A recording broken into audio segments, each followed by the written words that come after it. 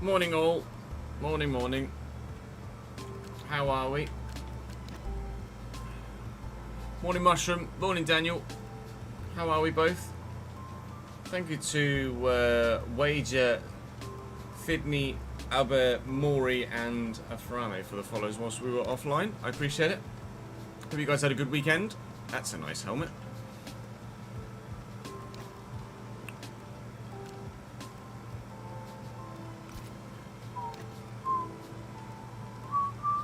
How many tiers are there? There's only 50 tiers. Will we have that? I'm just going to purchase all the way up to there, I think. We might use that specific livery for next season, which we will of course be getting to later today. Tommy, thank you for the 9th month subscribes, my man. Appreciate it, pal. Plan for the day is to finish off my where I am basically is I've recorded the sprint element of Qatar yesterday. So today we have quali and the main Grand Prix, and then we have Abu Dhabi weekend as well. I changed things up a little bit from what I was doing, what the initial plan was.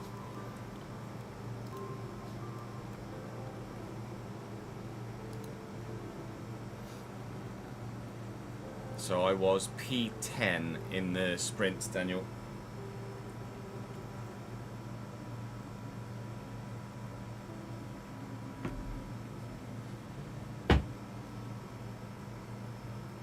Pretty sure it was P10 in the sprint anyway.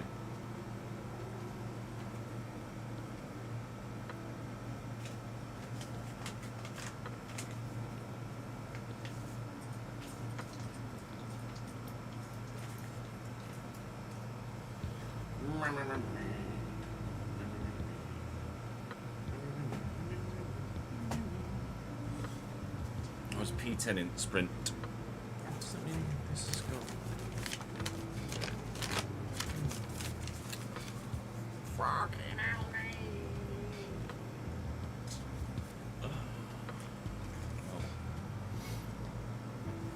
Afternoon takers, how are we, lad? Hello AJ, what's the story, pal? Yeah, we've got 2 Grand Prix weekends, or 1.5 Grand Prix weekends to get through.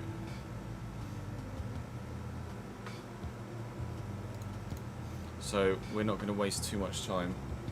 Although today is going to be stonking hot, so there's going to be quite a bit of pausing for the AC unit, I think. I do need to do a little piece to camera at the beginning of today's second part of Qatar, because I had an issue with game audio in the first part of Qatar.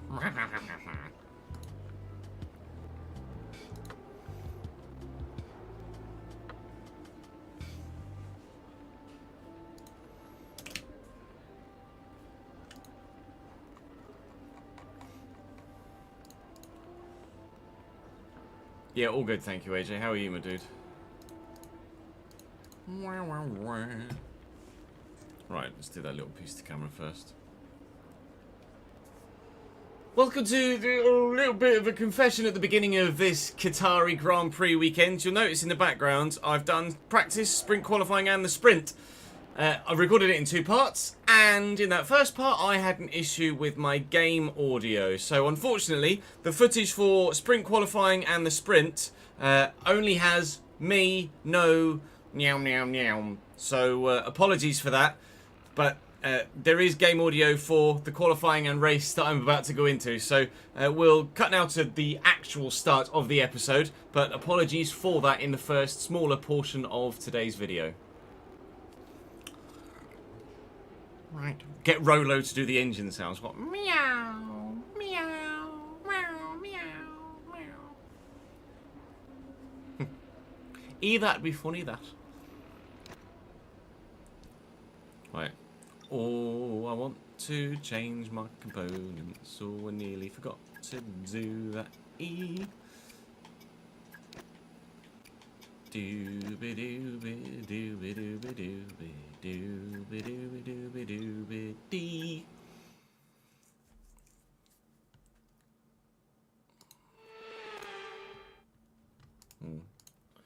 It's all about... It's a bit crackly, that. Let me just restart my capture software.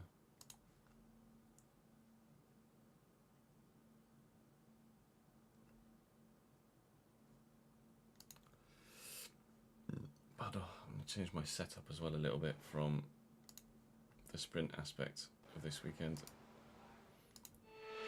We'll guide a little. Woo.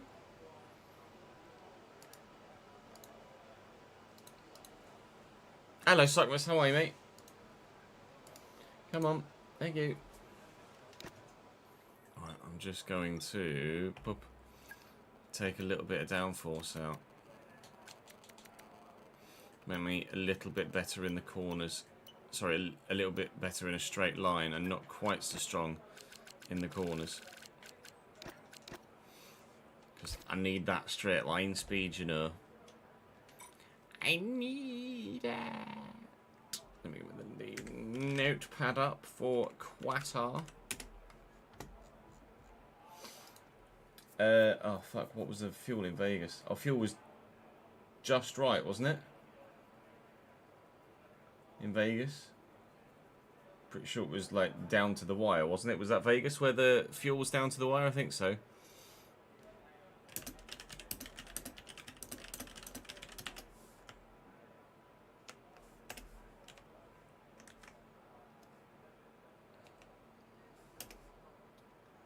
As long as you don't finish in the top 8, Daniel, yeah, you can sim the sprint.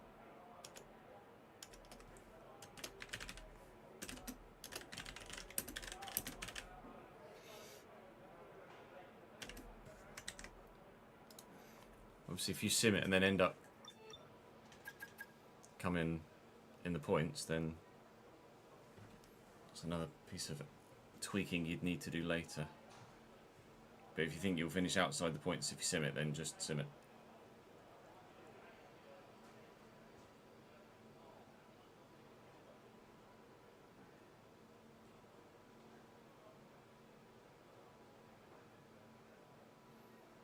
We are quite strong in Qatar. Not like world-beating strong, but definitely in the points strong. At least Right, the car's ready. In quali Let's get it out pace. there. I think I qualified P9. Oh, you lucky boy. I think I qualified 5th for the... No, I qualified 9th. I came 5th in SQ1, 5th in SQ2, and then 9th in actual quali. Rephrase, 9th in Q3, SQ3.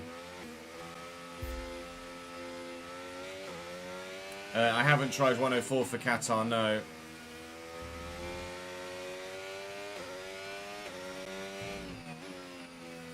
Just going to go up to 104 at the start of the next season, I think.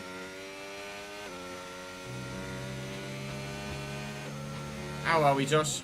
Welcome to the stream on YouTube, mate. Thank you for joining us.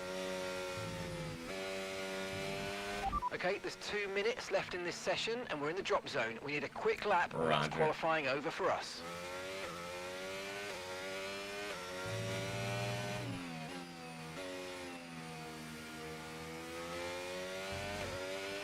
We've been pushed down to P22.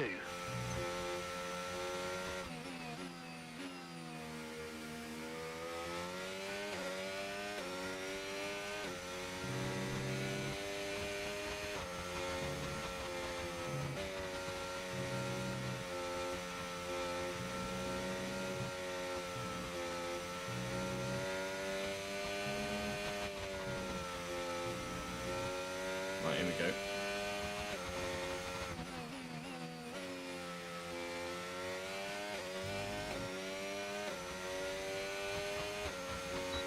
I wonder where the racing line is.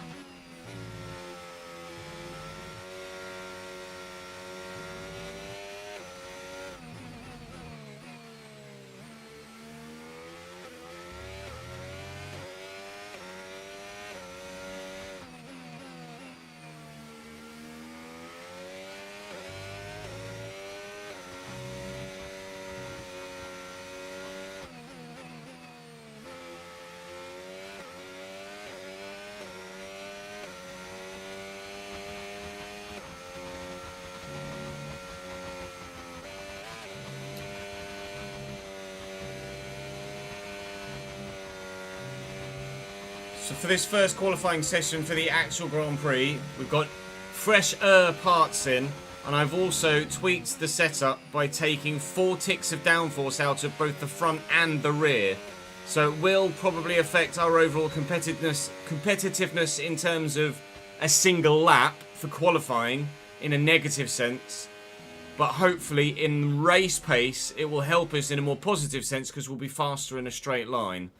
So fingers crossed we can be... I put exactly the same time in as Carlos Sainz there, but he must have set his time first because he's in front of me. So hopefully we'll be probably further back on the grid, but further forward in the race. Lance Stroll out, both V-carbs out. The Haas of Ollie Behrman and Bortoletto. Nice to see Zayn Maloney not bottom, but he was still close to bottom. Q2. We've approached Hulkenberg Deco.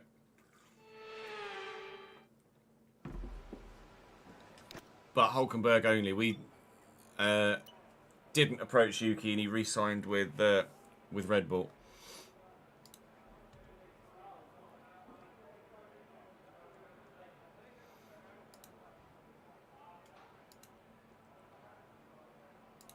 Wee wee wee wee hum hum.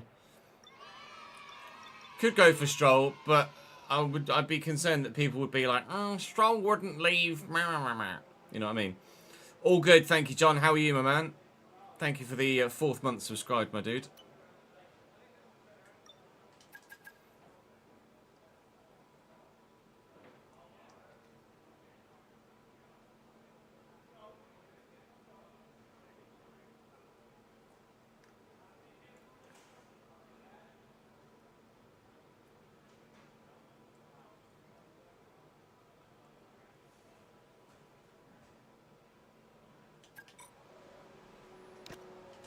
Out of the go. Everyone ready? Okay, let's go.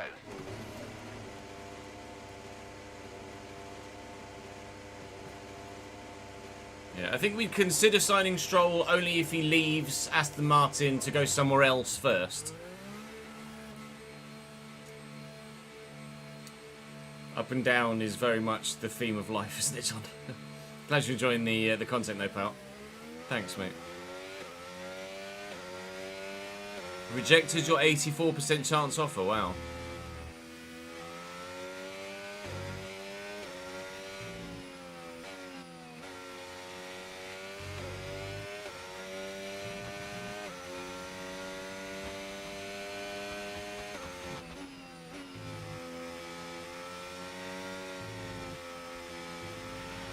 Two minutes remaining in the session. We need a good lap here or we're out of qualifying. Come on.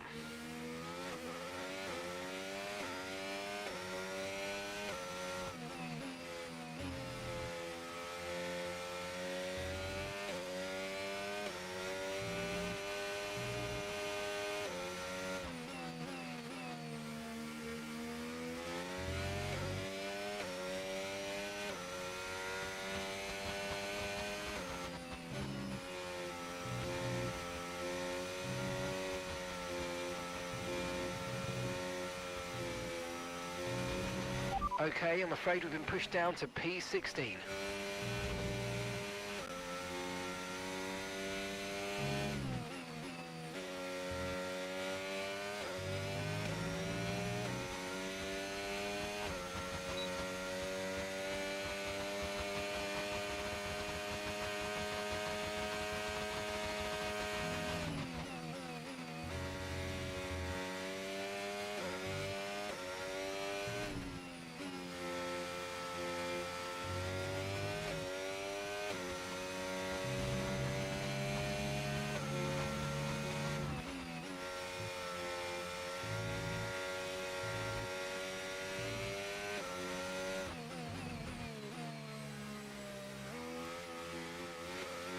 Wheel spin there.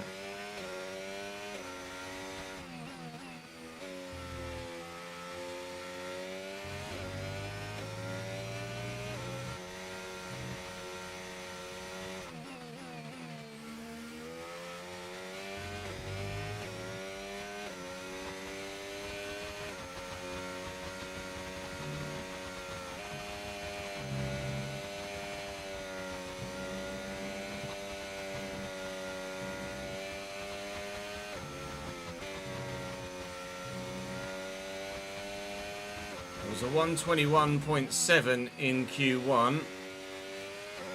Q2 is going to produce a 121.5, I think that was. I think I see a single digit on my dashboard. I do, it's P5. We are through to the third part of qualifying, just as we were in the sprint as well, a bit silently, whereas now we're going a bit more vroom vroom. Charles Leclerc out in Q2, which is a surprise. The only real shock from the top 10. Both Mercedes, first and second. George Russell was very strong, of course, in that sprint race. So it's maybe a surprise to see Kimi Antonelli quite where he is there, but fair play to him. Let's see if he can do it again in the session that matters.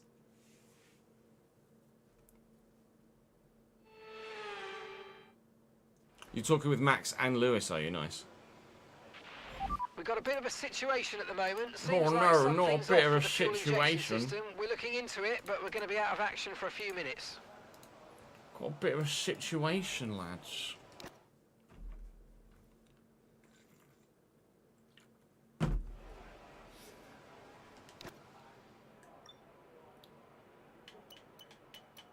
not going to have any fresh softs for the race at all. 20.3.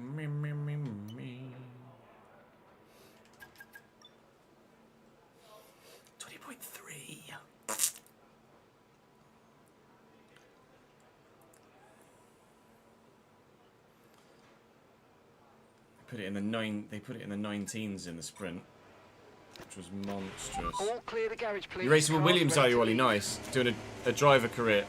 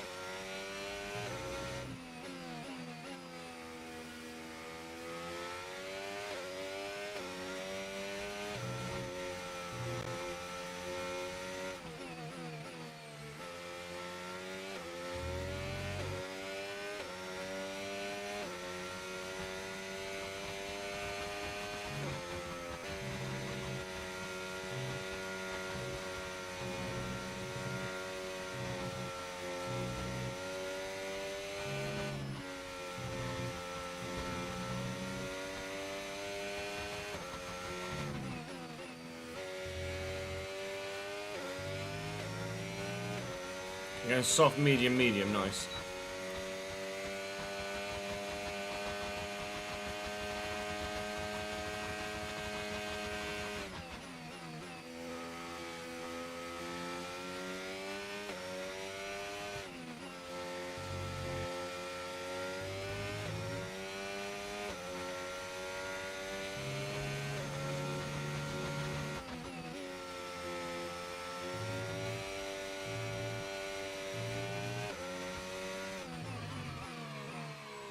Andy, thank you for the continued support, my man. 20 months.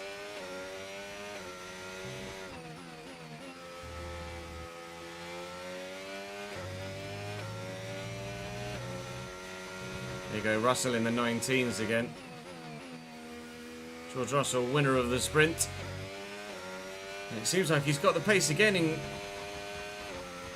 qualifying here. 3/10 up on Hamilton at the moment, supposedly. It says as he's looking at the deltas and not where he's driving. We might be able to get a better qualifying position here than we had in the sprint. And the change to take some wing out and prioritise straight line speed over... Straight line speed over cornering ability might pay dividends. A P7 for us here, which I don't think is quite as high as Lewis Hamilton. But obviously making that mistake in the third sector there on the way out of the final part there. Lewis exactly 1 second behind his former teammate George Russell, who is pole by a tenth from Max, who is then half a second clear of a still very well performing Kimi Antonelli in third. We've got Oscar Piastri behind us, Albon on the softs, Albon in ninth, and then Alonso didn't go out for a second run, so he starts 10th, maybe saving a set of tyres there in the Aston Martin, which might benefit him in the Grand Prix to come. We're going to have to sort our strategy out, but then it's a Grand Prix to come.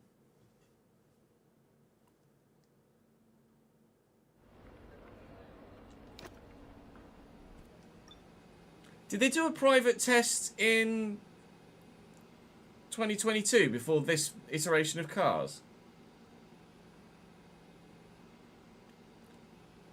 Can you remember, Ez? I don't know.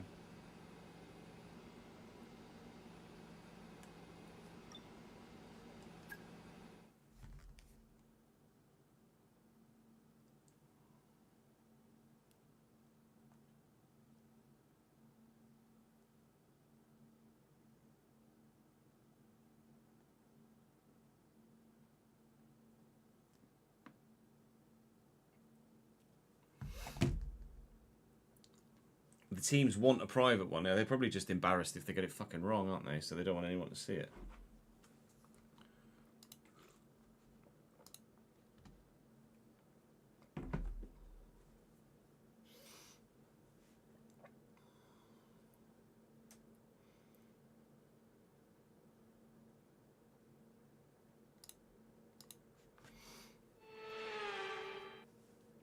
Baku moved to a Saturday race. Why?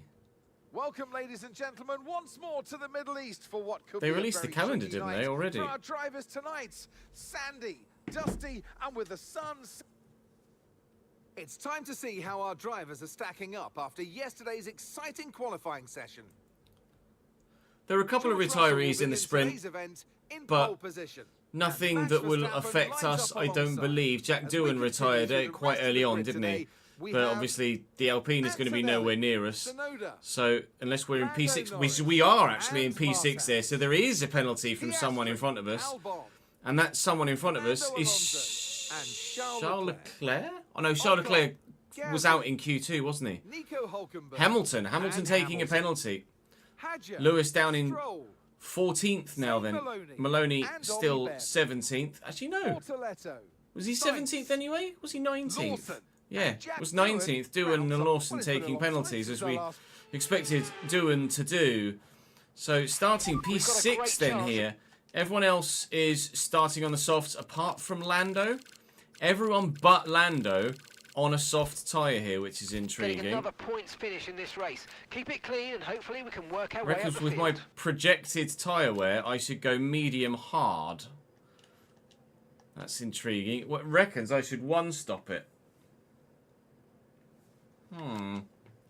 Although it reckons a one-stop soft medium is possible. Although the medium tyre that we had on in the sprint going 19 laps was pretty dead by the end of it. So to take a medium set 31 at the end and to take a soft set 26 laps, I don't quite think is possible, mate. So we'll try and do the one-stop medium to hard.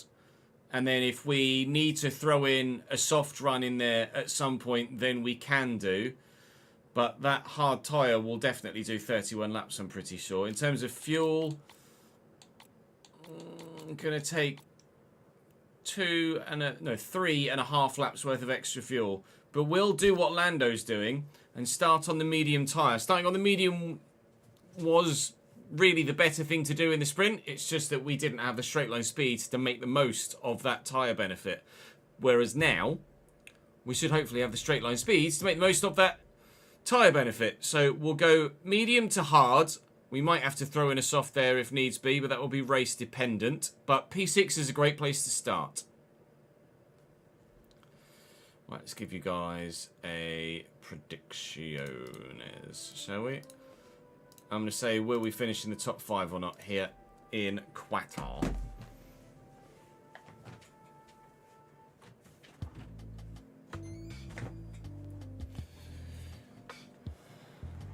Back has been moved to Saturday next season to accommodate the National Day. Oh, fair enough.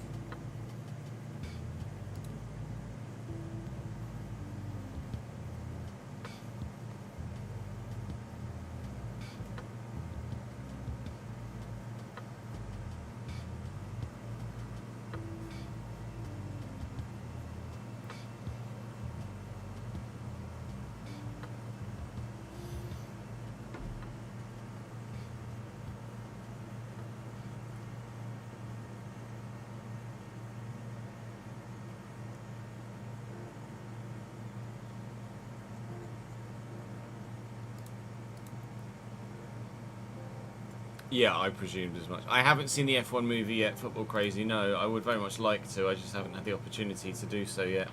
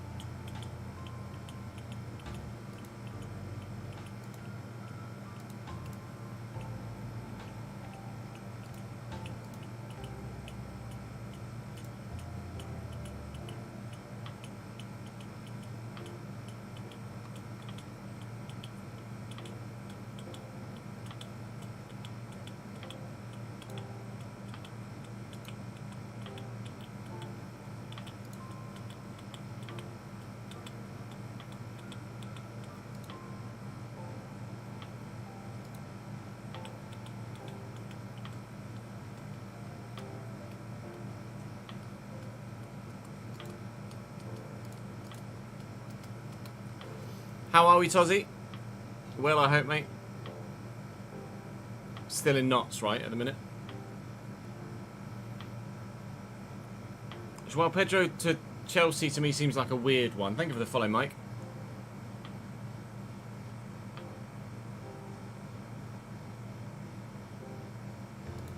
Yeah, it seems to have been received quite well, doesn't it, the F1 movie? There were some complaints for certain things.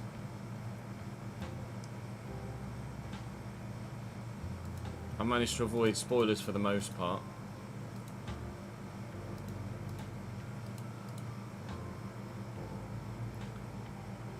Yeah, same. Very well, other than the heat. What do you guys make of Joao Pedro to Chelsea? It seems like a absolutely not prestigious enough striker for a club like Chelsea at the minute.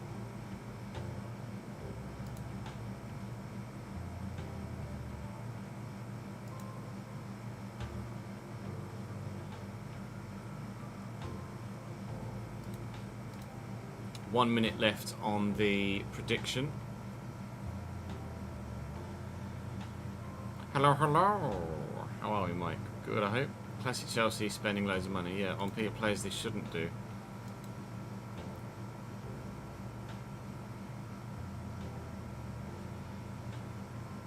Pick up the kitten tonight. Nice.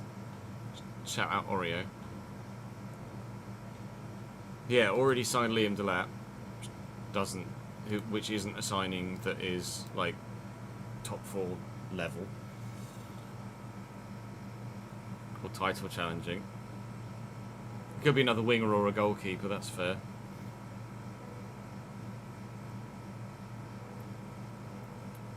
The new Brum kit's out, is it, Sam?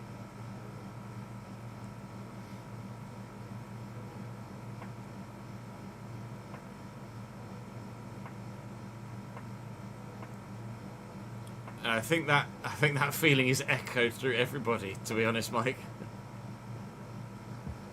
I'm alright, but I'm a bit fucking hot. Alright, let's have a look.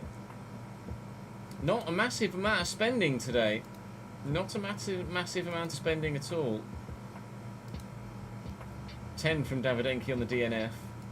Worth a go. Worth a go. Oh, I don't want to turn the heating. Fine. When we, at some point in the next 10 years, extend this office into the rest of the garage, I am getting an external air conditioning unit. I'm not taking no for an answer. Tag me in it on Twitter, Sam. 150th anniversary kit.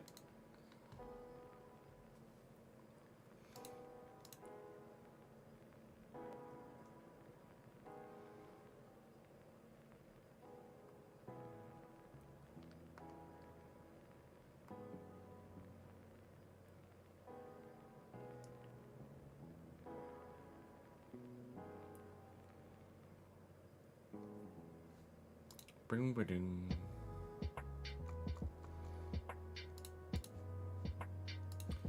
Right, let's go sweat our way around Qatar. At least the heat in the office is going to replicate what it's like in the cockpit.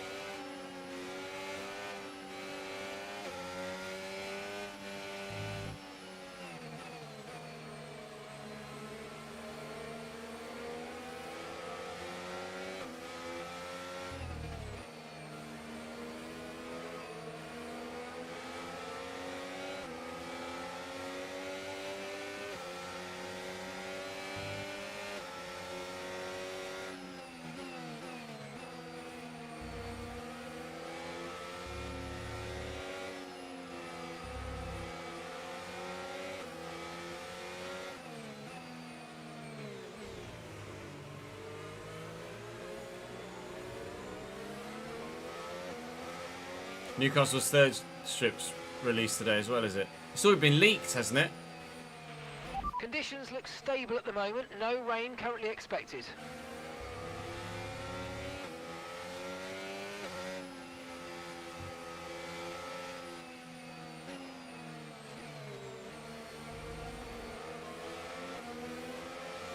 I thought so, yeah.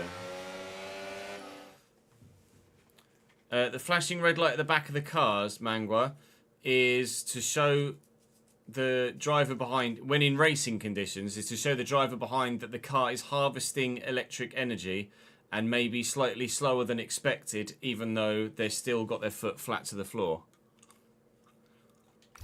Also counts as a rain light as well, so when in the rain, you get loads of spray, obviously you can't see anything. So there's the big rain light at the bottom, and then there's lights on the side of the rear wing as well.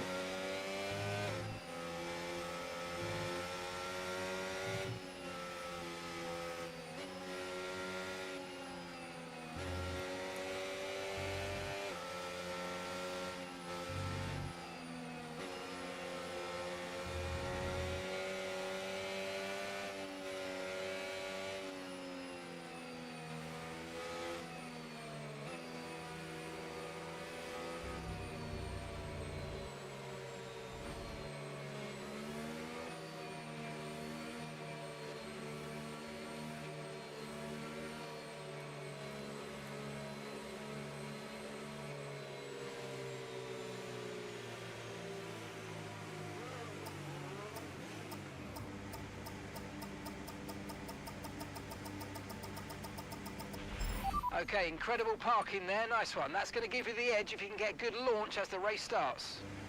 Well, it's Lando and I versus the rest here. The two sole drivers on medium tyres start next to each other. And a not a bad start at all. Lando's got away well too. Tsunoda struggling a little bit. I'll have a look up the inside if I can, but not quite able to make anything stick. Lando's going to have the inside line for this next one. It'll be slightly tighter for him because I was on his outside, but then my exit is compromised as well, but we're alright. Really got a run on Lando here. I could go for a move up the inside into the next one. And we haven't made it stuck. Excellent. P5. And, well, I'd say and counting. To be fair, Antonelli, we're not anticipating to be massively quick in race trim. But still going to be pretty fast in the Mercedes because obviously he's qualified very well. His race pace was always better than his quali pace in this save at the beginning of the season. Now I feel like his quali pace is going to be better than his race, and it might be vice versa. He was used to qualify quite a way down and then actually work his way back through. Obviously crashed out at the Austrian Grand Prix this most recent weekend, so he'll be hoping that doesn't happen to him here as well, as will Mercedes. He's got a half-decent gap on Lando already, but the soft-rubbered front four runners DRS now enabled. are going at the minute. Obviously, we saw quite a few trains in the sprint race, but we were part of the first one after George and Max just pieced out, and then it was all aboard the Yuki train, wasn't it? In a minute, Yuki's in P3, in P4, and is at the back of the train in front. To be fair, Piastri's dropped back a bit from the back of Lando, and the two of us are running our own little race here. In fact, Alonso, battling with Piastri, has made his way past him. That's going to earn us a really nice gap, actually. And if I can... I'm not going to be able to keep Lando at bay, so I'm not going to waste too much battery for the remainder of this lap, knowing that Lando is invariably going to get me into turn 1. We'll just save our battery and make sure that we can stay with Lando on lap 3 to stay in his DRS, and maybe try and DRS swap with him so that we're in a position where we can still stay as close as possible to Antonelli, Tsunoda and co. But the front three are leaving Yuki behind at the moment as well. Yuki's finding himself not quite have the pace here at the minute. So Lando will get me, of that there's no doubt. We've got a 3-second back to Alonso already, so a top 6 finish is looking strong at the moment. Lost the position, try to keep focus. Although obviously we're going to have to overcut those on the softs and then come back through, and we're not sure how many are going to be 1-stopping on the softs and how many are going to be 2-stopping. Like I say, going to have to use quite a bit of battery here to try and stick with Lando. Last lap, 1 minute 28.5. They're on fresh soft. We'll see if they're 1-stopping or 2-stopping behind. They've got one more stop. So Looks Piastri's like 1-stopping. Ah, that will earn us some good time as well. Piastri might be a bit of a moving roadblock for those behind. How bad is that front wing damage for the McLaren? Oh, quite sizable indeed. The entire left end plate of the front wing gone. Piastri is not going to be very quick here at all. Who he's had contact with, I'm not sure. Might even have maybe been his teammate, but Lando's not got any damage on his car, so it must have happened behind, with Alonso presumably. Piastri back through, but it will hopefully cause him to be quite slow, and that rear train will just lose pace behind us and just make a top 6 finish look even more strong. We know we're quite quick at Qatar compared to the AI comparatively for where we should be as a car, and comparatively to what we were doing in F124. Keep going wide there. What we were doing in F124, we were quite quick in 24 here as well, weren't we? So we, as we mentioned earlier on in the episode, probably thinking of upping the difficulty to 104 for next season, but I didn't feel like it was the right thing to do to up the difficulty for this race or the remainder of this season. Piastri, surely we get overtaken by Alonso now. It's just a case of, can Piastri hold on? He's not been overtaken by Alonso. How has he managed that? 4/10 to go, unless Piastri got past Alonso and he was the front car come the end of the straight but wasn't at the beginning. I wasn't paying too much attention, in all honesty. But they're 3.5 seconds behind, and it really is continually looking very good for us right now. I don't know as we'll finish any higher than 5th or 6th, because that front 4 are just, well, they're gone, aren't they? Let's be honest. I know they're on the soft tyre, but Max and George were absolutely gone anyway, weren't they, in the sprint, regardless of any pace we did or didn't have. And they're taking Kimi Antonelli with them at the moment, although they have left him behind a little bit now.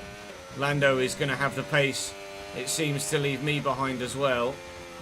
So we might have a bit of a lonely first stint here, with Lando gapping me in front and us gapping Piastri and Alonso behind, but let's go wide again on the way out of that triple header. So we had a bit of a lonely sprint race at times, or at least not necessarily lonely, but actionless, where it was just kind of stuck in a train.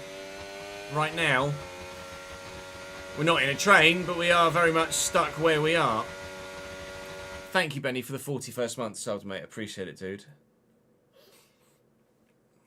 Yes, killer. 100 to 110 AI is basically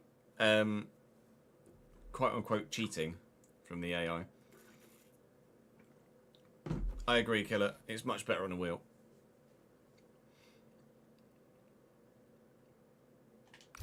Piastri got the damage on lap 1, did you think?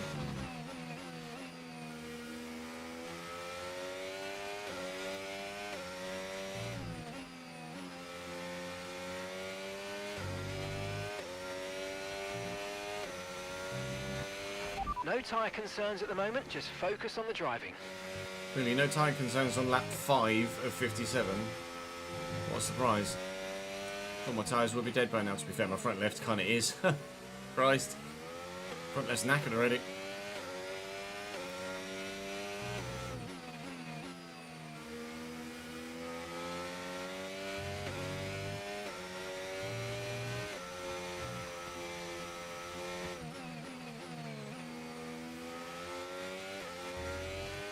They want us to take these tyres to lap 36. Lando Sorry, ahead. 26. And the time last lap, 1:26.0. Okay, here's the gap that we're trailing the car ahead by. 1.2 seconds. They're on fresh mediums. Okay, they've got 4 laps on their tyres. We think they've got 1 more stop.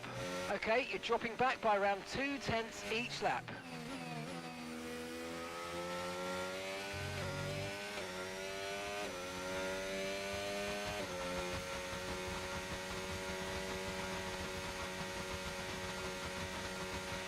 Gap to your teammate behind, 9.6 seconds. I don't really know how Piastri's doing this, to be completely honest.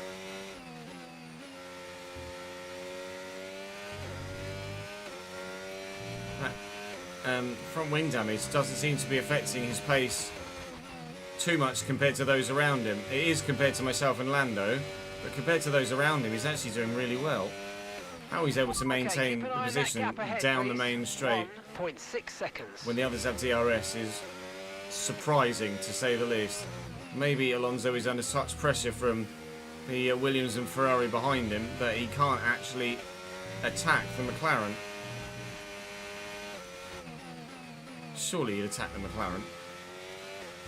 Best way to defend against someone else is to put another car between the two of you.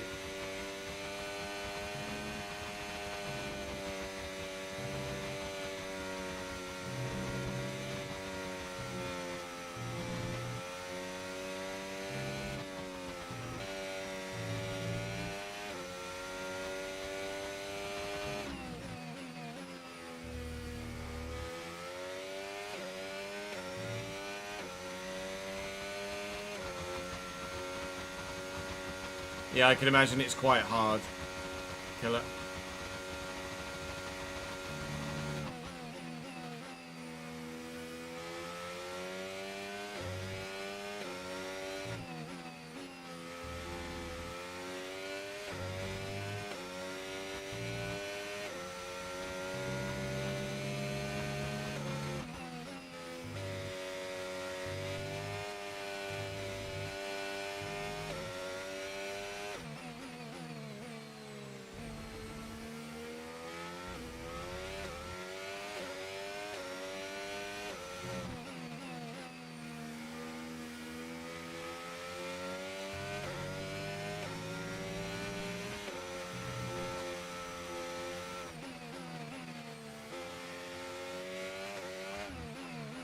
Steady.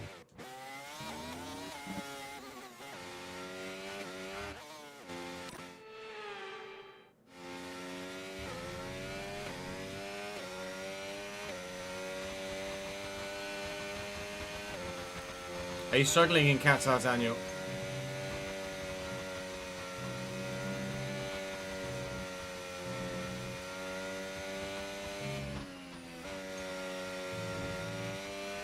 Yeah, literally. But I would have thought Piastri would have been so slow around the turns that he would have still been vulnerable down the straight. There's 4 tenths between Alonso and Piastri now as they come onto the straight. But that gap seems to be growing down the straight. Or at least Alonso's only gaining by... Oh, he's literally now just taken the spot. He's only gaining on Piastri right at the very end of the straight. Piastri's able to hold it. Oscar's obviously under no real overtaking threat for the majority of the rest of the lap. And then he's just burning all of his ERS down that main straight, pulling a bit more of a gap, and then able to defend and hold the position into turn 1. He has now been taken into the hairpin, so we'll see if Alonso can stay ahead now. Piastri might finally start to drop. Gap to Lando Norris has grown to nearly 3.5 seconds now, so we're definitely not catching the McLaren anytime soon. Russell and Verstappen have dropped Antonelli for sure now, but he's still able to maintain a bit of a gap to Tsunoda at the minute.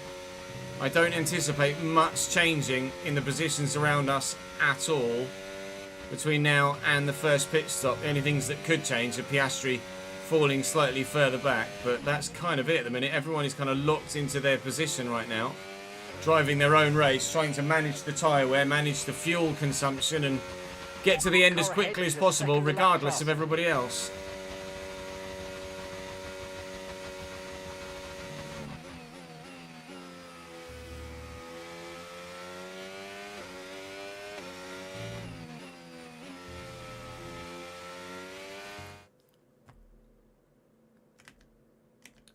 No, Aston aren't bottom of the performance. Pretty sure Aston aren't actually anywhere near the bottom of the performance.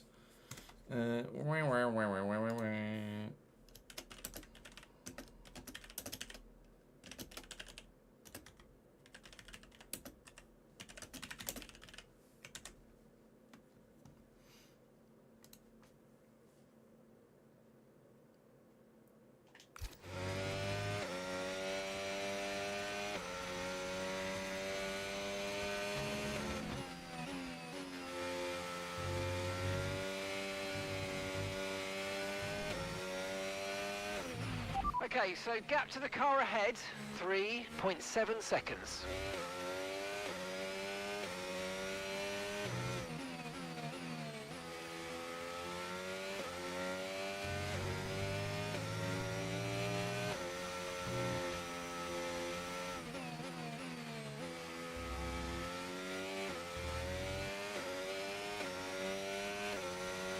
%24% on the front left already. Hell, it's absurd.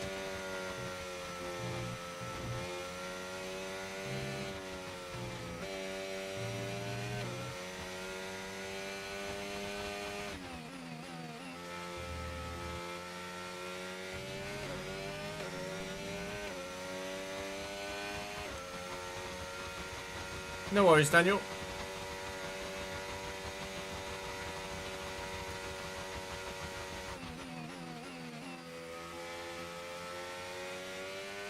Must just be setup related.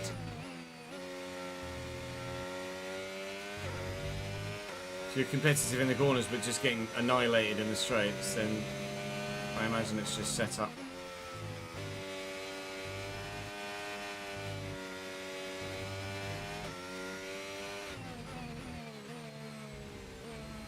Yeah, Piastri ahead again.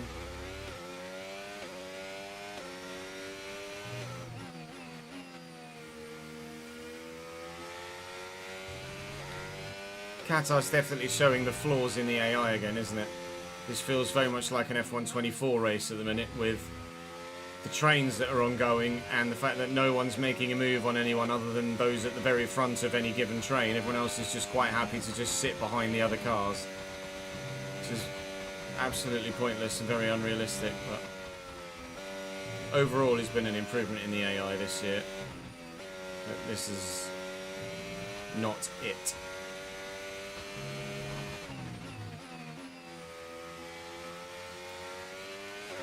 I don't change the difficulty each race, no. We run the same difficulty everywhere, although we upped it for Monaco because Monaco the AI are just nowhere near quick enough. And we'll be doing the same for Spa as well moving forward because they were nowhere near quick enough there either.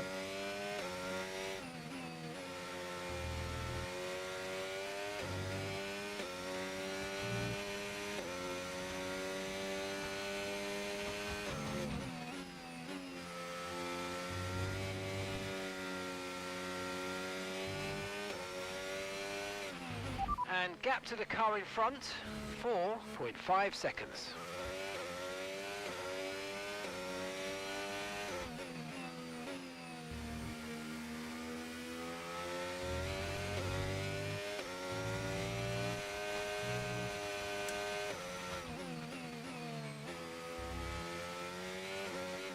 Oh. Had to really get out the power there. I've got such an itch on the inside of my eye here.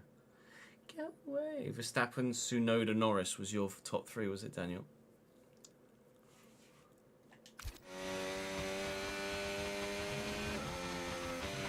Okay, no issues with tyre wear for now. Keep taking care of them.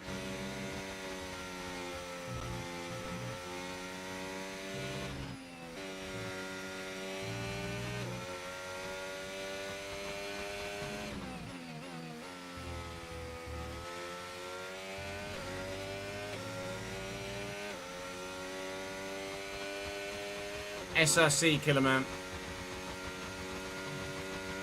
They're the setups I use. Sim Racing Center. Exclamation mark setup to exclamation mark SRC. We'll give you the link. Obviously the download code is worth 5% over on SRC this year as per last year as well.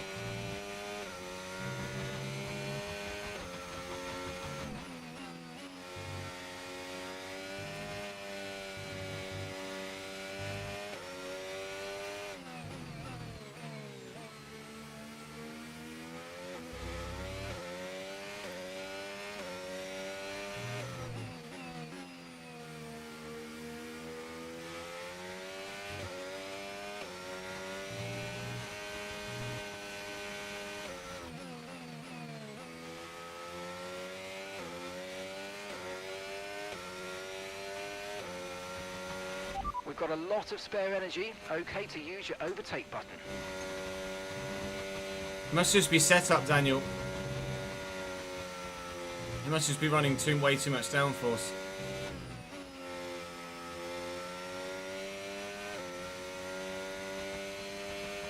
Which is why they're faster than you in a straight. Or too much faster.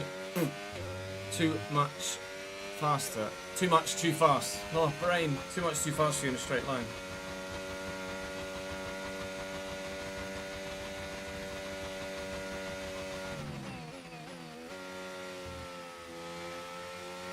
Check the Twitter page. Check their Twitter page for the patch notes, Ronald.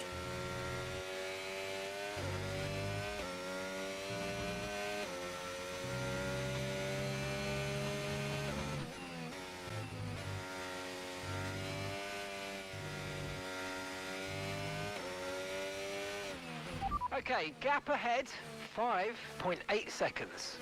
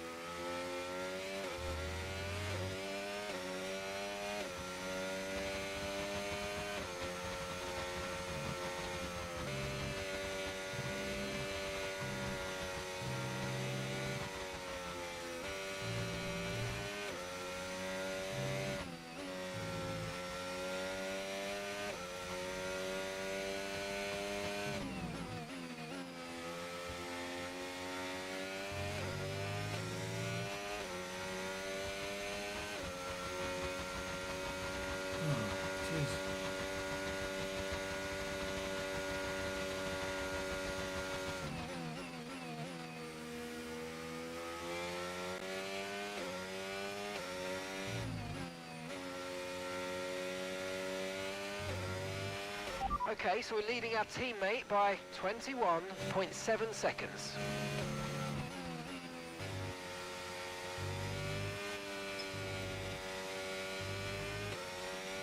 Very lonely race today, Sockmas. A safety car would change things, though I'm sure Piastri wouldn't change his front wing.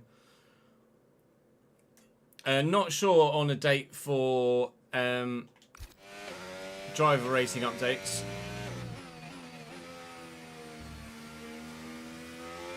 I don't run any traction job. Any assists I use are ABS and an automatic gearbox.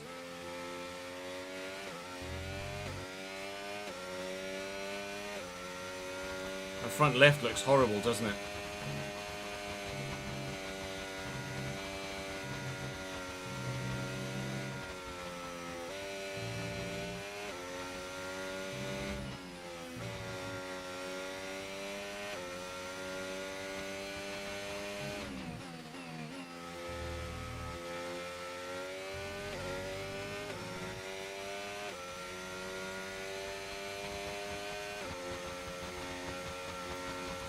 %40 on the front left after 14 laps is absurdly high tyre wear.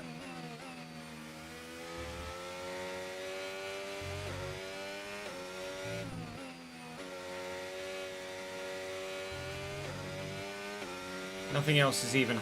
to be fair, the rear left is just over half.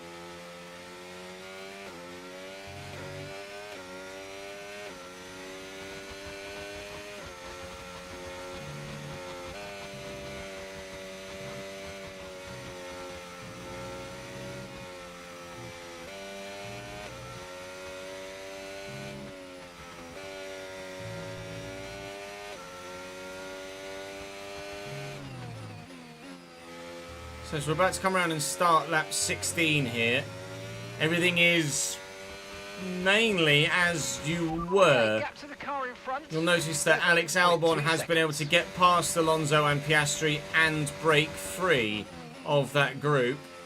Piastri is now dropped behind the first of the two Ferrari, which presumably is Leclerc, who qualified behind his teammate but started in front of him because of the grid penalty for Lewis Hamilton. And there you go, Leclerc is now past Alonso and up into P8 to confirm that yes, the Monegasque is the front of the two Ferrari.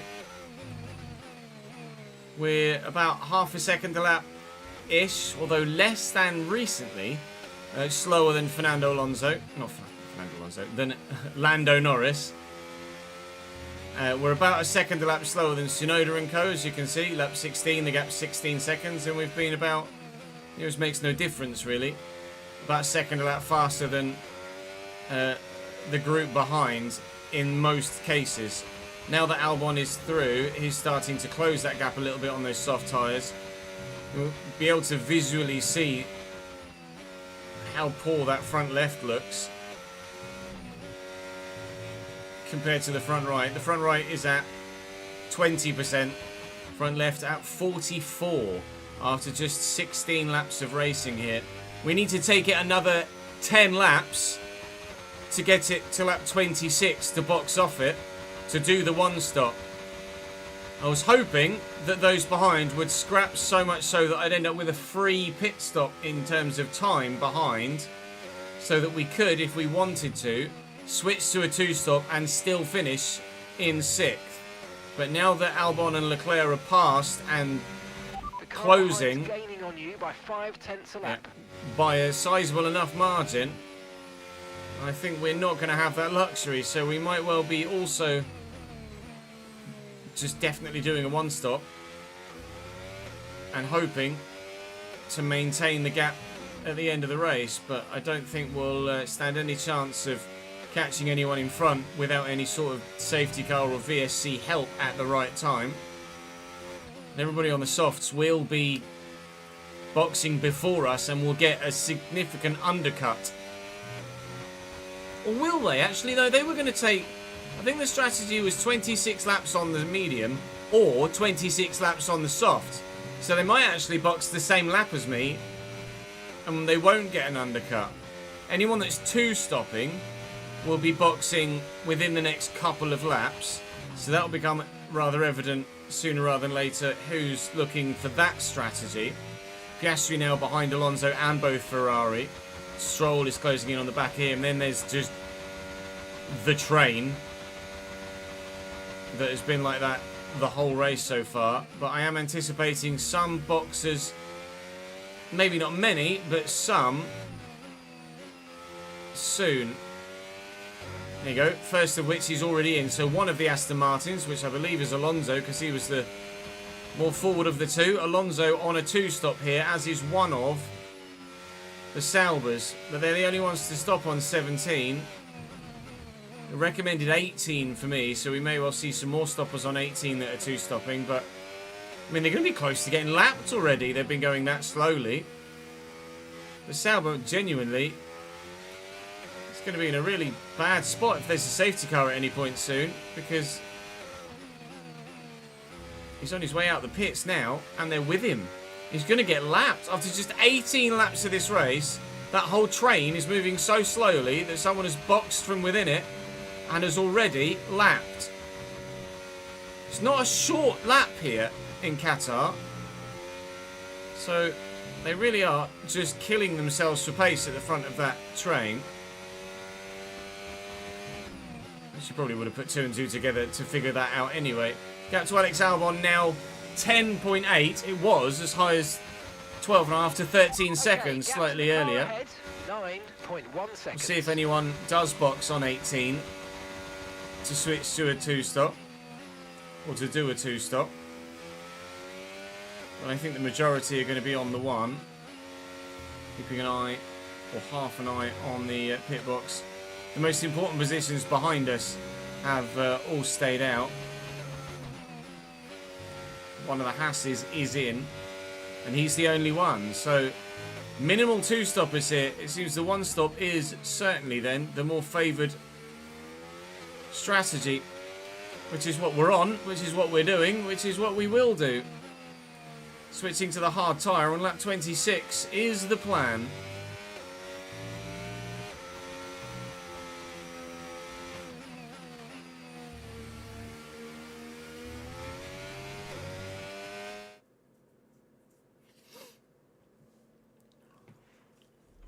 No, they definitely need driver updates, Killer. The rookies aren't fast enough, or some of the rookies aren't fast enough.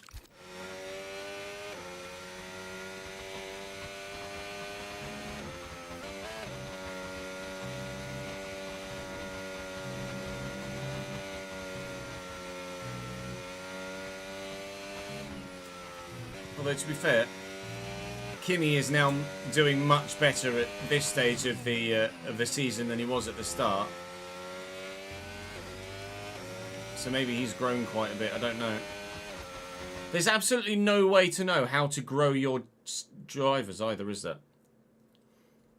As far as I can figure out, you can train their focus with the activities, but there's no way to actually improve your driver's statistics. So no, you can't take a Martin to the very top.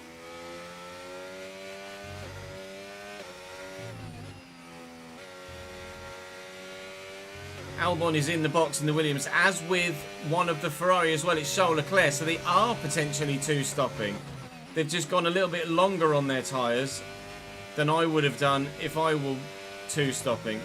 Probably because my tyre wear is quite high. It was at 1.16 times the expected rate in the practice qualifying program, or practice race strategy program, should I say. So my tyre wear is high here.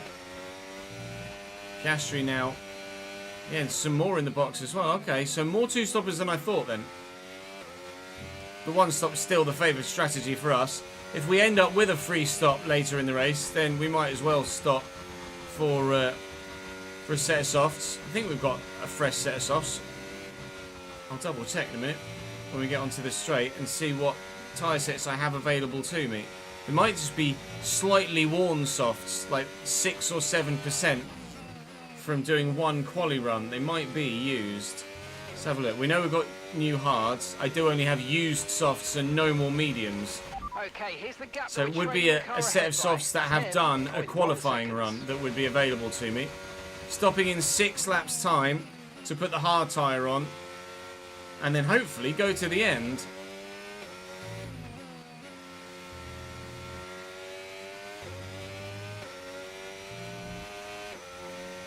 You do it in personnel. But it's hardly working.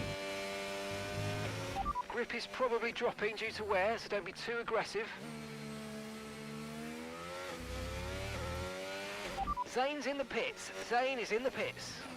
A lot of stoppers on 21. I don't know whether they're...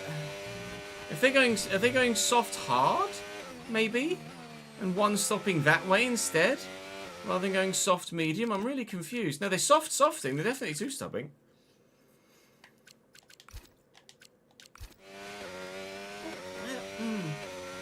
Alright. They're doing like 20 laps on softs to then do 20 laps on softs to then do less laps on a medium? That doesn't necessarily make sense, but the teams must have decided that's the quickest way to get to the end, so that's what they're doing. I mean, it just guarantees me this position, basically, doesn't it? We've got 20 seconds on Piastri now, who's running on his own. I mean, we've been running basically on our own in P6 since about lap 4, and I think we will be all the way until lap 54 at this rate.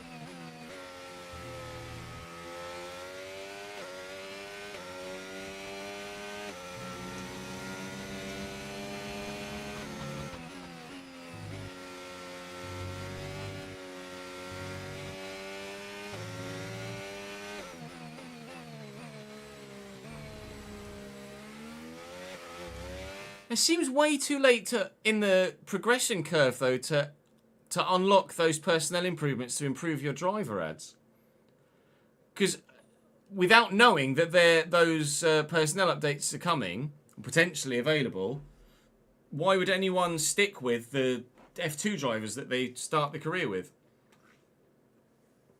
When you can comfortably afford an 85 rated driver over a 69 rated driver.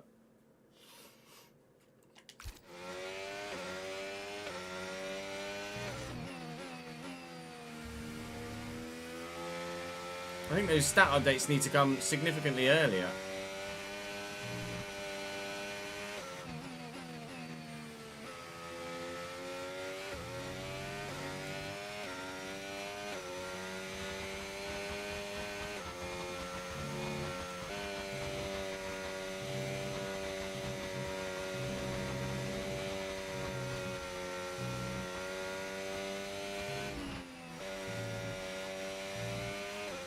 All good, thank you, Darren. How are you, mate?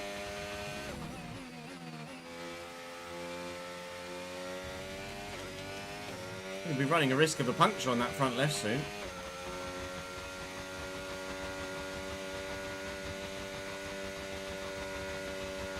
Yeah, I'd agree with that as well. That the rate of car development is way too quick in my team right now.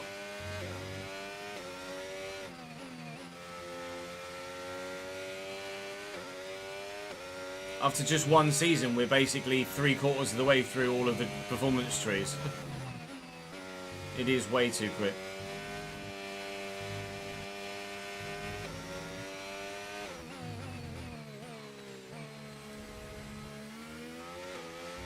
By the halfway point in season 3, there's a gap beginning to form. Let's make the most of it.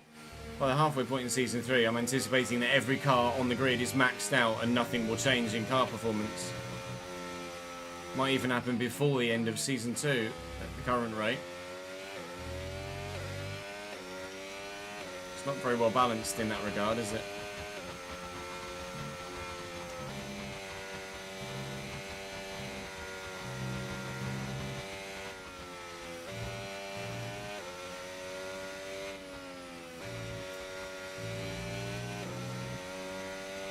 I think Ez is a good fit for every Premier League side. Player of that quality you make room for.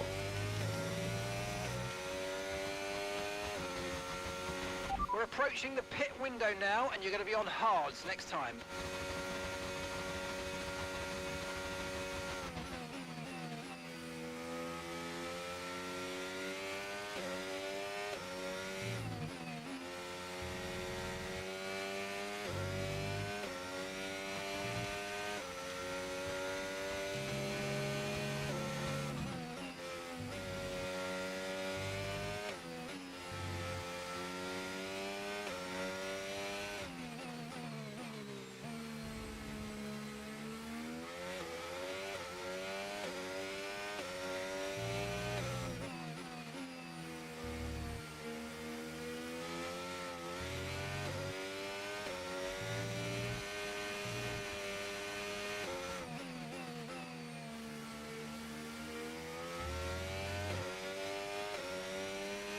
I haven't seen the F1 movie yet, Jamie, no.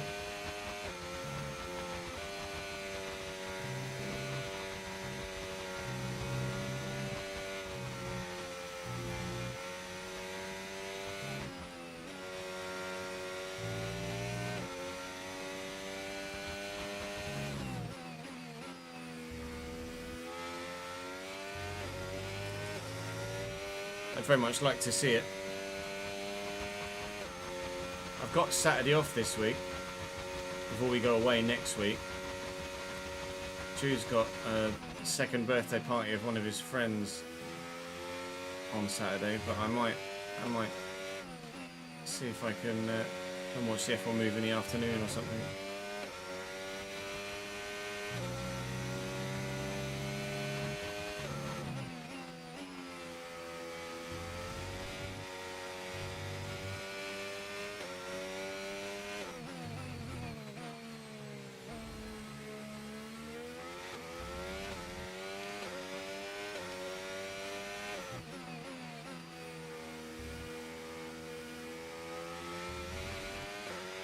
Let's use overtake and burn off some of this energy.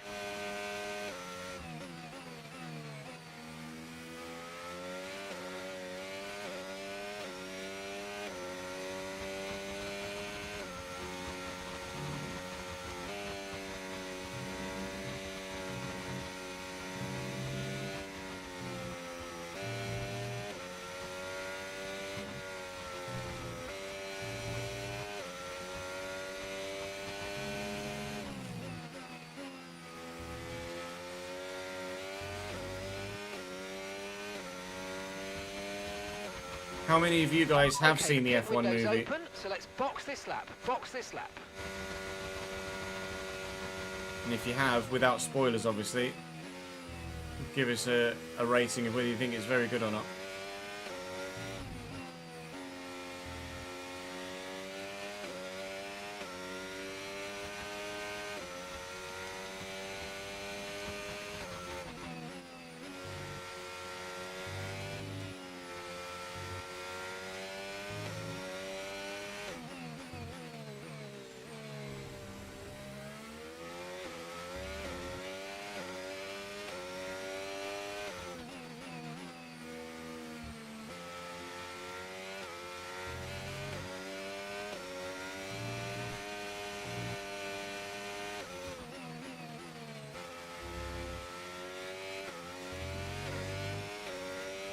Max is in on 26. No, sorry, Tsunoda is in on 26.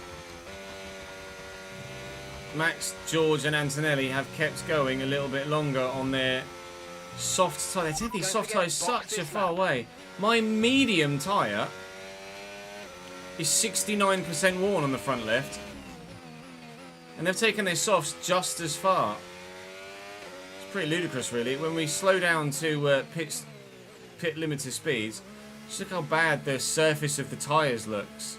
It's normally just one sheen, clean looking surface, but especially when we stop in the box, just look at how bad these tyres look. Absolutely dead. Ripped to shreds. Okay, go, go, go. Really good stop by the team there. Piastri's now being playing roadblock again, although he has just boxed then at the end of 26. And we might just about be seeing some other cars on track. Here comes Charles Leclerc into turn 1. And Albon gets around the outside of him because Leclerc didn't adjust his line for the fact that I was coming out of the pits. So now I'm going to have some very quick, soft runners right behind me. They're going to be much faster than me, even though I'm on fresh tyres. Because I'm on the hards and they're on not that worn old softs at the minute. We're taking our hards to the end. They are not taking their softs to the end. But staying with these two is going to be race critical in terms of making sure that, steady, we stand a chance of finishing ahead of them come the end of the entire Grand Prix, because they've got one more stop to make. But if they get past me and pull away, then they will undoubtedly catch me again when they stop for a second time. Whereas if they are still with me, or I'm still with them, more accurately probably, when the second pit stop happens and they have to take basically a full pit stop's worth of gap behind me, then I don't think they'll catch me, regardless of the tyre deficit.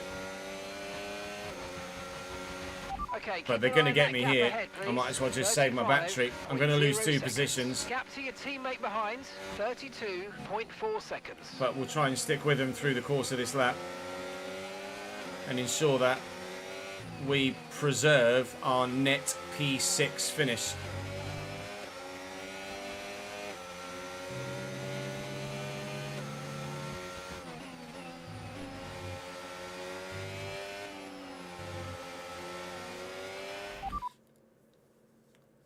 The only difference in the slider set, Fred, is that user and AI pass speed are down 5. That's the only change from day 1 RTG sliders. 7 out of 10 for you, was it, Villa?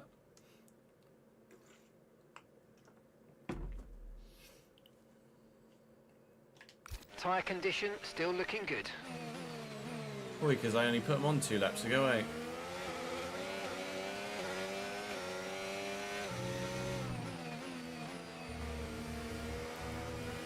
Leclerc is struggling. I don't know whether he's got any damage at all, but Albon has the pace on him here, and Leclerc is having some trouble in the corners. I'm going to ask about the state of that car in front.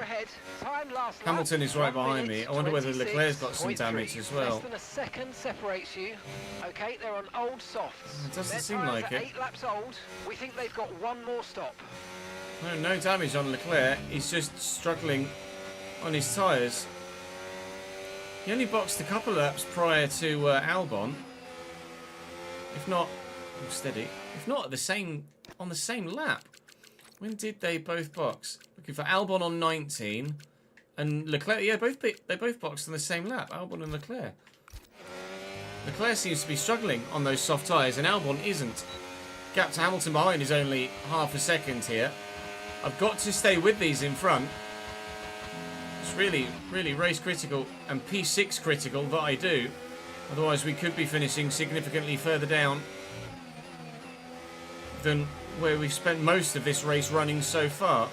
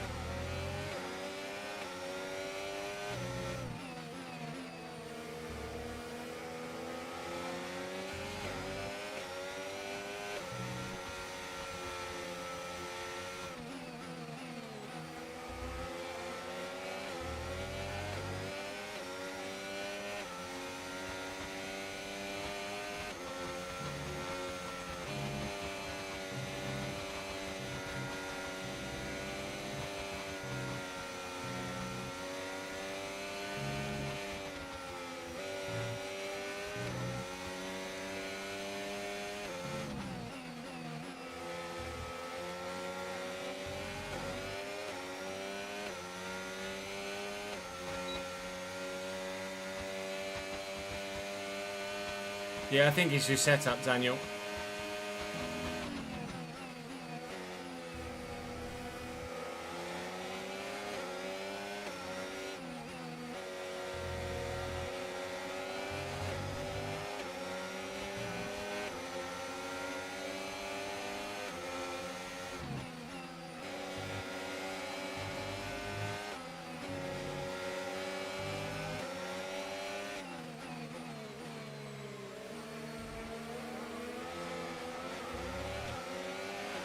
Right, we need to get past here. Use overtake, use overtake.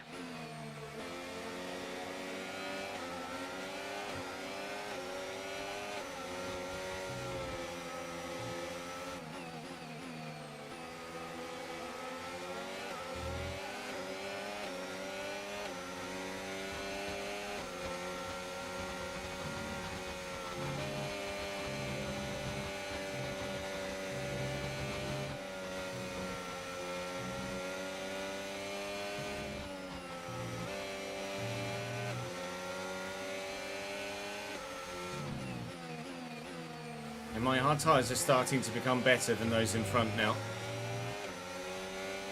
We are definitely more competitive in comparison to them than we were earlier in the stint. And Albon and Leclerc are fighting hard here. We were Hamilton behind though, but Leclerc has taken the Williams here.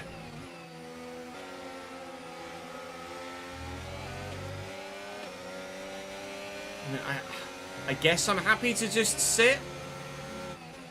But if I can take them and protect myself with a bit more of a gap, then that would be preferential. Already 7% wear on that front left.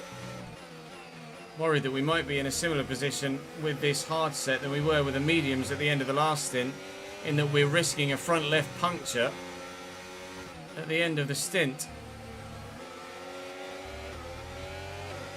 We might well be forced into a second stop purely from a tyre wear perspective. I hope not.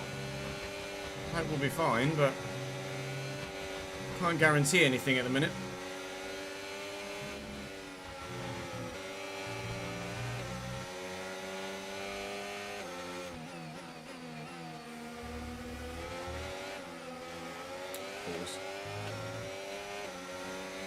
Morning, Joe.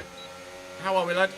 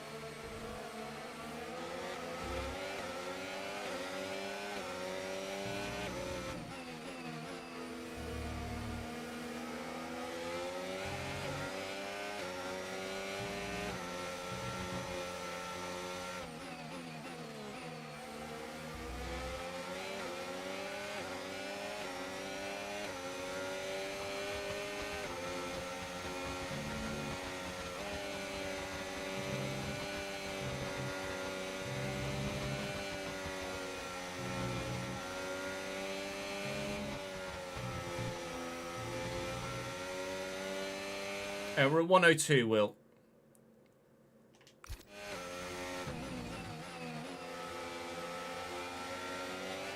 Difficulties at 102. Okay, so we're leading our teammate by 42.5 seconds.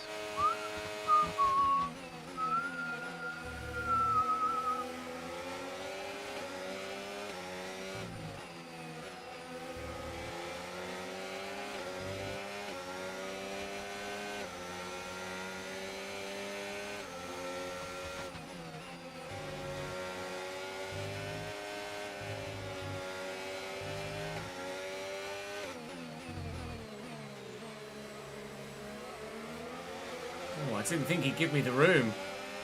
He's got the acceleration there, unfortunately. Try another switchback. Get on the gas a bit. I didn't have the rear traction. If I'd have absolutely nailed the throttle there, the car was going to go round. I thought about having a look at Albon up the inside and thought, no, I'm probably not got the gap. So then just moved to the outside. And then on exit, I thought he'd just move across and try and block my exit. But he actually took his exit a bit tighter and allowed me the room to try and have a go around the outside of him on the exit and then up the inside at the next corner. But he had the traction out of the turn to be able to stop me from being able to do so. Lewis Hamilton is still very interested in the back of my car. I mean, we're still comfortable enough here, but The pace is strong, but be aware these tyres need to go the distance. still a long way to go. Go away, Lewis. Thank you. I might, if I'm close enough, I might have a look at Albon into the hairpin this lap. Washed wide and dirty, yeah. Never mind. Next lap, maybe.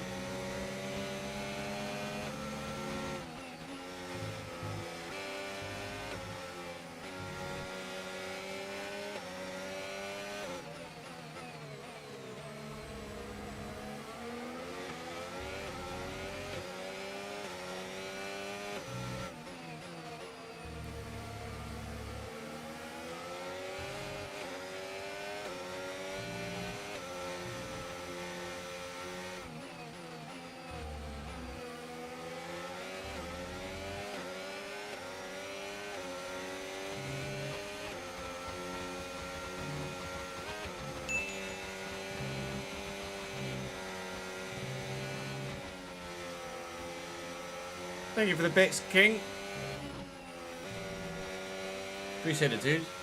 30.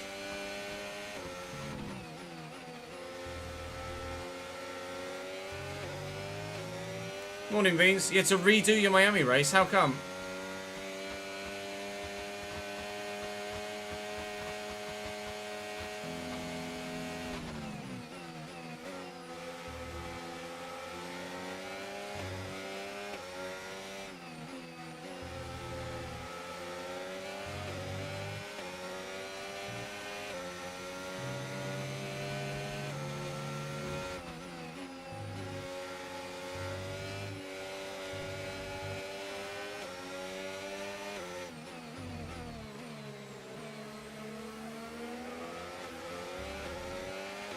No tyre concerns at the moment, just focus on the driving.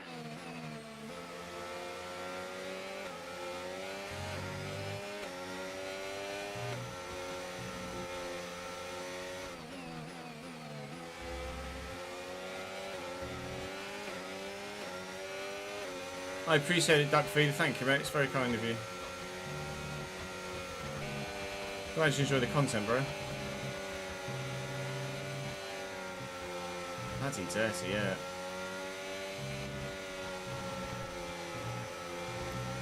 I'm all over the shop here, aren't I?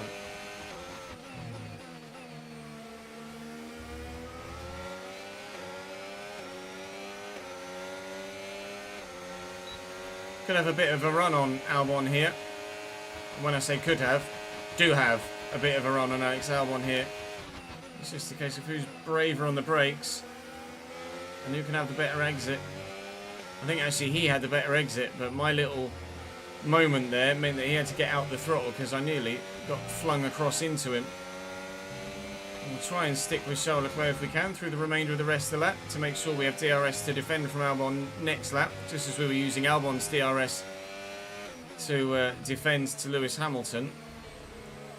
And comfortably with Charles Leclerc now. Battery charge is high, let's use that overtake button. Lando has also gone to the hard tyre, so he's medium harding the same way that we're medium harding. Some are soft mediuming, some are soft mediuming. I think Lando and I might be the only two that end up running the hard tyre all race. Albon's actually dropped back now. Might end up having more than a second's worth of gap to him by the time we get to the DRS zone, but at the minute Charles Leclerc has more than a second's gap to me, so let's just make sure we get back within that DRS zone, and we have done. Right, time to try and drop the second Ferrari and the first of the Williams. maybe have a think about getting past Charles Leclerc next lap.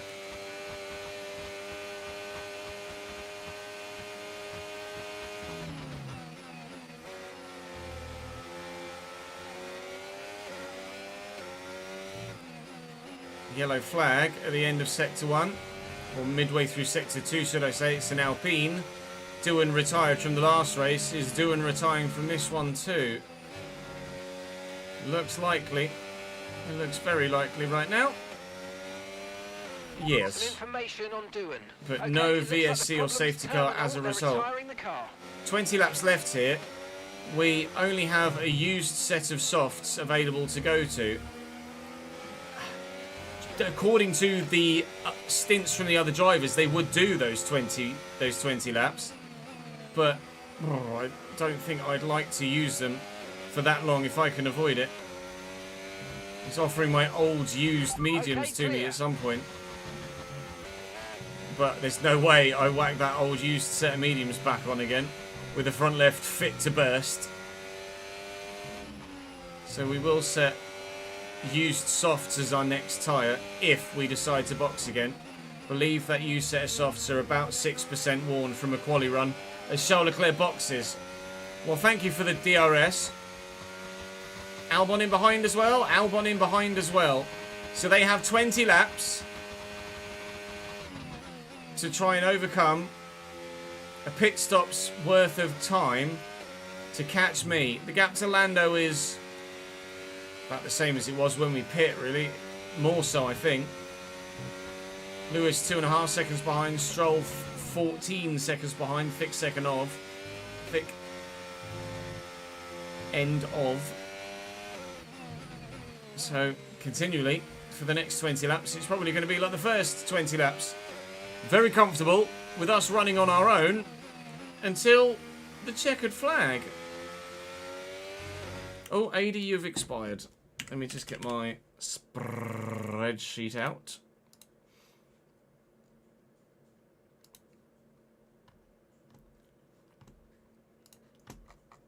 What are we today? 30th. Why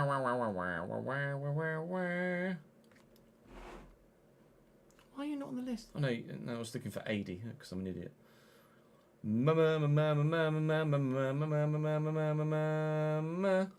Obaid will need his doing as well. Oh yeah, 30th for AD. There you go.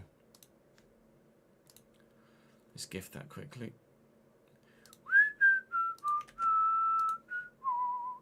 Well, let me do Obaid's because he's been a naughty boy and he's subscribed anyway.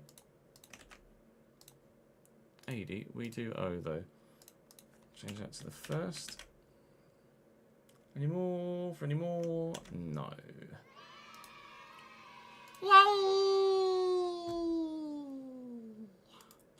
Dee dee dee dee dee dee. Where?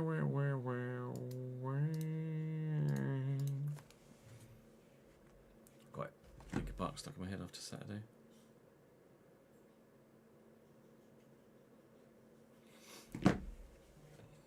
Yeah, all good, thank you, AD, mate.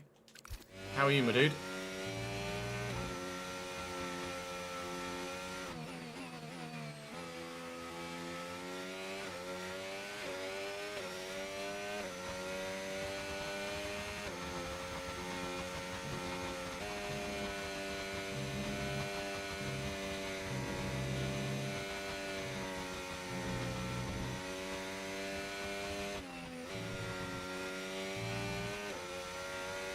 Yeah, I think that goes for all of us.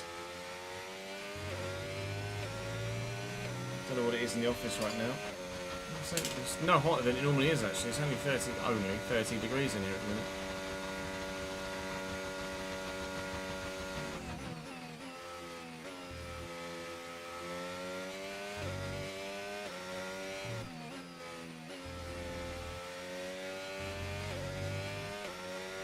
Stroll and Hamilton in the box behind me. So we're going to have a sizable lead over them now. I think Leclerc is probably going to come through. And he is. Leclerc's been lapped by Max Verstappen. Verstappen has lapped everybody. As does George Russell, to be fair. George is actually further ahead than Max right now. George Russell has lapped everybody up to myself as well. So we may well only actually, well, we certainly will, only be doing 56 laps of this Grand Prix. Because there's no way that they don't catch me in the 20 laps to go. And they've both one-stopped, soft to medium, so... Okay, Zane's coming in for his stop now. They'll be catching me, passing me, just as we're catching to pass a Sauber as well at the minute. 41 seconds to Kimi Antonelli. The spread of this field in this Grand Prix is outrageous. It's borderline silly, in fact, that the leaders are so far ahead of those of us in 5th and 6th. And the rest are so far behind. There's more than a minute between 4th and 7th place. Pretty disgusting, really.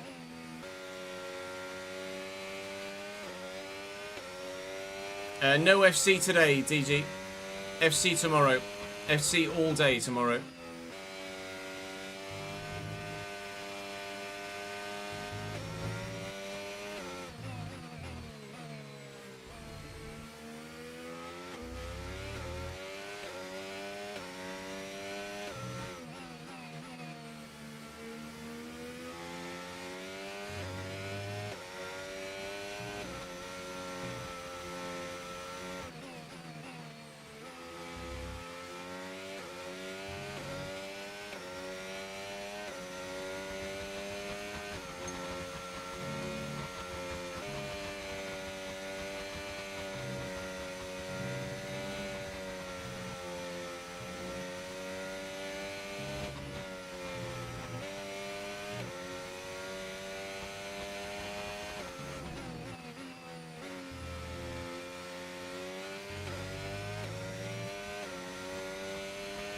A safety car now would actually be pretty perfect, because everyone behind me has been lapped. We'd be in a situation that we were in Brazil, but the opposite of, in that rather than the car ahead of me being a lap ahead, the car behind me would be a lap behind.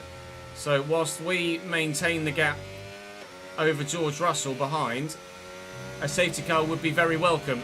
I definitely box under it as well. Actually, would I?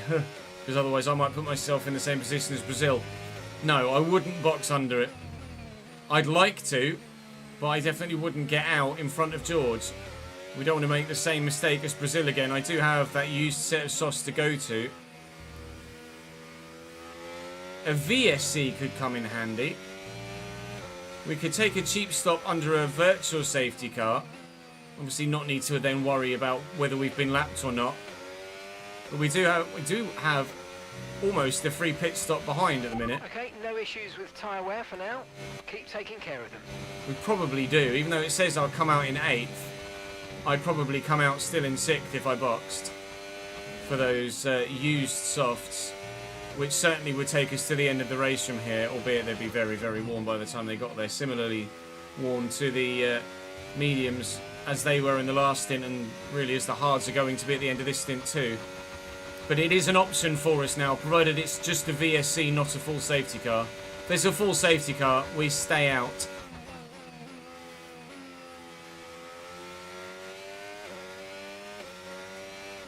Unless, of course, George Russell and Max Verstappen box, in which case we can pit.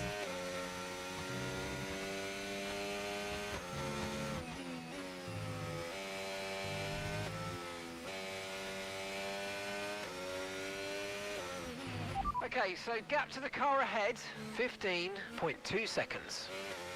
Mario, thank you very much for the follow, mate.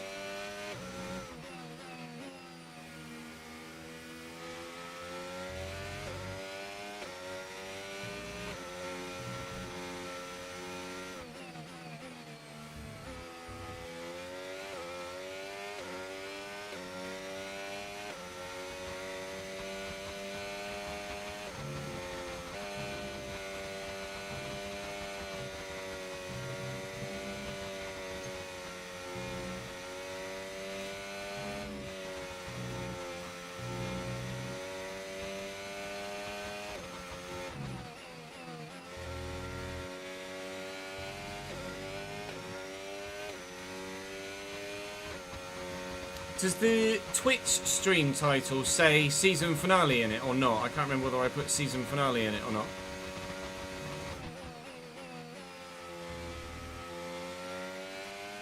I know the YouTube one does, but I don't know whether the Twitch one does or not.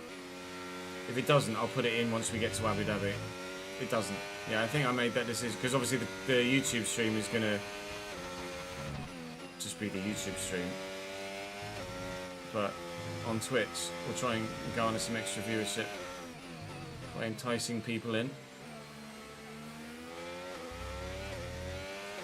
when we get to Abu Dhabi. Oh, I am sweating, chat. I am sweating.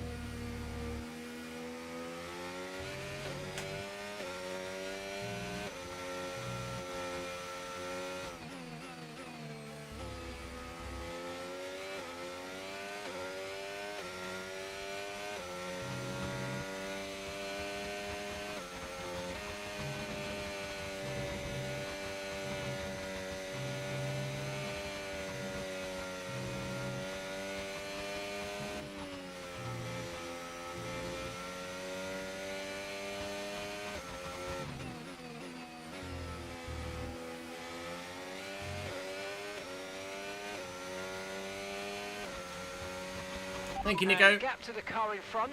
Sign the bloody contract, mate, will you? Seconds. It's the second race in a row we've lapped Nico Hulkenberg, but it's got nothing to do with him as a driver. It's purely the car he's driving. We've offered him the opportunity to drive a better car next season. He's already rejected us once, but we've tried again. Hopefully this time Nico will actually say yes to us. If he doesn't, we're very much running the risk of only having the opportunity to run Martin and Maloney again for Season 2, which would not be ideal at all in terms of trying to go for any sort of genuine Constructors' Champion, or not Championship, but Constructors' midfield improvement. With the points we're going to score here in Qatar, we are going to put ourselves in a very strong position for the season finale in Abu Dhabi to try and stay ahead of Aston Martin in the Constructors' Championship. But if we are still with Maloney and Martin next season, then, I mean, obviously in the first half of the season I'd probably be challenging for more points than I was this year, but I don't know whether it would be challenging for enough points to actually see us break into the top 4 or 5 in the Constructors' Championship. So we might find ourselves, in terms of the overall competitiveness of the team in the Constructors' Championship, stalling a little bit. Obviously the progression of the car will continue as we'll upgrade it as the season wears on. But compared to the other teams and the amount of points they'll be scoring, I don't think our Constructors' Championship position will improve from Season 1 to Season 2 if we're stuck with Martin and Maloney for another year. I will have the opportunity to sign a free agent. Actually, no, will I? Because they wouldn't let me approach Liam Lawson because of Yuki being stuck there and us already approaching Nico. So I presume it wouldn't let me approach someone like Colapinto as a free agent or any of the Icon drivers either. So at the minute, it's either Hulkenberg says yes, or I believe our driving lineup won't change for Season 2.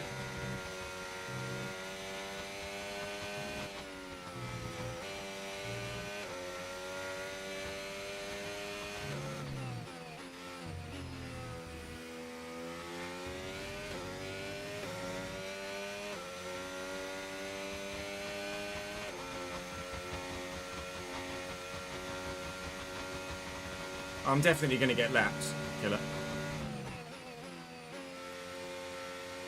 George will catch me before the end of the race.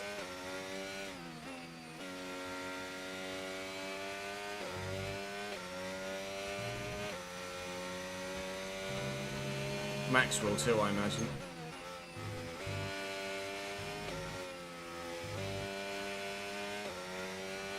And then Yuki and Antonelli are both running with each other. 14.9 seconds. Oh, hang on. Let's double check this.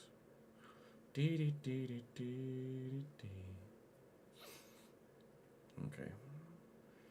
Waiting on the delivery from Argos.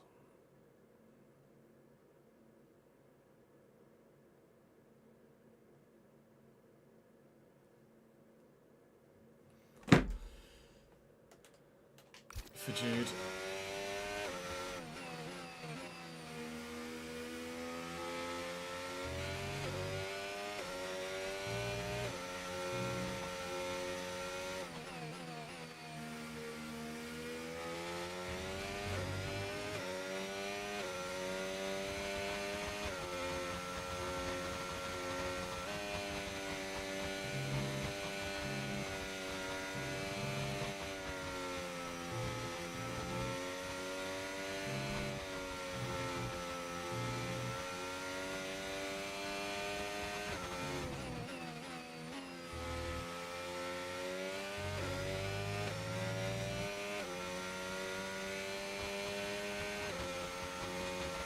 Fuel's absolutely fine as well.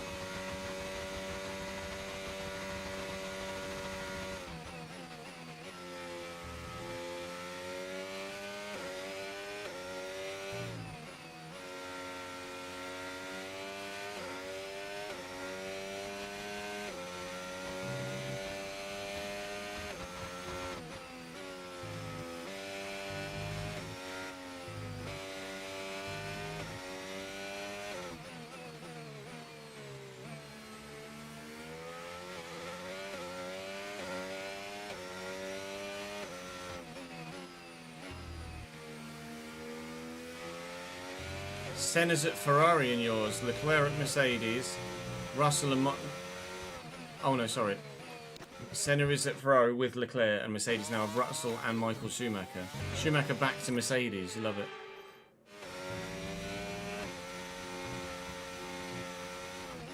I'm really intrigued to see what happens in our save. What do you have moves set to, Jack? Increased or regular or decreased? Let's use overtake and burn off some of this energy. Okay, gap to the car in front, 14.9 seconds.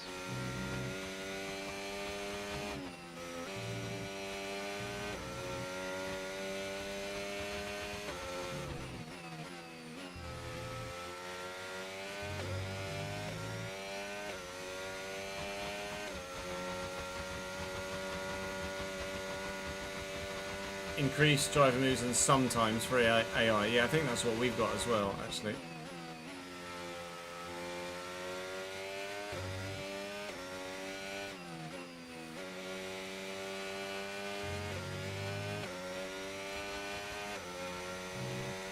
Ten laps to go.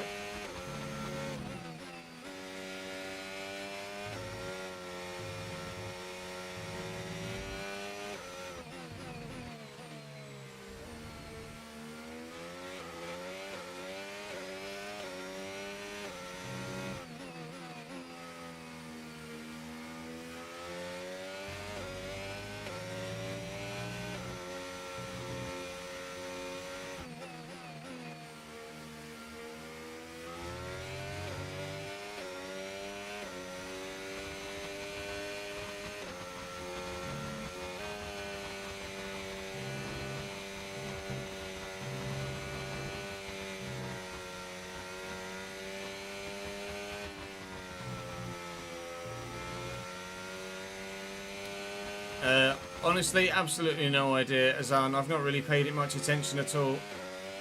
Wouldn't be able to tell you who was still in the Club World Cup.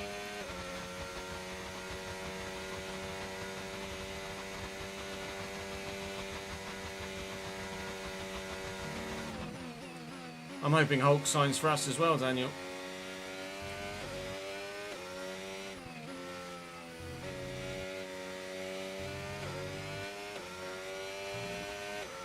So when Hulkenberg confirmed his signing for you, did that mean that you then, and you'd already approached Yuki as well, right? You'd approached Yuki and you'd approached Hulkenberg. When Hulkenberg accepted, did that remove him from your list so that you had one blank space again?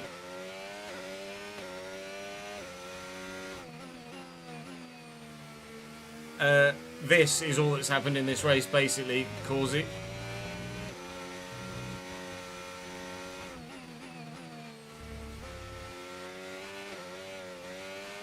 It has genuinely been like this for most of the race.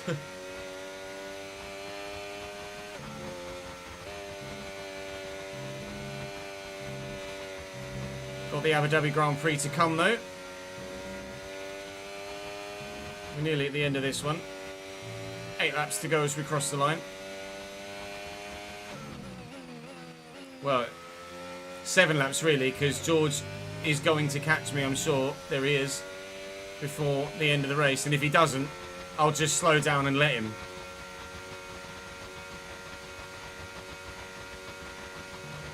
Yellow flags. I think it's with one of, and it's Antonelli. Antonelli is retiring.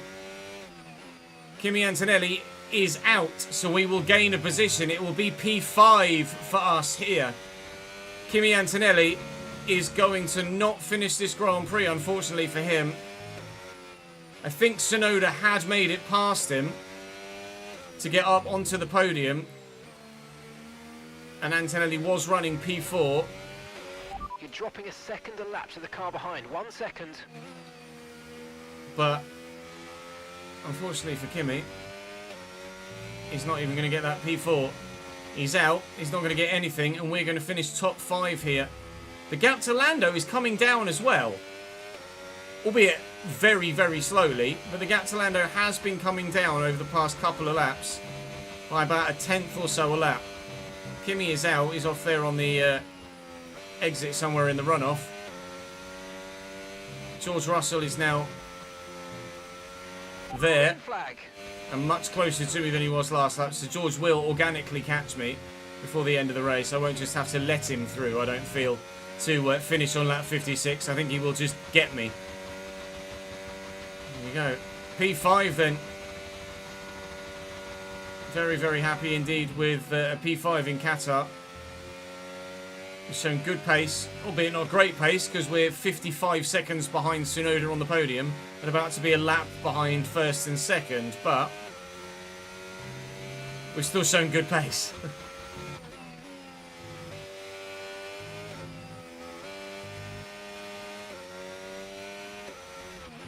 Okay, gap to the car ahead, 13.9 seconds.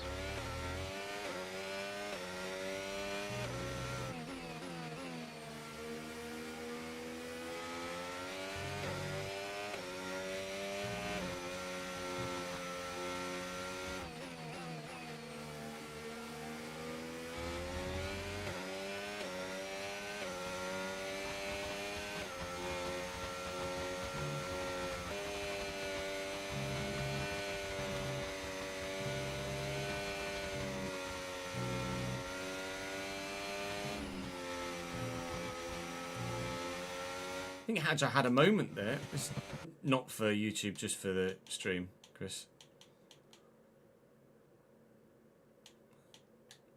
I think Hadja has a moment here.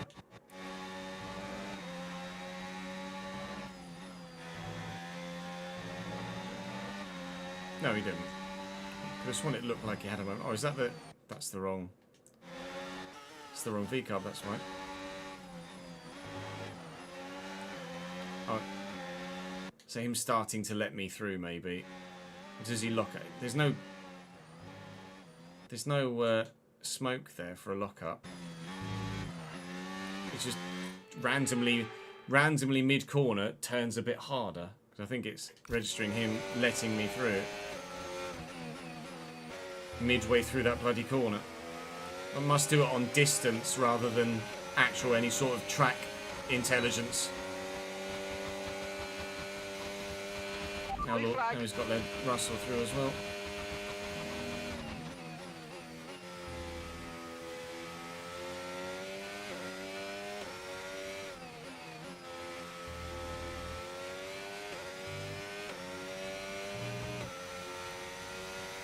George has officially come to get me. Create a gap and let the car behind. So it will now be possible for Leclerc to catch me.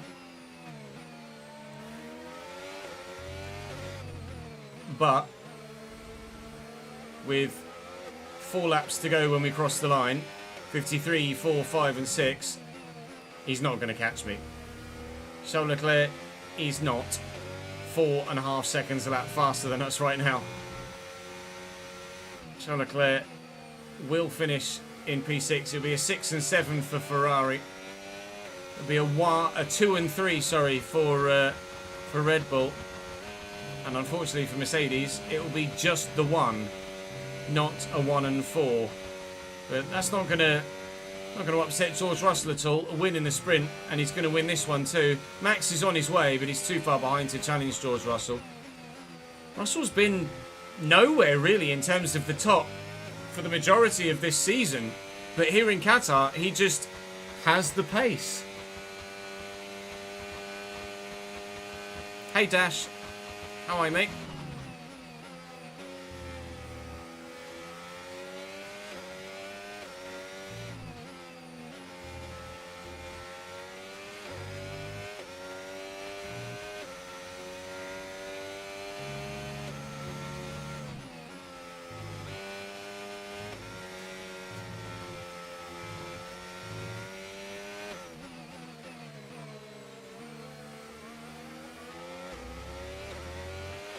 At the moment, the car behind is lapping faster than us by around a second a lap. Second lap is fine. And I think it's factoring in my getting lapped into that as well. Reading off my previous lap time, so not worried about that at the minute. I will let Max through before the DRS detection point as well. Blue flag. To then gain DRS on him. Down the main straight. Just to help continually gain a little bit of lap time. Maybe go for a personal best lap next time out. Lap 54 of 56, 3 to go.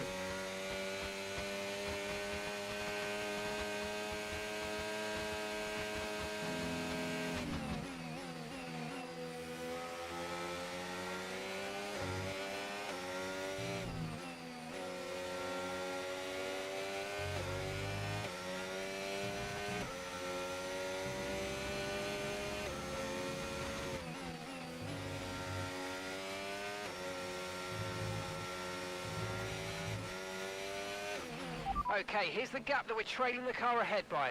14.5 seconds.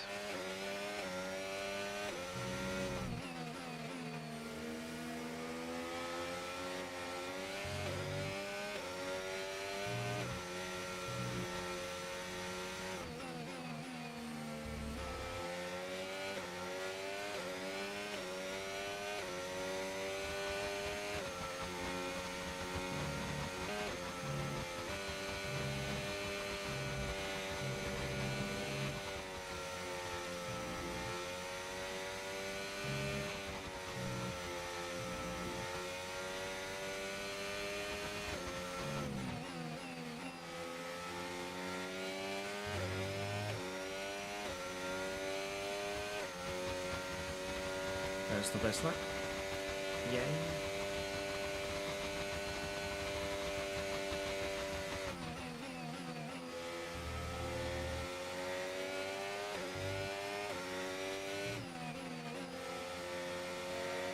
Thank you.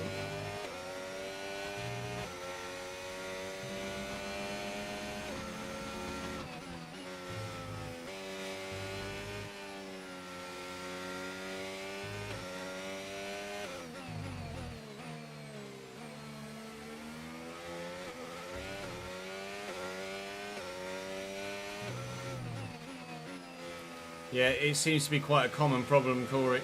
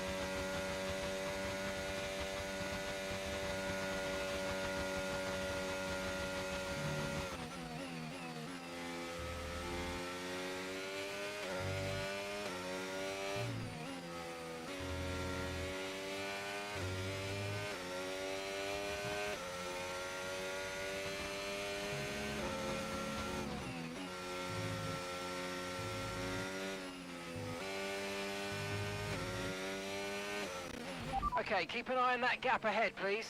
12.8 seconds. Oh yeah, sure, I'll keep an eye on that, shall I? On the last lap, I'll just keep an eye and see if that 12.8 second gap disappears in the next 40 seconds. Well, George Russell is going to win the Qatari Grand Prix. Max Verstappen is going to finish second, and Yuki Tsunoda is going to finish third. But we, despite running the majority of the race on our own entirely, are going to get a very respectable P5 for Chesnoid Racing F1 team here in Qatar. And we'll absolutely take that. With Abu Dhabi on the horizon, not really expecting to be this competitive there. But I'd like to challenge for points still in Abu Dhabi, but a great result for George, solid result for Red Bull, and a great result for us as well. That is another 10 points to go towards our challenge with Aston Martin in the Constructors' Championship. Now, I believe that there might well have been an Aston Martin or two in the points behind us, which will have been helped, of course, by the retirement of Kimi Antonelli. Are there any Aston Martins in the points? No. 12th and 3rd. Actually, no, hang on. Yes. That's the mixed weekend. In the race itself, Stroll finished P10. Sainz went from 20th to 9th, so no surprises that he got driver of the day there. Although Lewis 14th to 7th is still a decent result as well. A very good Grand Prix for ourselves. We'll take those 10 points, take them all the way to the bank. And now let's go and find out if Nico Hulkenberg has said yes or not. Before that chat, I'm going to have a quick toilet break, and I need a beep. A beepy. So I will be back in a moment. Let me pay out that prediction. The P5 or higher or P6 or lower was decided by the retirement of Kimi Antonelli, unfortunately, for those of you that said P6 or lower. Sorry. Right, I'll be back in... in fact, I might make some food as well. So I'll be back in about 10 to, well, say 13 minutes by 2:30. BRB, chat.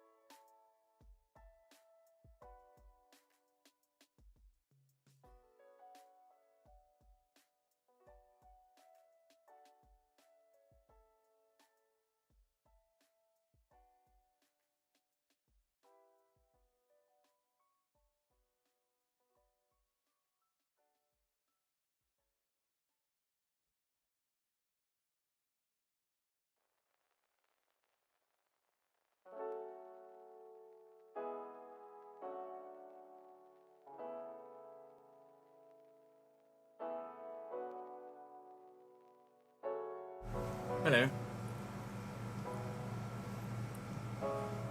Hopefully, Hulkenberger said yes, but don't know if Hulkenberger said yes. We had loads of fuel left there, didn't we?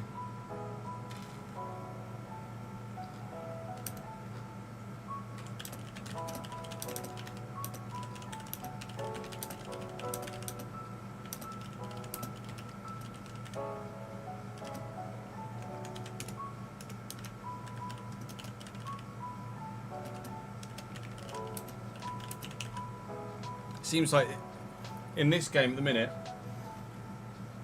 it's just always better to have a balanced tyre set, isn't it, rather than a harder one, apart from maybe China.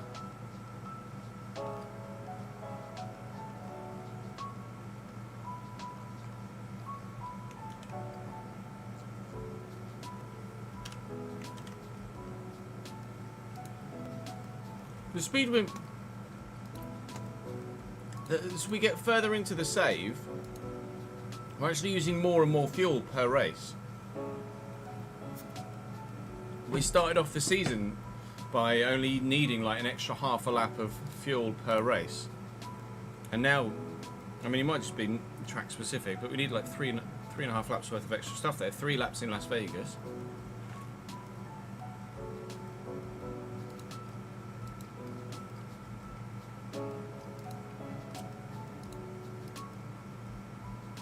Oh, Sam tagged me in the rum thing.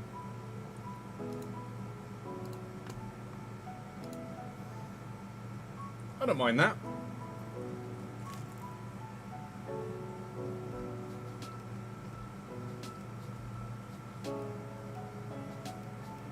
That looks fine.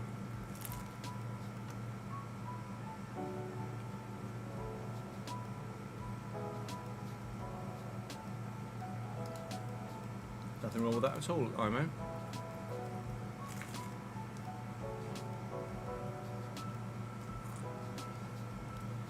True, we have been going quicker and using more battery.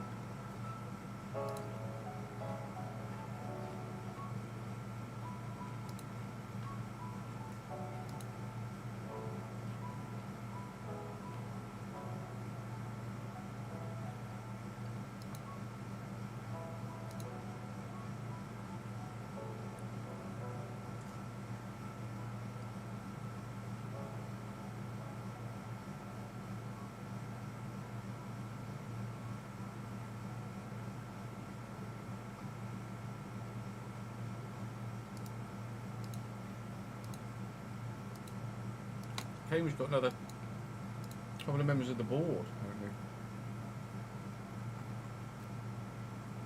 I had 2 new board of director members.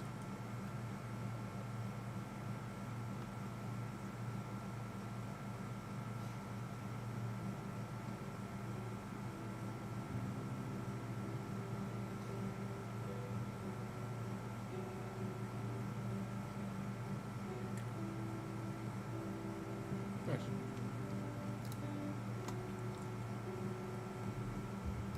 Right.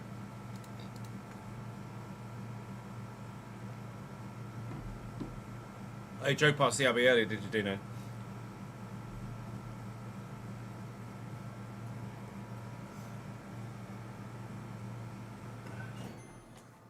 didn't really make much difference to the fucking room, but is what it is.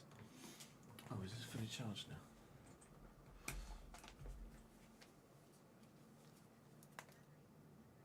Battery 100%. Connected to Christopher's iPhone.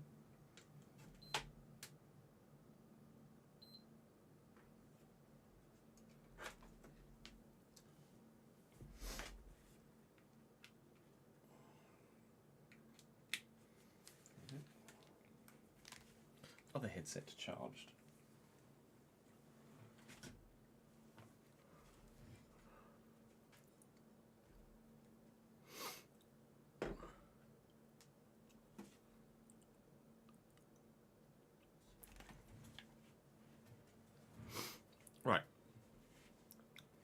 continuing on after lunch. I spent all the money because I don't even know where I caused the damage. I didn't get any damage in that race, so for some reason I've lost 50 grand somewhere. Maybe floor damage from going over the curbs that I wasn't aware of or informed about. And that's not much of a increase to fan sentiment considering a strong finish there at all, really.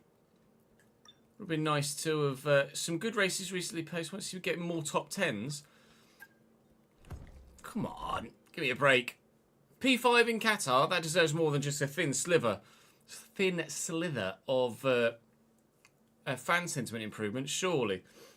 Right, Nico. Sign on the dotted line, please. Front wing stuff failing. Yes! Nico Hulkenberg contract accepted. Great news. Our contract offer has been accepted and we have signed Nico Hulkenberg for the next season. Yeah! And, weirdly, on a lesser contract than we offered him the first time around. We offered him less money this time than we did the first time. And he said yes. Excellent. You love to see it. You really, really do. Owner training, have I got another thingy here? Ooh, I got a point available. We're throwing a lot into corporate and a lot into personnel so far. I just don't need the resource points at the minute. Well, they are looking into the fact that actually you upgrade the car slightly, well not even slightly, considerably quicker than perhaps you should do. The impact upon a driver's perception when they reject your contract is reduced. I'd like more money though, to be fair. Reduce the negative impact on future contract terms incurred when your sponsor rejects your counter-offer. That's not really important for us. And what was this one? Earn $100,000 after each race while winning a rivalry. Yep. That'll do, because we are winning the Aston Martin rivalry, although I don't have enough time to add that on before we get to the next race weekend. Messages-wise, it would say, points on the board. Driver signing. I know that's Yuki Tsunoda. They've not emailed me about Nico yet. Right. Research. See, look. This is after one season. We are 3/4 of the way through, or 2/3 of the way through, aerodynamics and chassis already, after less than a single season. So certainly they need to slow down the progression of the user team in career mode, because it's just too quick. There's just no other way to put it. It's just too quick. I've also seen people say that they've kind of started saves with reduced resource points and still grown too quick, even though they've started with the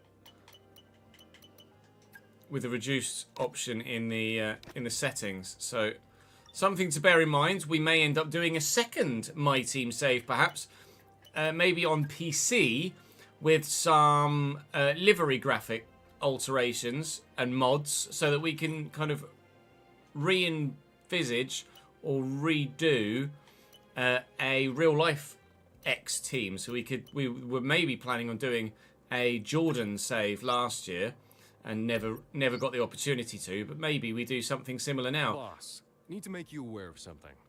Another team has made an approach for one of the drivers we're talking to. It's hard to say how far it's gone, but if you're serious about signing them, I'd advise moving quickly. You can find more details in the driver contract screen. So Connorsport, who aren't in my save, have apparently approached Zane Maloney. Not really sure about that. That feels a little bit weird. Okay. Well, Nico signed, but I can't sign anyone else. Signed elsewhere. So we are going to have to sign Martin, I believe, for another season, because I won't have the opportunity to sign anyone else. I physically can't approach any other driver, so we're going to... I'll wait until the very last moment, but at the minute it looks like Hulkenberg and Martin will be our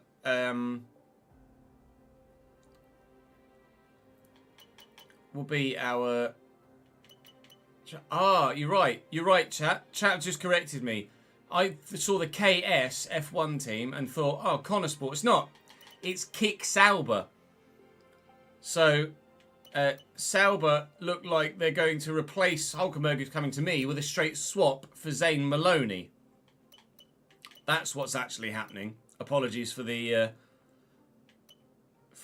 misunderstanding. So, I have more detail. I can approach Martin. I'd be intrigued to know what happens if I don't approach either of my current drivers. I guess I would just then have to sign another free agent, which would leave me with the opportunity to sign Colapinto as it stands. So maybe I take the risk, don't offer either of my current drivers a new contract, and then we'll hopefully have the opportunity to sign a free agent at the end of the season. Maybe, or it will just, because I haven't negotiated with anyone, it will just default and automatically give an offer to Martin. I don't know. Let's do the rear downforce series. We have the opportunity to do so now, and the resource points available. But the car is very close to having the final level of unlocks available now. But with regards the... Let's have a look at the... Where is it? Where was it going to be? Results. Being results. Let's have a look at the championship standings. So we are now 16 points. No, yeah, 16 points clear of Aston Martin heading into the final round of the championship. So surely we get 6th in the constructors here. George has just come from nowhere in the past 4 Grand Prix to get a second, a first, and a first. Prior to that, prior to Mexico, he'd only been on the podium once in Monaco. And that was it. And now he's got 2 second places and 2 wins. Have Mercedes just turned up out of nowhere? Kimi's got 2 P4s and 2 DNFs, to be fair, in that same 4 race span. We've got 5th and an 8th in the last 2. We're heading into Abu Dhabi hoping to get a decent result as well. So we've got a 3rd and a 10th in Brazil too when racing as Zane Maloney. The P15 in America wasn't the greatest, obviously. But Maloney's got 16 points. In fact, if I hadn't raced as Maloney and he took his points out and presumed that I hadn't gotten points with Martin in the other 3 races, we would be level on points with Aston Martin getting into the final round of the championship. But Alonso has 61 points and he's not in point scoring form. 15th, 12th, 11th, 11th. And... well, Lance Stroll is 11th, 19th, 17th, 10th. So I think it's probably pretty nailed on that we finished 6th in the constructors here. So we will head into Abu Dhabi for the season finale in the next episode. And then hopefully we'll be able to sign someone else to come in alongside Nico Hulkenberg. But I'm not sure how that's going to work. So don't miss out on the season finale, which will come to you tomorrow. Because it might be quite a cliffhanger. For now, though, not much of a cliffhanger, but that is all for this episode. Thank you very much for watching. I will see you tomorrow for Abu Dhabi. Right, let's go and record. Right, firstly, let's call the fucking office down because I'm melting. And then we can go and record Abu Dhabi, can't we?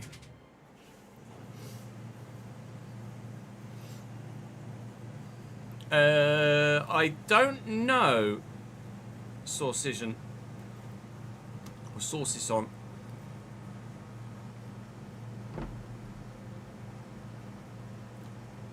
I don't believe so.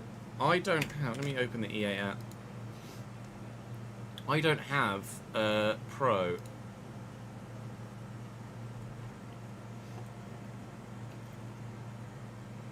And it's only showing that the trials are available. So full versions should be available to EA Play Pro subscribers as far as you're aware. The interweb says it's only on Pro. Okay.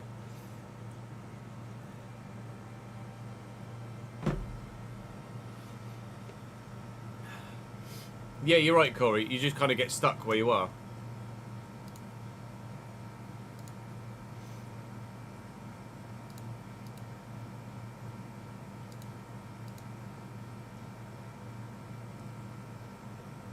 Let's double check components. Actually, let me set that to upload for Chris first.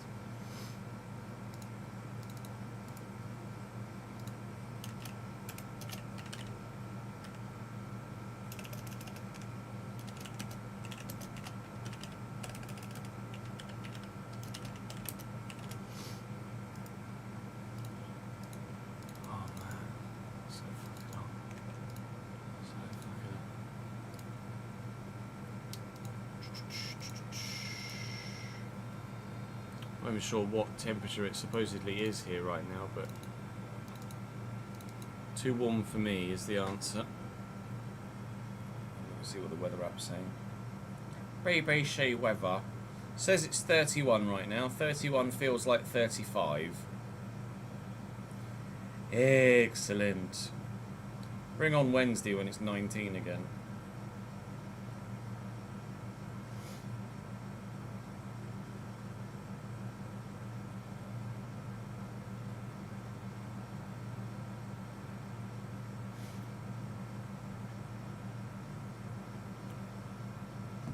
Please. Let's have a quick look actually on the highlights to see if there was a ouch. See if there's a better thumbnail from the. I got a thumbnail from the sprint, but there might be a better highlight, a better thumbnail available from the actual full feature race we've just done.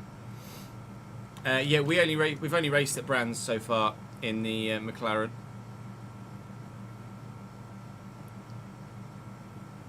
So I've not done anything else since the last stream. But I really enjoyed the McLaren.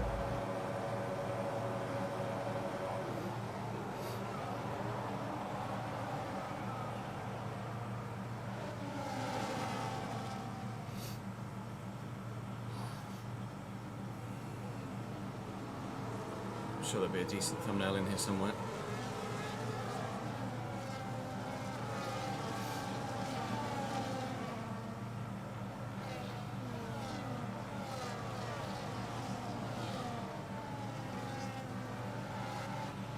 Oh, that's where Piastri got his damage. Look, Lando was offline there, and then Piastri ran wide into his teammate, quite significantly into his teammate.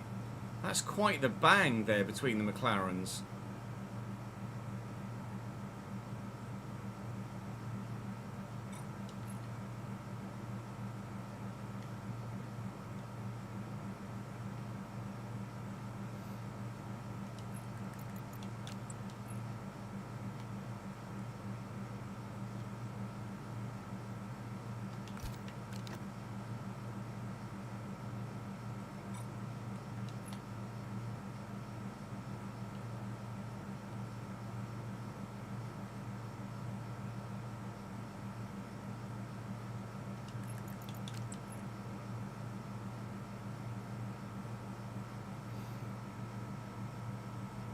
Use that one.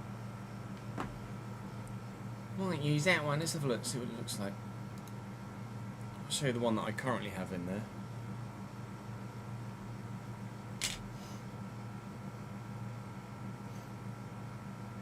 It's me with a Ferrari is what I currently have in there, but I could change it and change the title, say something like two McLarens collide again or something like that. Yeah,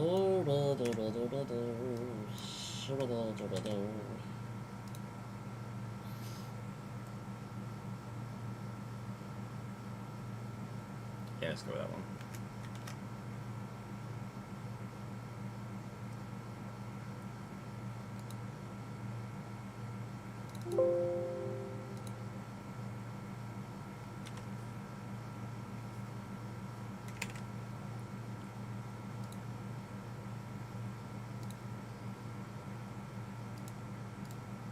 Soccer Racer, thank you very much for the follow, mate. Welcome to the channel.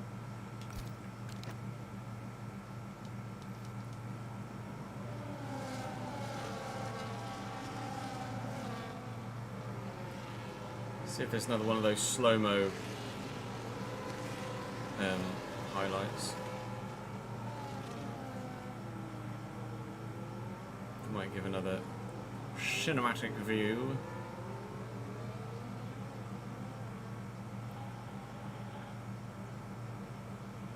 It says everything about that race, doesn't it? When the highlight was literally me just taking a corner.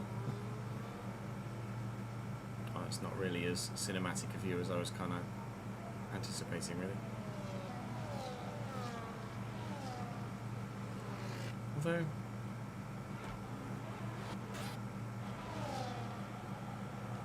oh, it's not zoomed in. Yeah, that's weird. That's weird, Right. Let's change the Twitch title to say finale.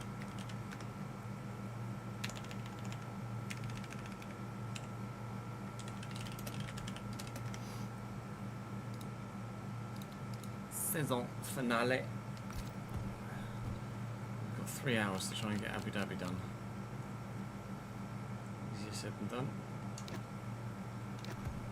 Let's take minimal I'm too fucking hot breaks here, aren't we? Change the thing behind me as well, actually. Whilst we remember.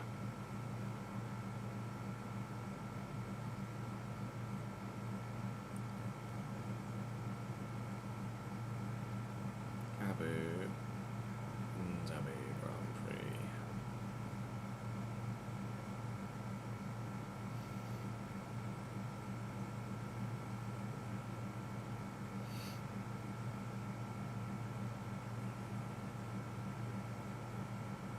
Changed, yeah. Yes. Right, okay, good. Ready to melt again? Excellent. Me too.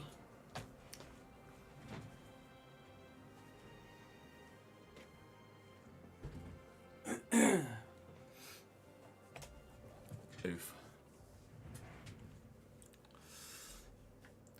Welcome to the season finale of the F125 My Team first season. Of course, we are heading into season 2, and at the end of the last episode, if you missed it, we confirmed that in season 2, we will be having Nico Hulkenberg drive for the team. So we're very excited about welcoming the Hulk to Chesnoid Racing F1 team. We're still not sure what's happening with our other seat.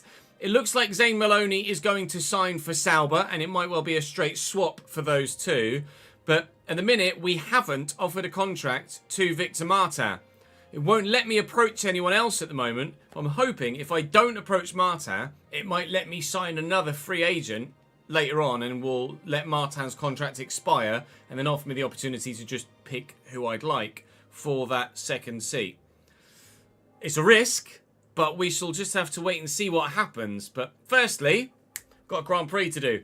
We'll be taking the balanced tyre sets with us to Abu Dhabi. We are very, very likely, barring a phenomenal performance by those in British Racing Green, we are very likely to finish P6 in the Constructors' Championship here. Hoping to challenge for points again at Abu Dhabi, but I don't anticipate we'll be as strong here as we were in Qatar. Obviously, as you might well expect, fully dry Grand Prix weekend here in Abu Dhabi. Split upgrade strategy. Some of the upgrades are on one car and not the other, but that's fine. Most of the upgrades are on Maloney's car, even though all of the upgrades are available on Martin's. So let me just sort my parts out whilst we head then to the practice session. You might as well leave me here for the time being, whilst I say thank you very much for enjoying this, or thank you very much for watching. I hope you've enjoyed this first season of the My Team. Make sure you drop this video a like and subscribe to the channel so you don't miss out on season 2 when it starts, which might well be tomorrow. But for now, I'm going to go and concentrate on making sure I can end this season strong and entice, hopefully, an even better second driver to come and drive for me alongside Nico Hulkenberg. The end. Let's get strategy. To the Not strategy. fourth race in the Middle East and the final one of the season. Boop. Just sort my setup out a bit.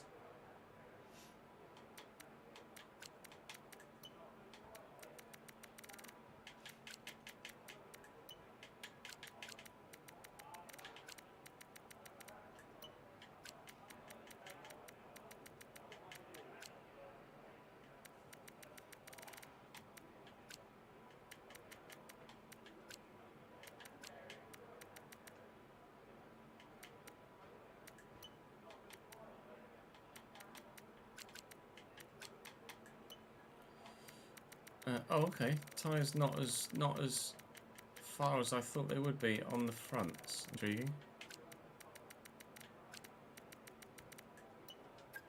Save.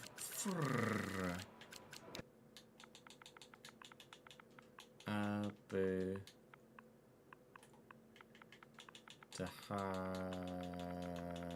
Dhabi. Saved. Right. Let's go and do our practice programs then, shall we?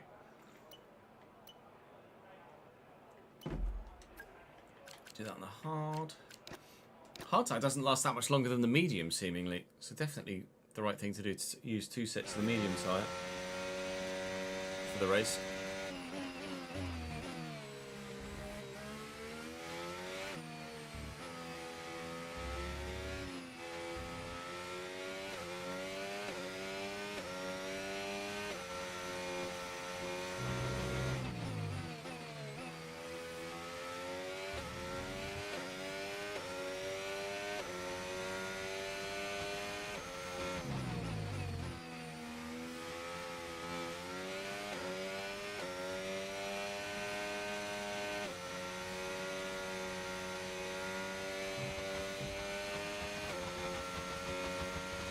Car doesn't feel perfectly balanced initially.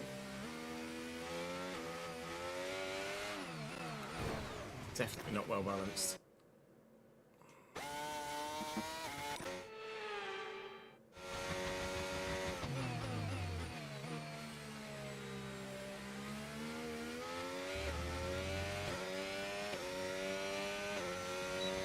Not particularly stable on the rear then, at all.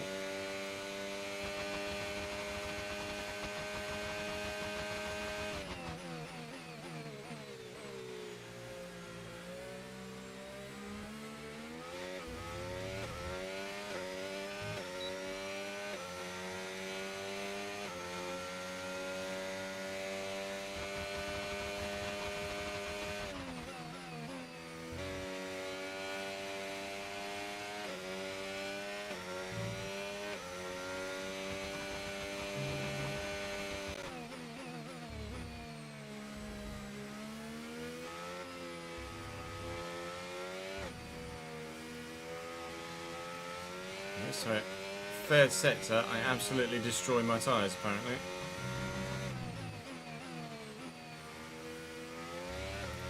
Duly noted.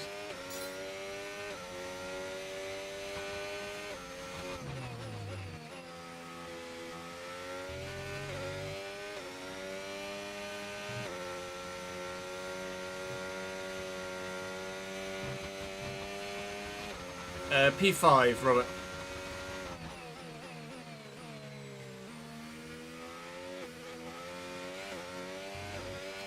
Cannot get onto this straight and have the rear tyres give me any sort of traction there. I'm not sure what I would need to change in the setup to make that better either, unfortunately.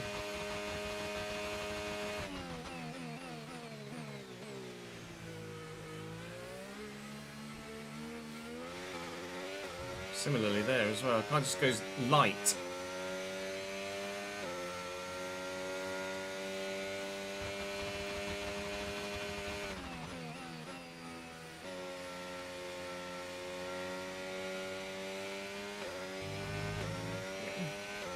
Save your tyres around there. Take it really poorly.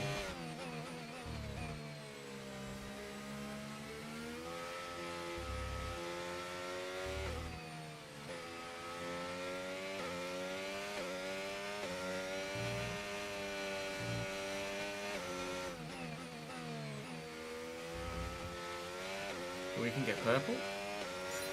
Budink, lovely. Okay, test complete, and that was a really good job indeed. We got a lot of valuable information out of that. Well done. Thanks, Mark. Yeah, so soft's absolutely dead race tyre. 22 laps, so like 10 laps worth of any sort of pace at all, dead. 35 laps, and then 43 laps. It's going to be a medium, a hard race, isn't it? Medium, soft. But definitely 2 sets of mediums. Absolutely 2 sets of mediums tyres.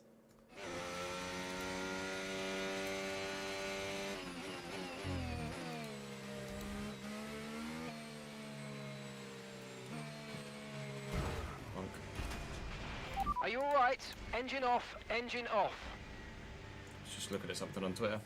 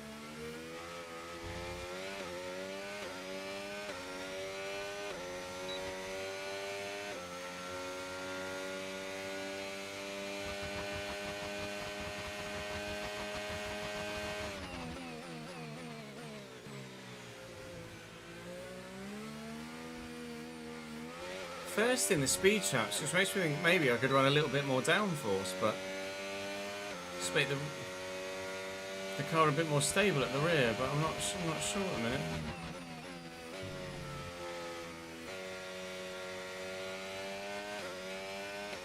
I'll have a look and see what the wings were on 24 and compare to what I'm currently running on 25.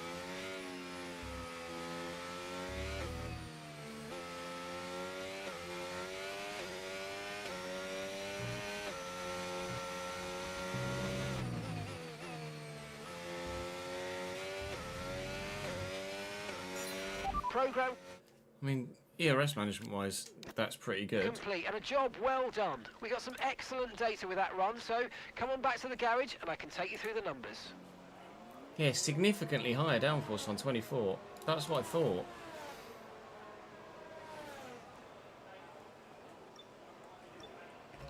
I'm going to put some more wing in.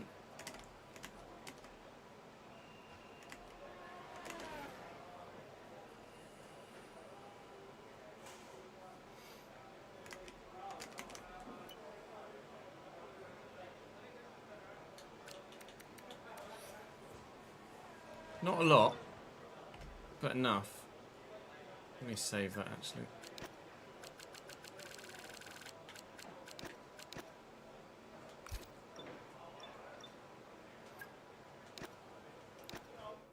Thank you for the follow, Safas. Welcome to the channel, mate.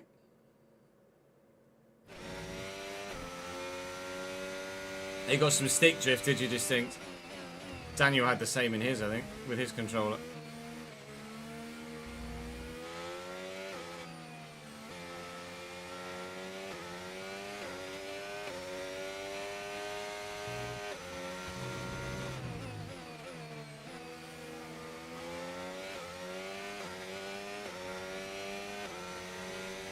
Thank you, Charlie.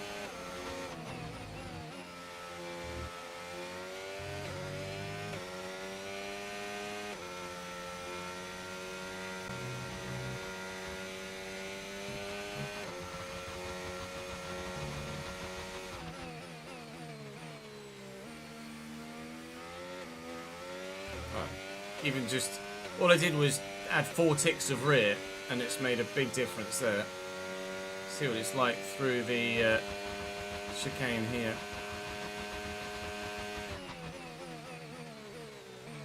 Oh, and it's not giving me a... oh, that's much better. It's not giving me a speed trap reading this time around.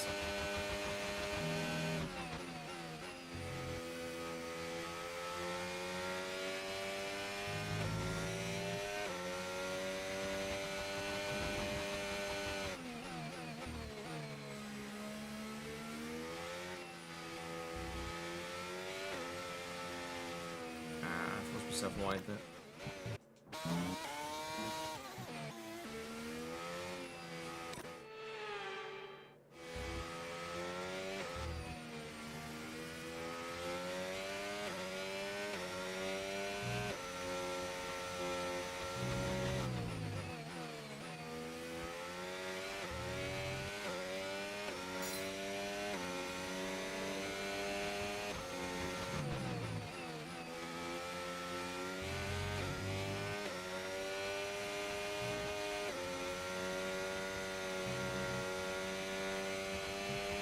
It's high tyre wear though on the mediums, Jeeps.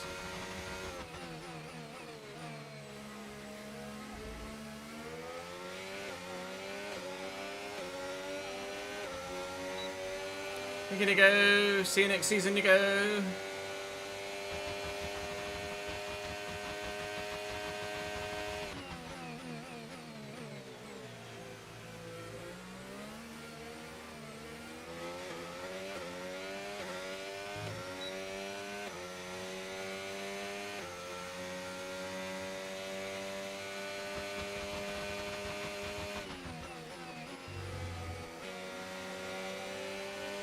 Look at Pierre, everyone's getting out of my way today, aren't they?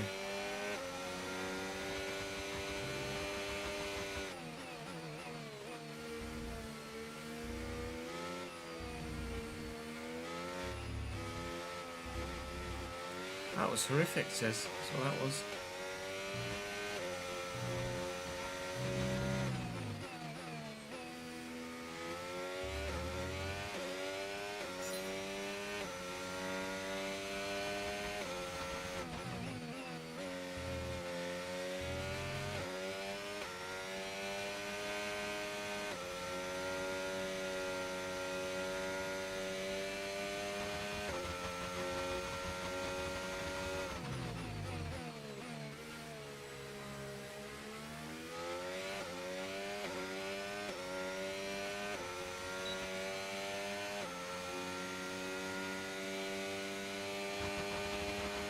What platform are you on, Distinct, where you're getting the stick drift?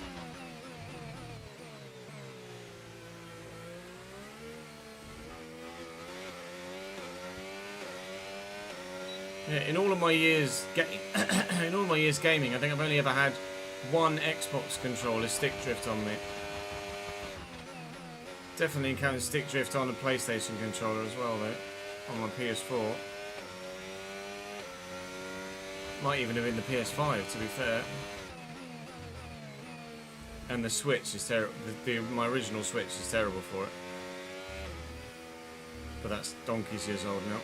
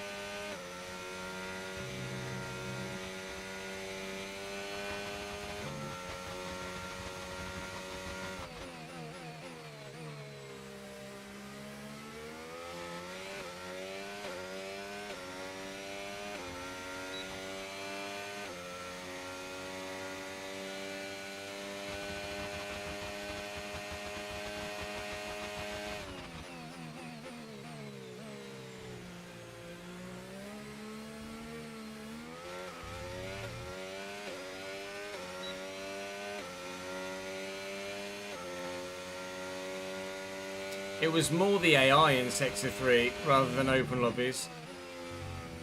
In the open lobbies I was decent in Sector 3 in Abu Dhabi, but it was against the AI that you're really strong through Sector 3 here. For whatever reason. Or at least that was the experience on 24 anyway. See if it repeats itself on 25. I have gotten a handful of purple Sector 3s, to be fair, haven't I? Of the 3 previous laps we did 2 purple Sector 3s.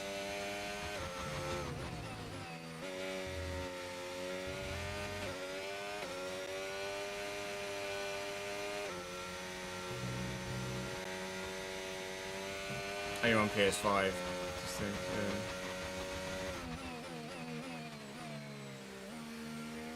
poor in Sector 1 though, so that kind of balances it out.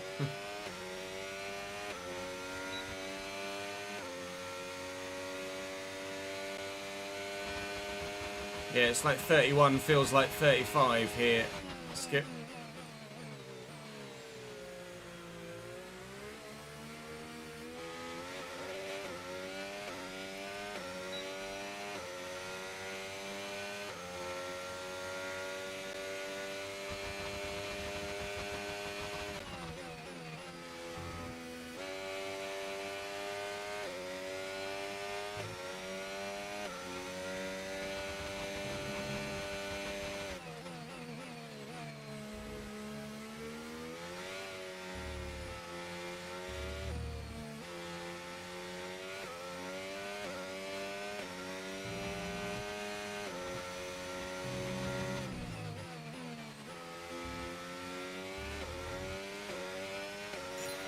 Okay, test complete.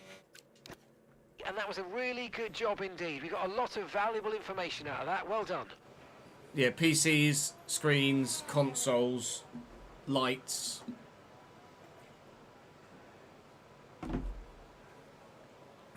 Death.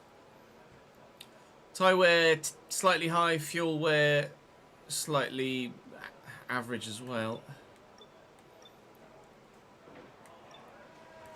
Let's do a quali run.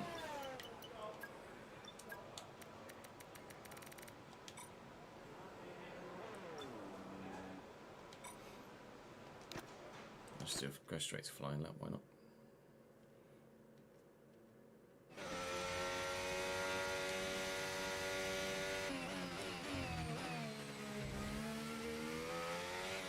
Yeah, if you think it's hot here, Dubai's going to be another level, pal. We've only got 2 laps of fuel left.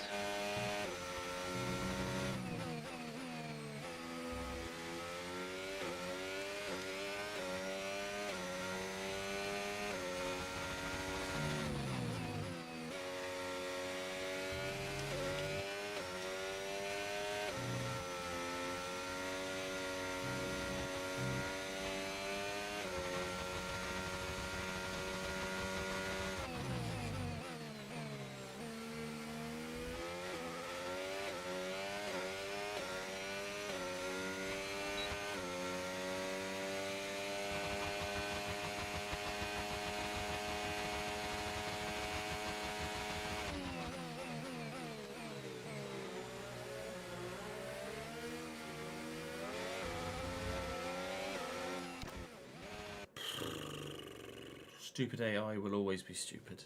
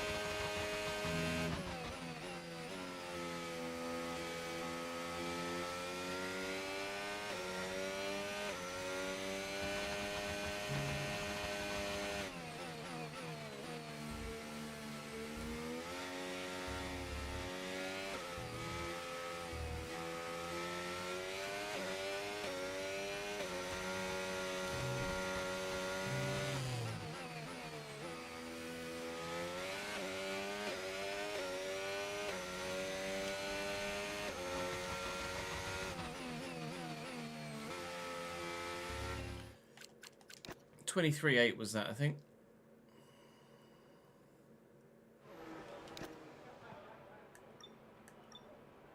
Yeah, there's a reason there was a Winter World Cup over there, Skip. 23.5, not a 23.8. Okay, take a 23.5. What an incredible practice session that was. But the fun doesn't stop here, though. Join us again as the rest of the weekend unfolds.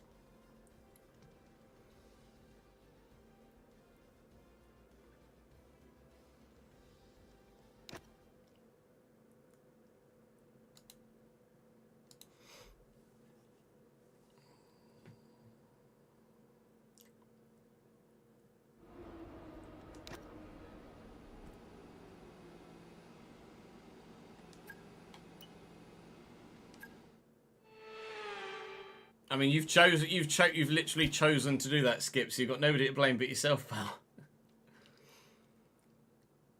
On what difficulty, Jack? P8 in Oz is really decent, though. To be fair.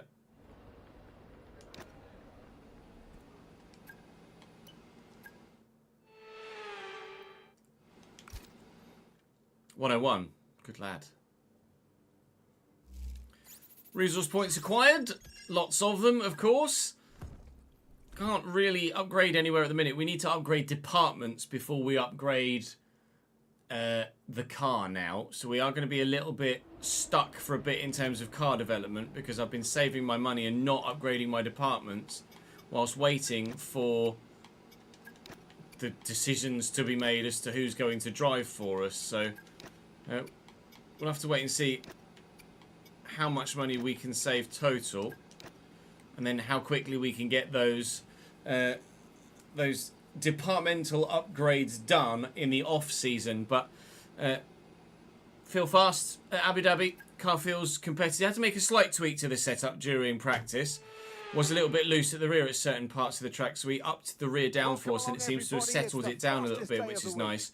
So it's qualifying time for the Abu Dhabi Grand Prix. We did a 23.5 in practice, so we'll wait and see where everyone else is. Oh, okay.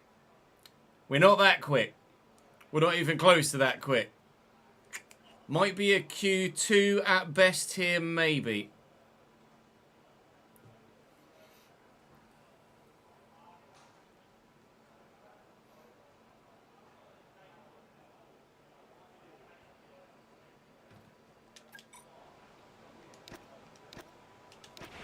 Okay, engines fired up, we're set. You blame the wife. She wanted it for her birthday, and like all good husbands, I shall suffer. Is she a sun worshipper, Skip? Is she just wanting to go and lay by a pool for 2 weeks and tan?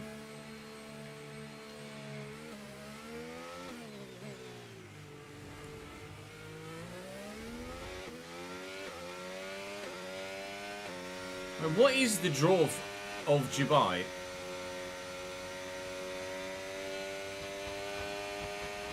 For a holiday.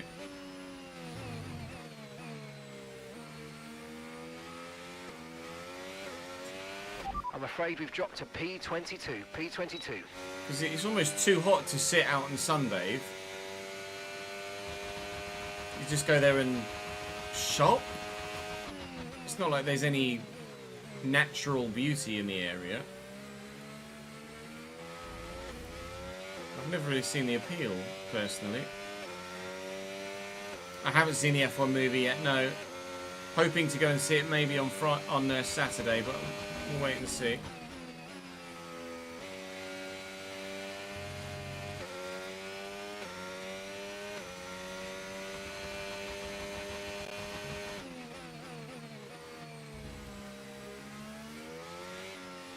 Yeah, I get that the Burj Khalifa is an impressive building, but you wouldn't go and spend 2 weeks on holiday somewhere for a building, right? You wouldn't spend 2 weeks in London because the Shard's quite nice.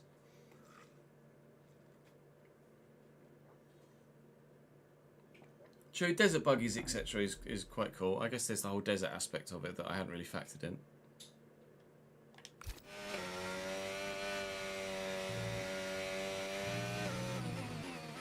Right, come on in. Let us go qualifying. There's a lot of drivers still in the garage.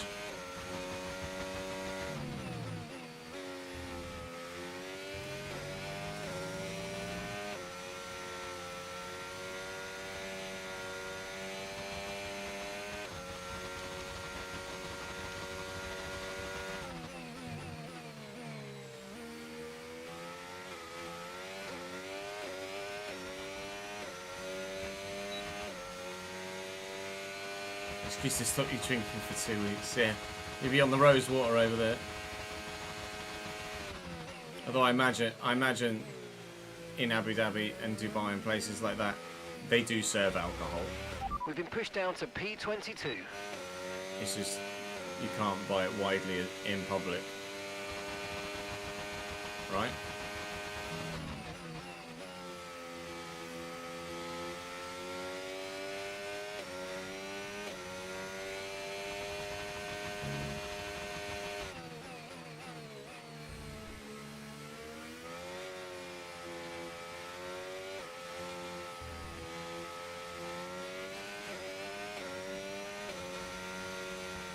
quite sure how to properly manage the battery over the course of a lap here in Abu Dhabi. We are going to run out of deployment at the end of the lap, but I still had about 30% of battery left. That's P4 in Q1. Strong. Very strong.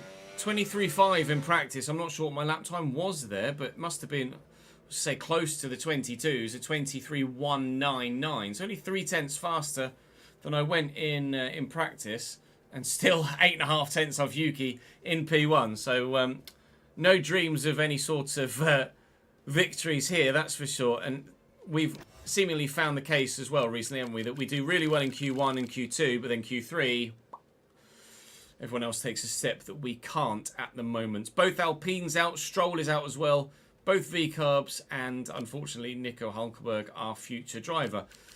Sauber's future driver, Zoe Maloney, though, is through to Q2, so well done to him for that. Good way to end the season.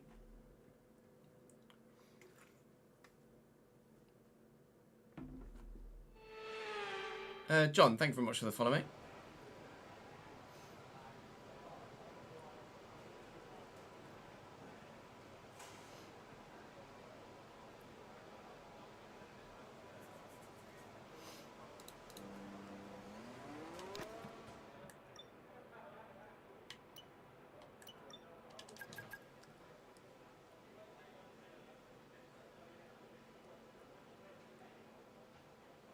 You went to Abu Dhabi for 10 days and you found it quite boring and too hot other than the race.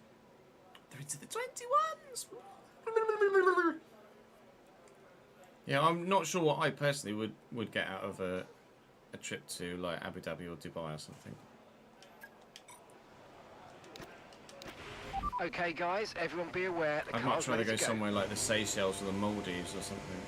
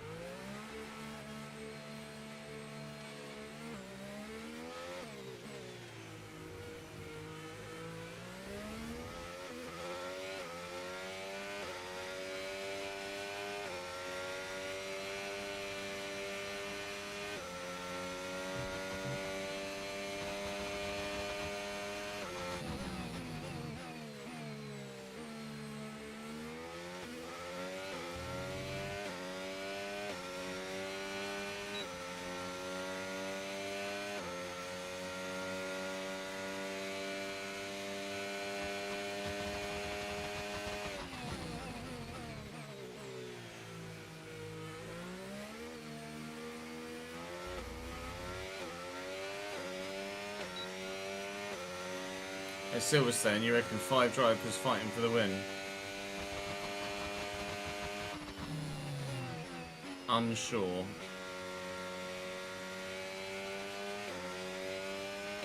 Right, that's us down into P16 now. The Mercedes will be strong again at Silverstone, unlike in Austria. It'll be slightly cooler as well, isn't it, than it was in Austria, so Mercedes should be better in those slightly lower temperatures. –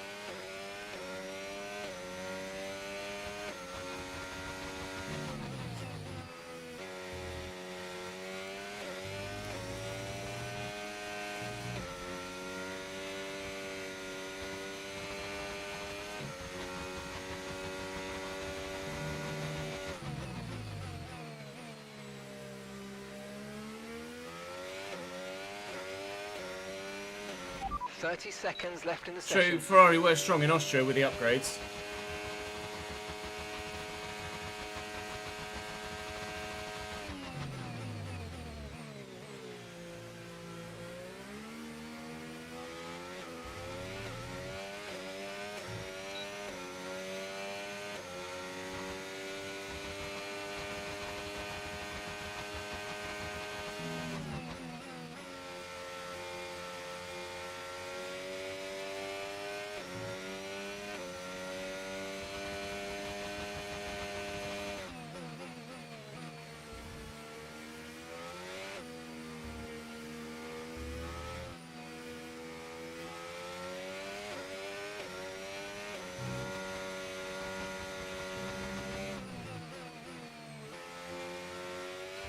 Okay, run out deployment again as we get to the line of 22.8.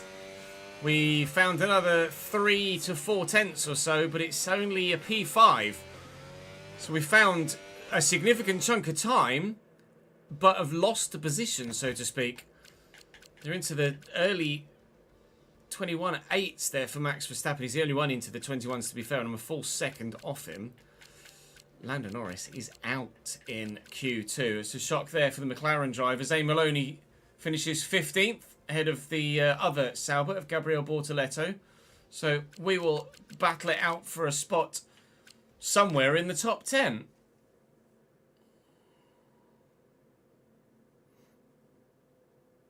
Oh, mate, if Lewis wins at Silverstone in his first race there at Ferrari, it would be absolute chaos.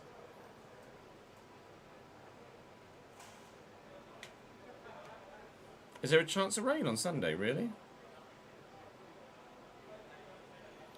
Gemini, thank you very much for the 45th month subscribed, mate. Well, there is a strong chance of rain on Sunday. Interesting. That'll be good.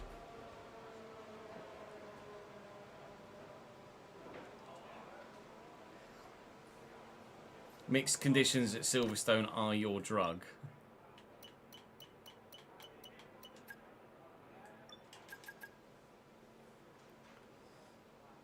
Yeah, Lewis won there in his last race in Mercedes. If he wins there in his first race in Ferrari, then it would be unreal. Max of the 21.7.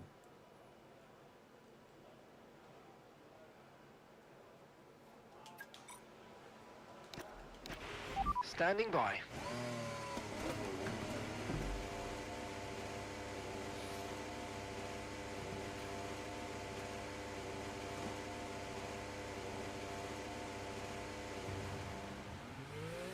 When was the last time a Brit other than Lewis won Silverstone?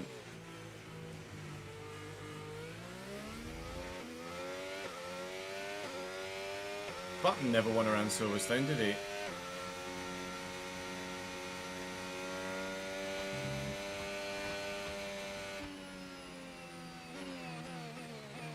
Maybe like Damon Hill or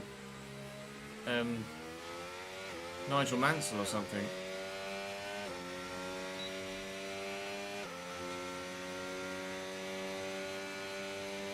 $1994 was the last time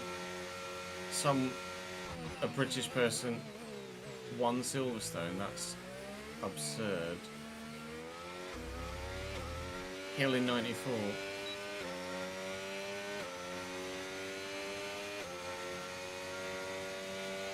Coulthard won it, did he?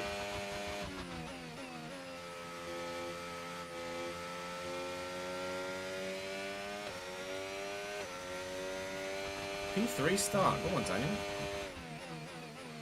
Oh, Lewis Suzuki got gripper, but still, P5 quality is still decent.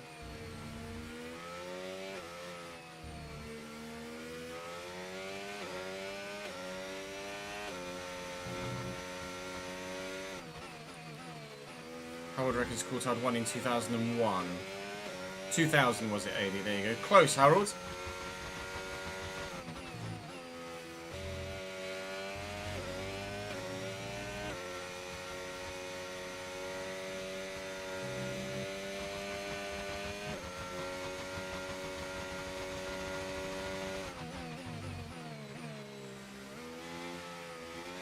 Probably Daniel, yeah.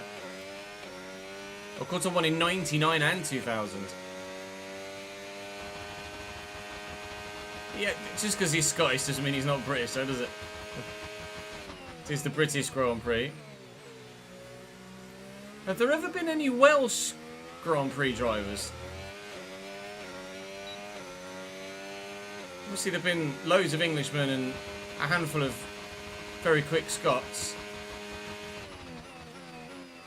I can't think of any Welsh Grand Prix driver ever.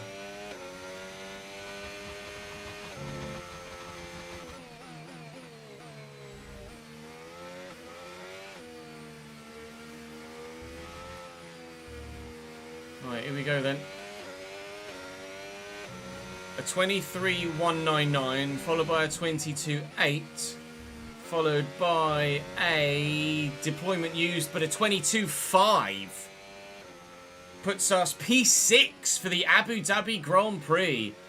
A 22.5. Still thick end of 8 seconds. Well, that wraps up 8 seconds, qualifying, 8 but don't tenths, yeah. worry, 8 we'll be tenths back and 2 tomorrow milliseconds as we away head from into Max the Grand Prix. Verstappen. Yuki also able to get into the 21s in the sister Red Bull. Then it's Mercedes. Mercedes, we split the Ferrari. A tenth and a half behind Charles Leclerc and half a tenth ahead of Sir Lewis Hamilton. And then it's a big 4/10, almost 5/10 gap back to Oscar Piastri. Sainz only did 1 run. Alonso only did 1 run. But even if they'd have done a second one, I don't think they'd have been anywhere close to any better than where they actually were. So we will start 6th, barring penalties then. That's not bad.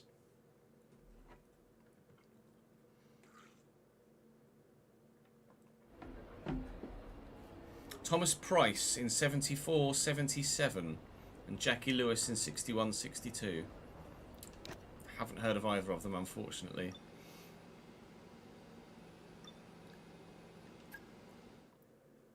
Thomas Price won a Grand Prix and led the championship. Oh.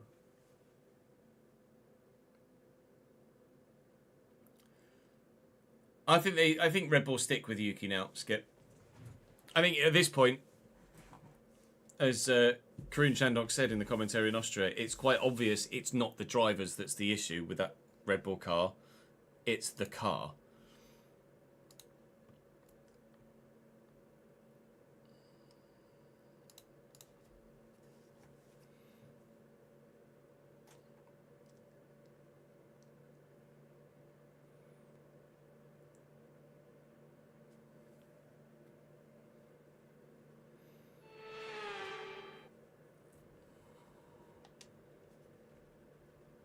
Let's run you through the driver grid order for today's exciting race.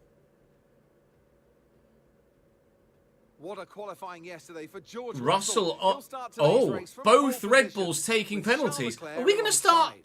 We're going to Considering start the rest of the grid, 4th. we have Martin, Third! Hamilton, Starting third! Carlos Sainz, and Antonelli, Fernando Alonso, Wow. Ocon, Verstappen, and Lando P9 Norris, with penalty. Albon, Behrman, Starting third. Maloney and starts Piastri. 13th. Go on, Zane. Stroll, Piastri with a penalty as well. Isaac Hadjar, Sonoda with and 1 too, but he's not even here Gabriel yet. Yuki Tsunoda taking Lawson, all the Hulkenberg, penalties at the end, as well as Lawson and Hulkenberg and doing, Yuki and then Tsunoda Yuki rounds starts off at the grid. very, And very back alongside of the their grid. man, If you go away from this weekend having not given it everything, you're going to be devastated and disappointed for months. So let's get out there and give it a really strong finish and leave it all out on the track. That's the plan, mate. My personalised is shorter than the projected. Projected wants me to do a lap longer on the mediums and a lap less on the hards. But certainly the 2-stop is significantly faster than the 3. Reckons it's a massive drinker as well. It's going to give me 4 laps worth of extra fuel here. We'll go with the 2-stop. We'll go with a projected or personalised 2-stop of 18, 19, 21. And just see what happens. I imagine the majority of everyone else is medium or hard. Lots of mediums, lots of hards. And just Liam Lawson on the softs. Softs are absolutely not worth it here at all. All right. Well, when we might, depending on how long the mediums last in the first stint, I might whack the hards on in the middle stint and do the mediums at the end. But it depends how the first set lasts. But 4 laps worth of extra fuel here in the heat of the desert. Starting third.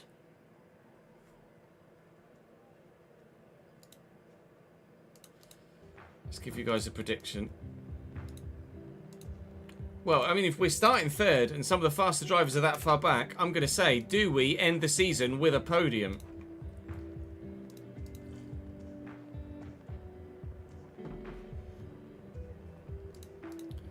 Alright, I'm just going to go and have a quick toilet break, chat. Watch you guys vote on that, or predict that, and then we'll be back for the race.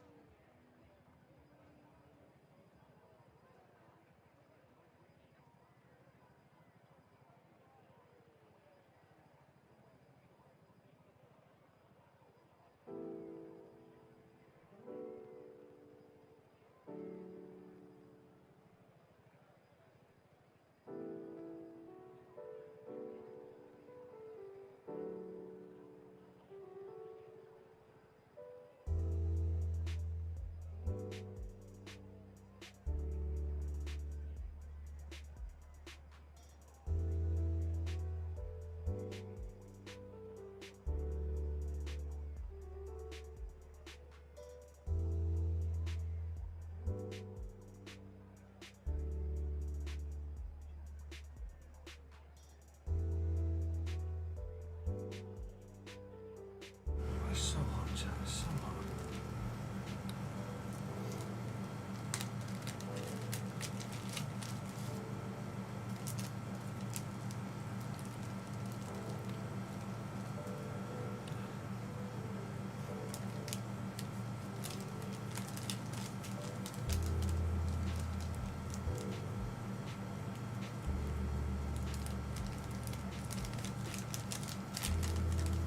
What's different about the grid rundown?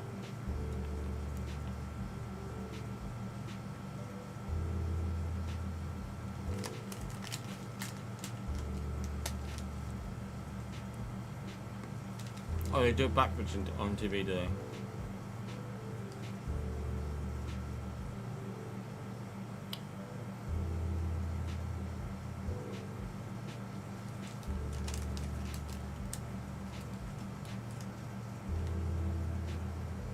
Yeah, medium hard to the rain.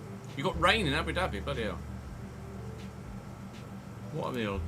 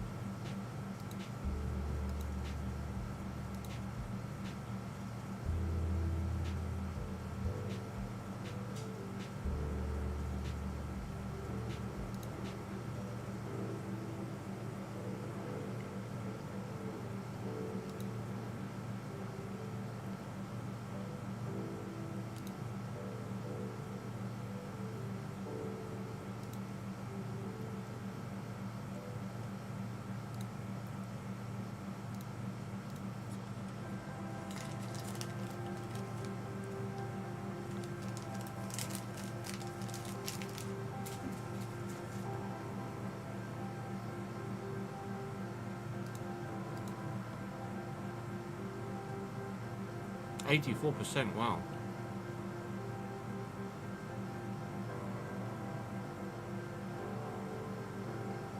Which is exactly why they haven't done it yet, Killer, I imagine.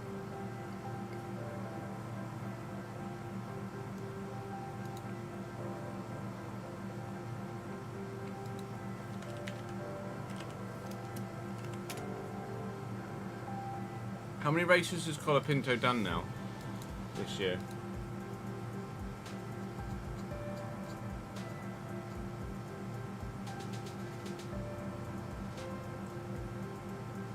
Oh, these were his 5.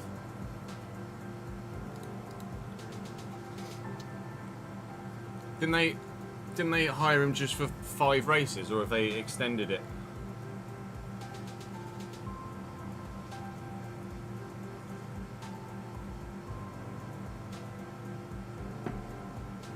I think there was a lot of hype around Colapinto because of his start, but then he really shit the bed at the end. And he's been particularly average in an Alpine as well, I have to be honest.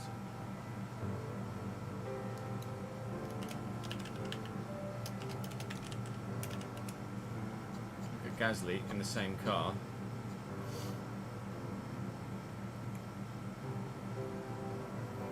'13th, 8th, 15th, 13th.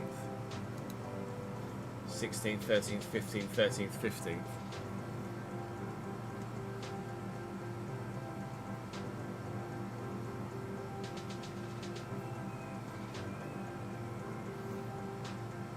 What did do and do?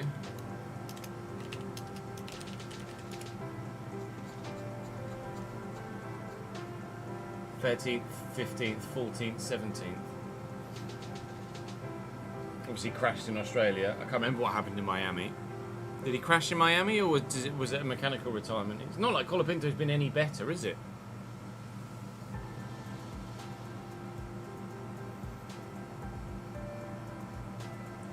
I know, Murray, the Argentinian fans are particularly strong-willed and of assertive opinion, aren't they?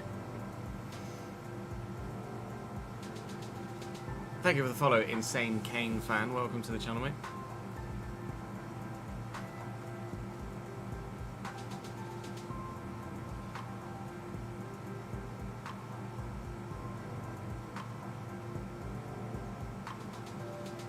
Yeah, look, next 5 Grand Prix. So Colapinto's contract supposedly was the next 5 Grand Prix, which they have now done. So now what?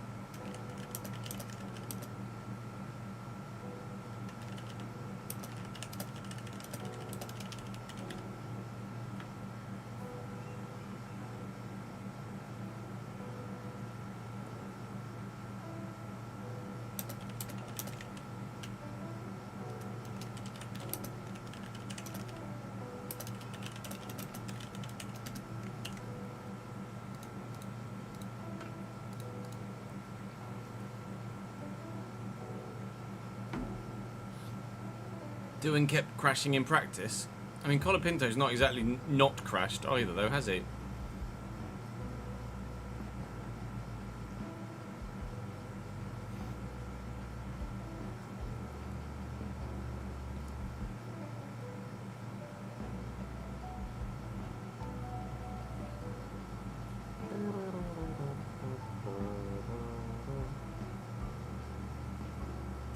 Mystic Saints Ball.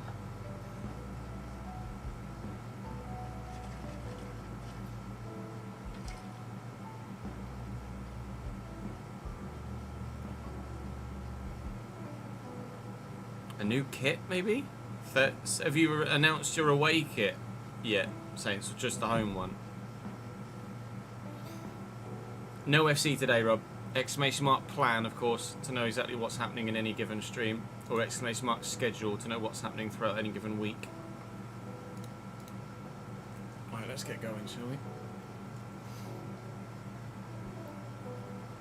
No, I agree that Douan's not the answer either. But I feel like Colapinto is turning into a pay driver.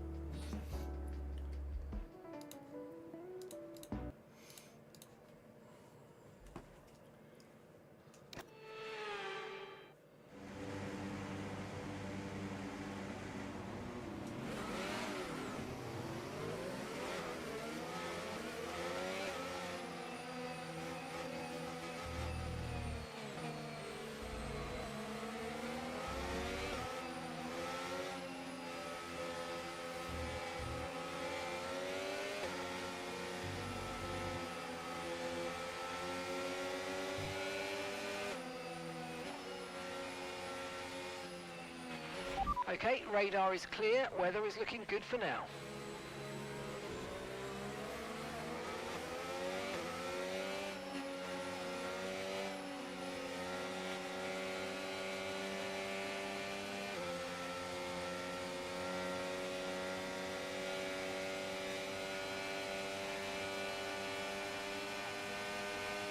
I don't know whether Max the Mercedes happens. I would be very surprised if he left Red Bull at the minute.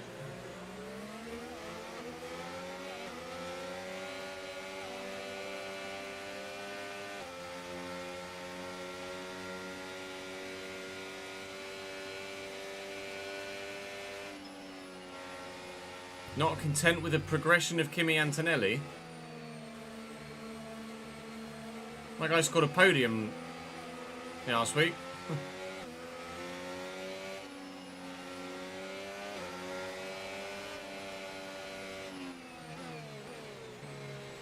I saw that Bottas was linked with Alpine, yeah.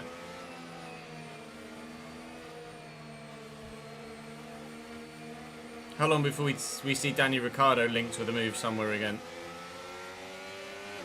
Max the Mercedes, Daniel Ricciardo to Red Bull.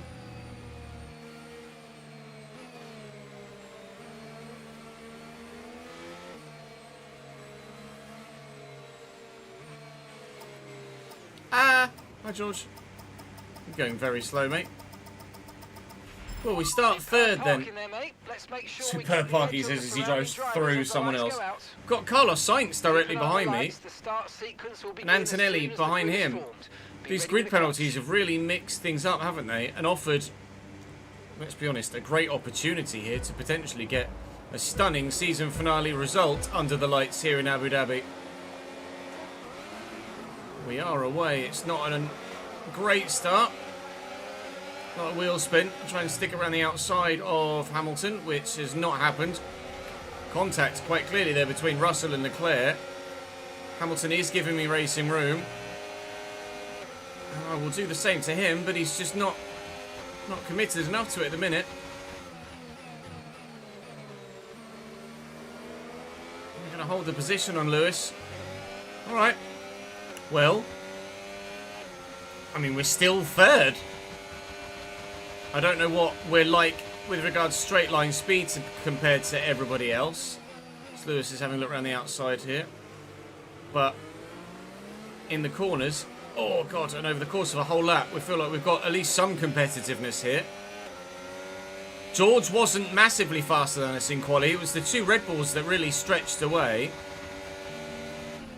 Obviously, we qualified ahead of Hamilton by half a tenth and behind Leclerc by only a tenth. So we've got some pace to manage to match the Ferrari, it seems, in quali pace, in quali trim, but in race trim with lots of fuel on board. Even though the car is getting better when it's heavy, is it good enough to fight with two Ferrari here around Abu Dhabi? It's a completely different circuit to Qatar.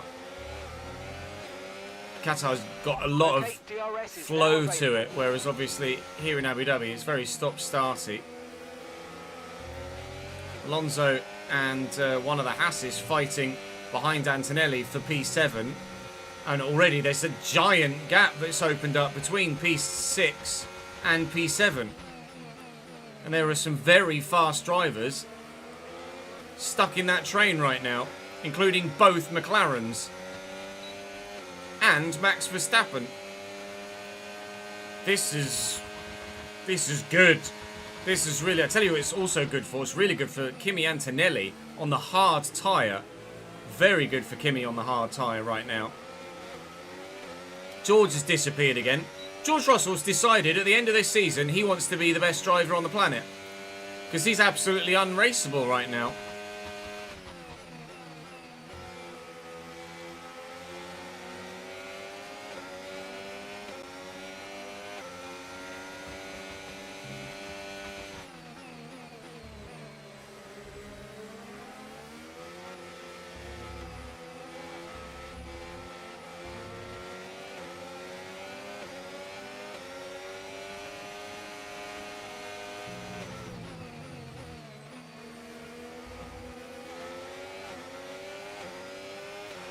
Okay, you're in the dirty air of the car in front. Let's get past them.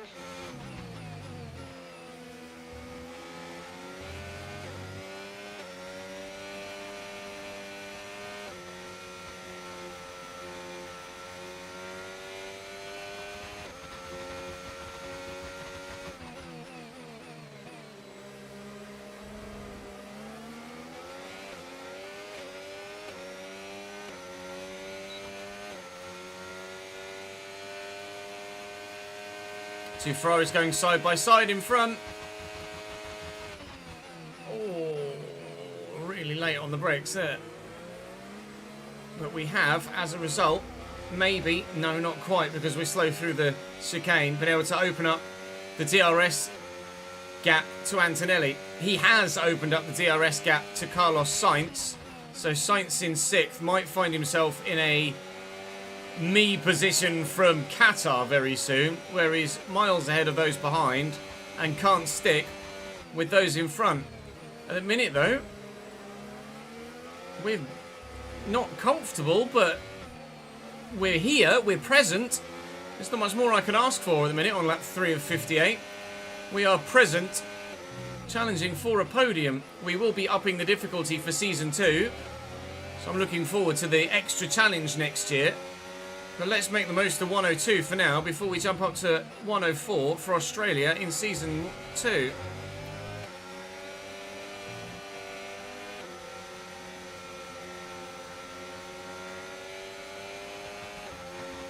Antonelli's got some bloody pace as well. Of the Mercedes, I've not paid too much attention to the performance index, to be fair, but it feels like the Mercedes is quite the rocket ship right now. Because George Russell's just disappearing everywhere. And if Kimi hadn't retired in Qatar, I feel like he'd have gotten a very, very good result there as well. And on a hard compound tyre here, he's got some real pace. 0.4 to Sainz. Let's not let him get back through. I think Yuki Tsunoda's retiring here, or someone's retiring back there at the chicane. I think it is Tsunoda. No? Yes? No, it's an RB. It's an RB. It's Liam Lawson who's out of the race here. No safety car or VSC or anything. Just an engine failure for him. Not a crash of any kind. I have to Rihanna time it in a minute because they're starting to get away from me in front, and Carlos Sainz is back with me now. Max Verstappen is closing, and quickly too. And he might just bring Alonso and co with him. 15.3 seconds. We had some decent pace to begin with, but our tyre wear is quite high, and as a result I feel like our competitiveness is already fading after just 4 and a bit laps.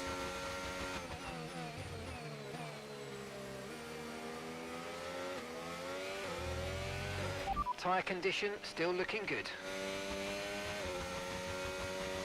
Antonelli now looking to make the move on Charles Leclerc. In fact, move done on Charles Leclerc. Here comes the Williams into my rear view mirror rather sizably. Can we catch the Ferraris? Nah, he's going to have DRS on Antonelli at the minute, so the answer to that is no. At the minute, it's the Williams that's catching me. Rather typical AI on it. Hello, in the F1 game fashion. He's not going to be aggressive enough to keep the move stuck.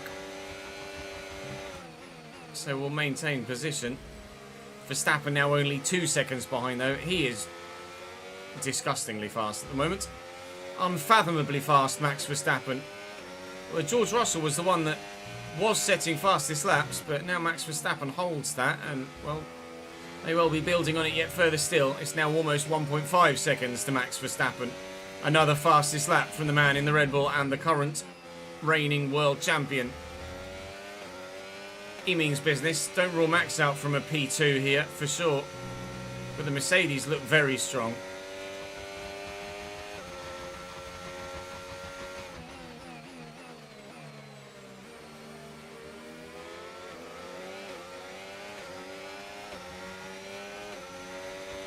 Sainz is going to have me here, so I'm going to let him go. Try and take the DRS. Max has gone that side. That's an interesting decision. We're going to get DRS on the back of Carlos Sainz. I'll have to give Max space on the apex. He has not given me space on the apex and has bounced across the curb straight into me. Mind that front wing.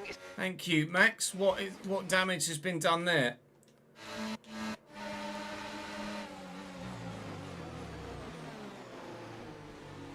I'm very much right there. I've completely lost the end plate. He's bounced across the curb there, Max Verstappen. And I think I'm in the way, so let me just quickly do this. He's going to not cut the corner, but he's going to catch that sausage curb. It's going to bounce him across, and watch my front right end plate. Goodbye. Gone. Oh dear. Thank you, Max.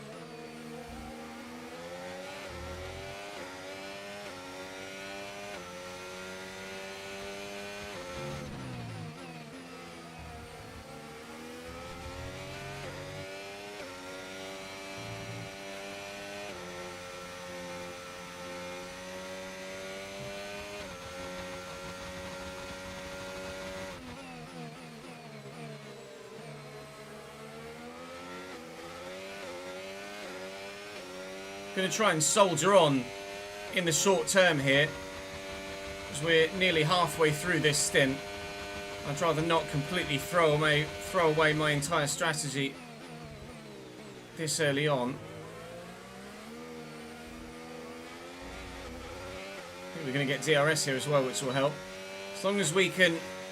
I mean, look, there's a gap back to Norris and Alonso, and then there's a gap from Norris and Alonso back to Piastri. So I feel like throwing away the strategy and just boxing immediately for a change of wing is not the right thing to do. So we're going to stay out. We will change the wing in the pit stop. And we might well take that pit stop slightly earlier than previously planned. But for now, it's not affecting pace too much. And we're able to maintain our position. So I'm not going to overreact to the damage caused by Max Verstappen. But certainly, if it were real life, you'd anticipate a 5-second penalty for causing a collision there. Because he's bounced over the curb, knocked into me, damaged my car, and then just buggered off.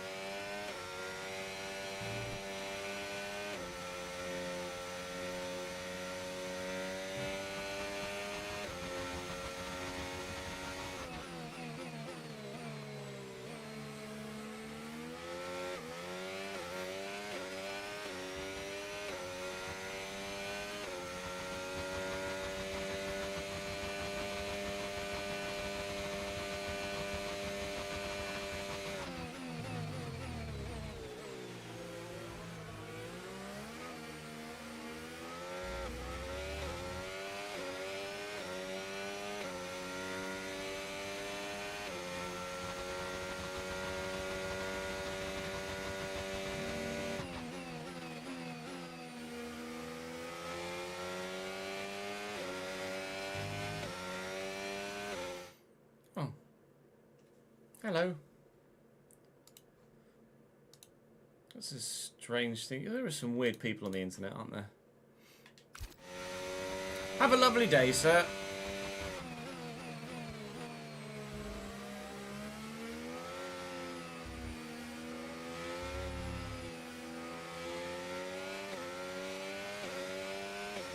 I think the heat's gone to his head.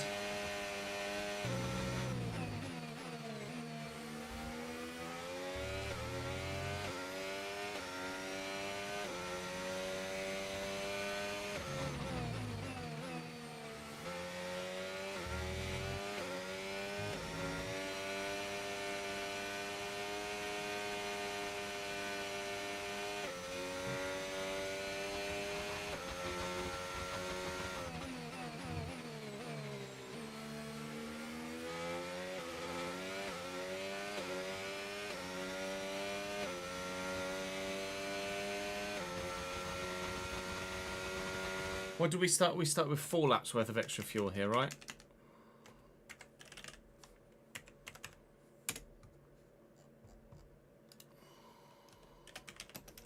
So it's just seeing Beverson talk about fuel that made me think. 2-stop, mediums, hard. Fuel started 4 laps over. We found as we've moved through Season 1, we've needed more fuel, Beverson.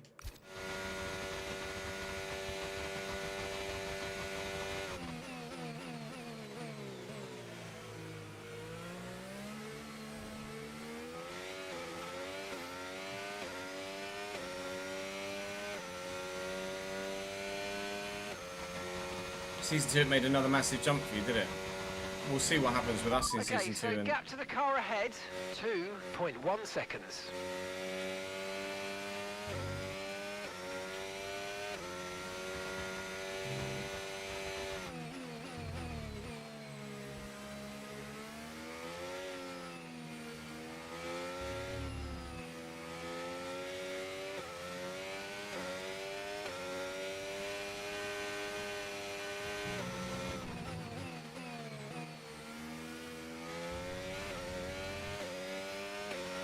Car in front is a second a lap faster, 1 second. Yeah, our damage is starting to get worse now. It's affecting the pace more and more as the stint progresses and that front right tyre gets more and more worn. It's already 21% as we start the car lap behind 10. is lapping faster than us by around a second a lap. Norris is significantly faster than us. He's now left Alonso's DRS gap.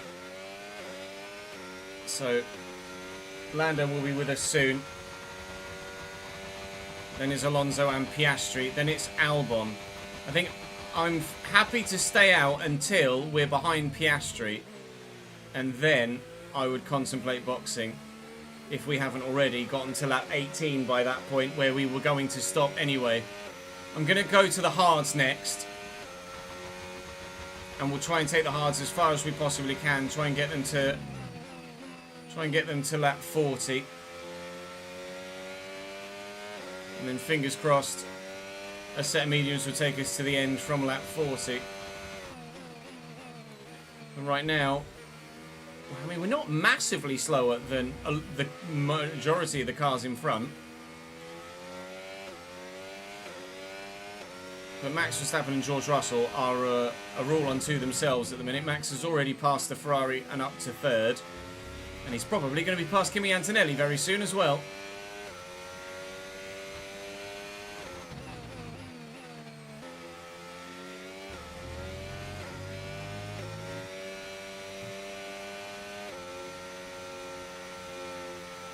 Here comes Lando. No tyre concerns at the moment, just focus on the driving.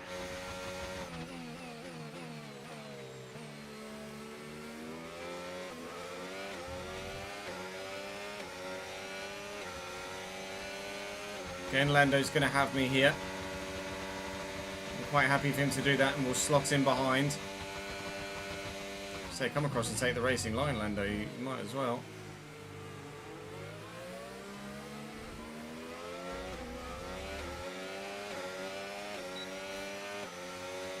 Try and stick with Norris as he's now past me. I'll try and stick with Alonso when he gets past me. I'll try and stick with Piastri when he gets past me, and then by that point we should hopefully be close enough to the planned pit stop window to be able to then box for the hard tyres.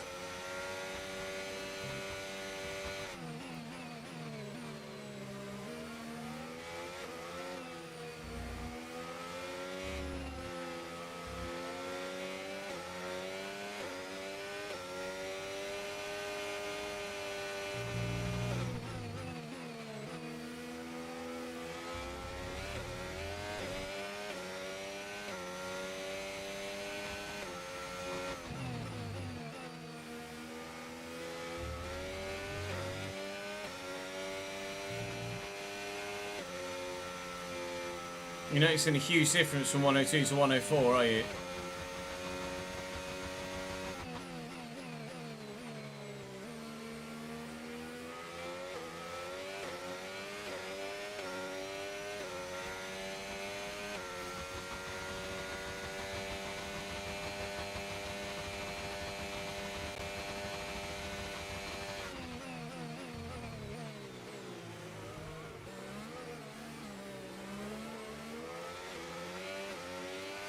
Piastri and Alonso fighting behind, serving me well.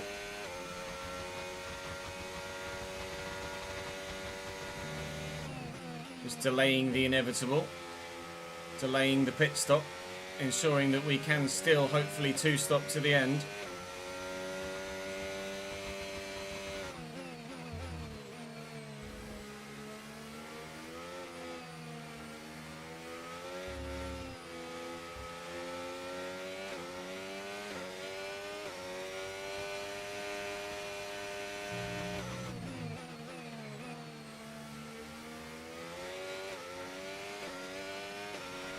And gap to the car in front, 1.9 seconds.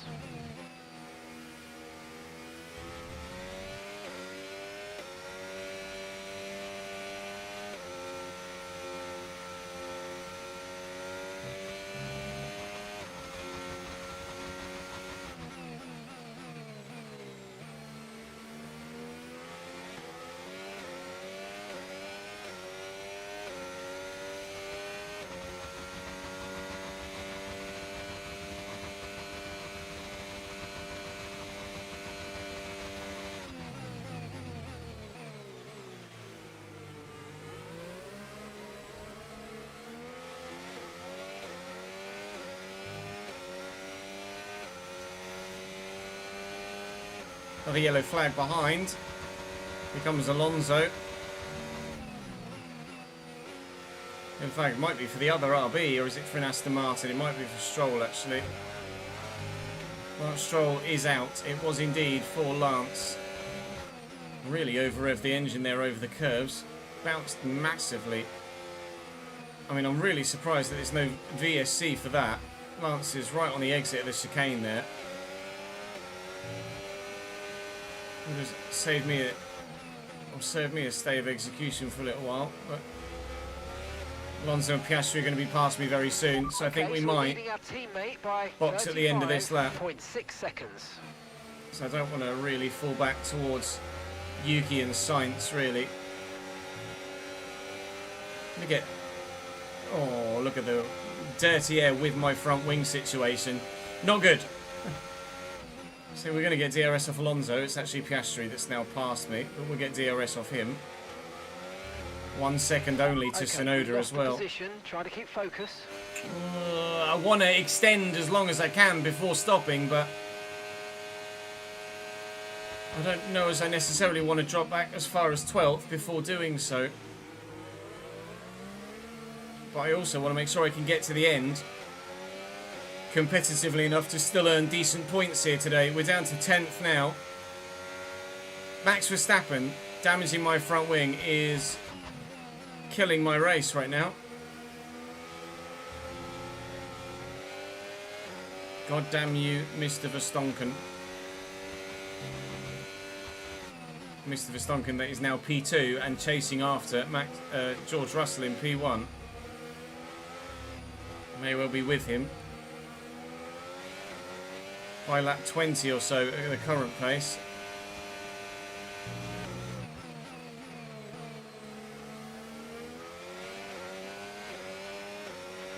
The car ahead is a second a lap faster than I you. know, shut up.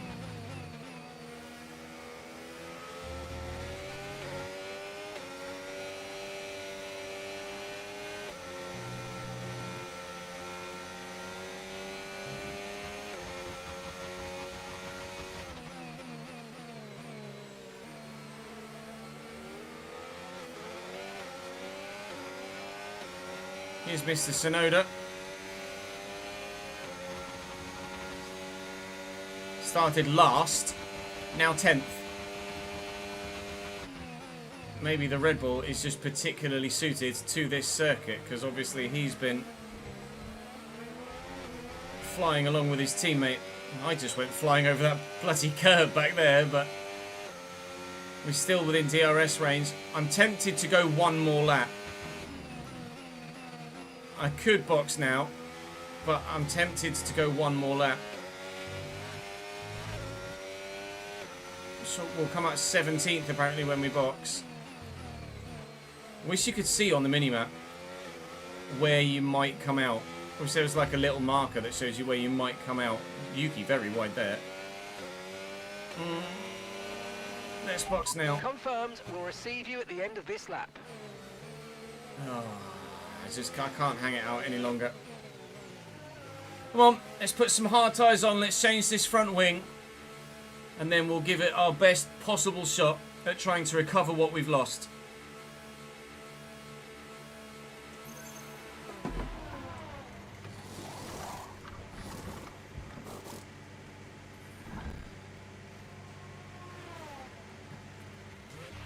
Okay, let's go Right, now. 7.7 seconds is Perfect okay. job on the turn in there, mate. Looks like a nice stop time. We're happy with that one. Okay, one stop to go. Just one stop left in this strategy.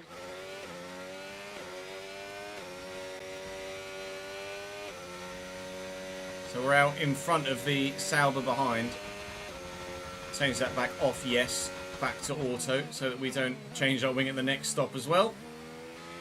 Down to 16th currently. The battle begins again. Use your overtake button more. It's time to utilise some Do of need this to energy. take Come on. this set of tyres quite away.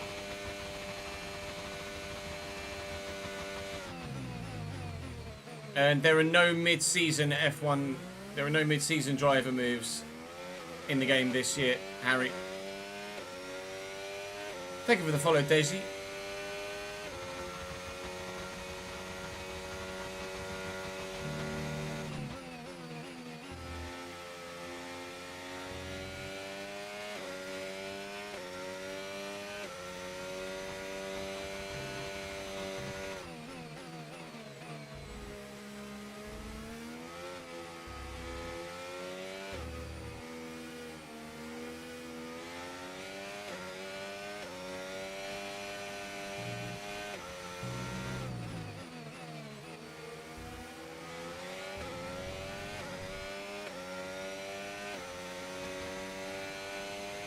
Yeah, I've not left it on auto before when changing one. I've always left it. I've always made the change to make it say yes.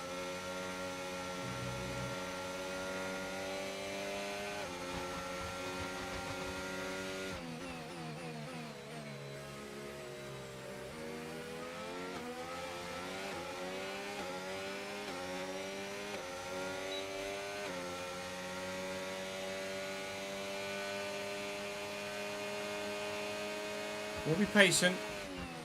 We'll sit behind Jack here. Try and get a good exit. And then get after him before turn 9. Goodbye, Jack. I'm going to go after Mr. Hajar now, if you don't mind. Isak, come back here, please. 4.2 seconds to go. Brilliant. Nice move. Keep going. Thanks, Mark.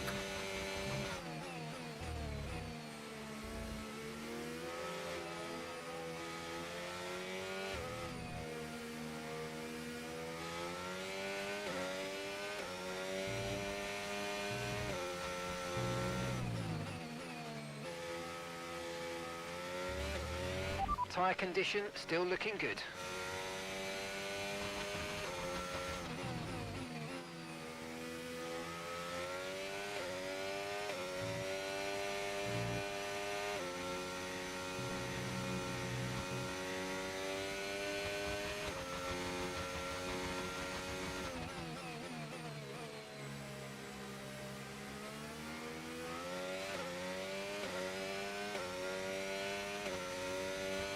Thank you for the follow, Daddy Slatter. Welcome to the channel, mate. Doc. 13 months in a row, 31 total. 1 month left to work until contract is up and holiday mode officially kicked in as of today. Had a total of 37 kids to take care of today. And we were like 20 adults. Yikes.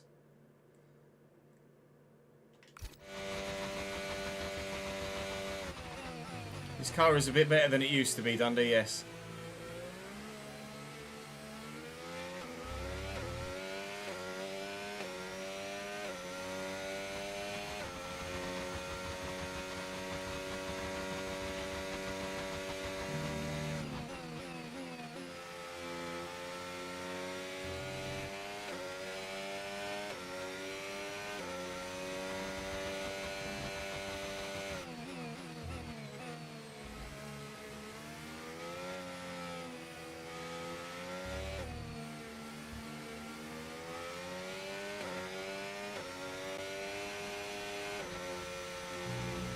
Hajar in the box. One of the Williamses was in the pits as well. As is Gasly and Ocon. Was it Sainz? It was Albon. No, it was Sainz. It was Sainz that was in the pits. Sainz was the furthermost down the track Williams away from us. But he was the first one past us. Breathing space between you and the car behind by a few seconds a lap. Really good stuff. He was the first one past us after Max took my wing off. So to still only be 5.5 seconds behind Carlos Sainz after changing a front wing and lapping another 6 or so laps with damage, we're managing the situation quite well thus far. I get a feeling there is quite the benefit to having fresh tyres on here. Big delta change with a brand new set. Came out in front of Hulkenberg 3 laps ago, and it's 10 seconds the gap already. And we were less than 2 certainly ahead of Hulkenberg as we came out the pits. Charles Leclerc is in the pits as well in his Ferrari. Split strategies at Ferrari perhaps. Yuki's now made his way past Hamilton and past Piastri and past Alonso. And he's now after Lando Norris. Yuki Tsunoda. The Red Bull and the Mercedes are just head and shoulders above anybody else in this save right now. It's so quick. Even if we had a maxed out car now, I don't think we'd be as fast as that Mercedes or that Red Bull.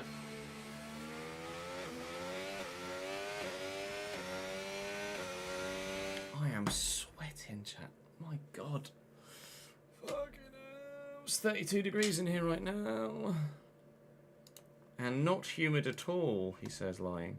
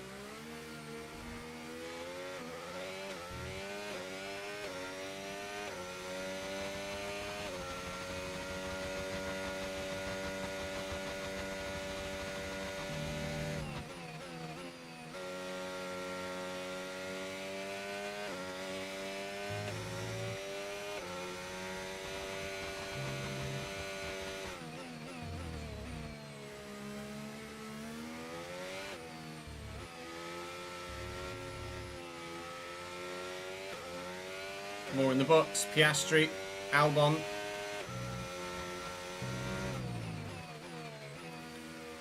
We should have undercut them, I think. Yeah, we definitely have undercut at least Albon. And Piastri too.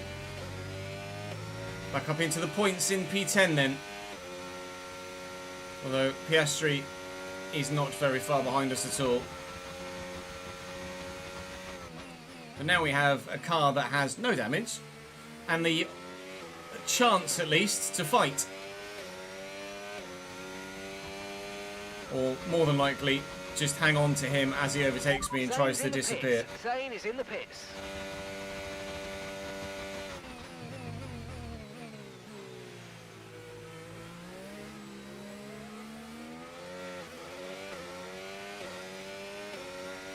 He is quick right now, though, Piastri. Very.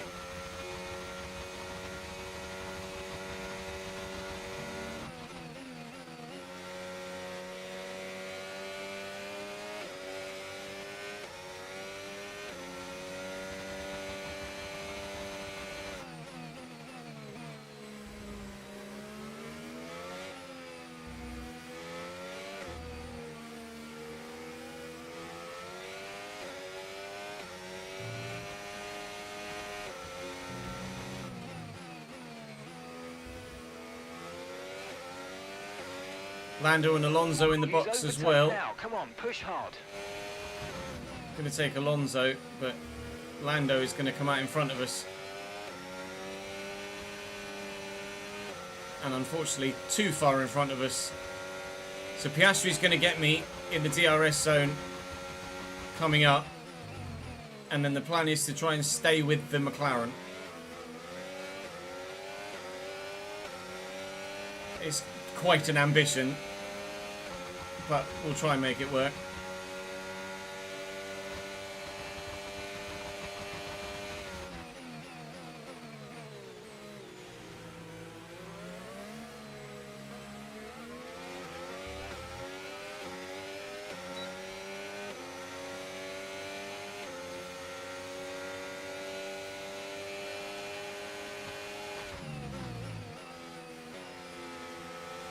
Just looking to stay with Piastri at the minute. I don't want to fight with him too much and lose Lando.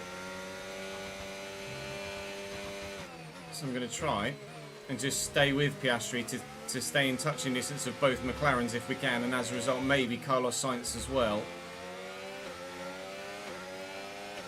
I think at least in the short term, till my tyres really start to go off, we should be able to at least hold our own against Piastri until I get to about the late teens in terms of tyre wear.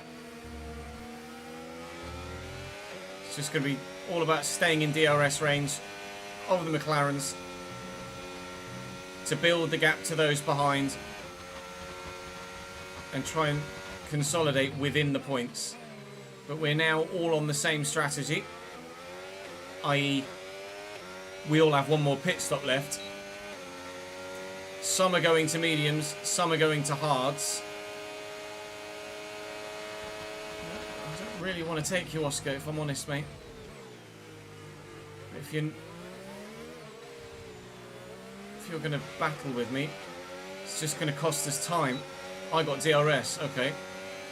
Well, I will just take the position now. I didn't really want to take Piastri, but he went defensive, and it would have cost me more time to just sit behind him. So I'll take the position. It's not ideal, though. Work with me, Oscar, not against me. Come on, pal. Otherwise, your teammate and Carlos are just going to get down the road, aren't they?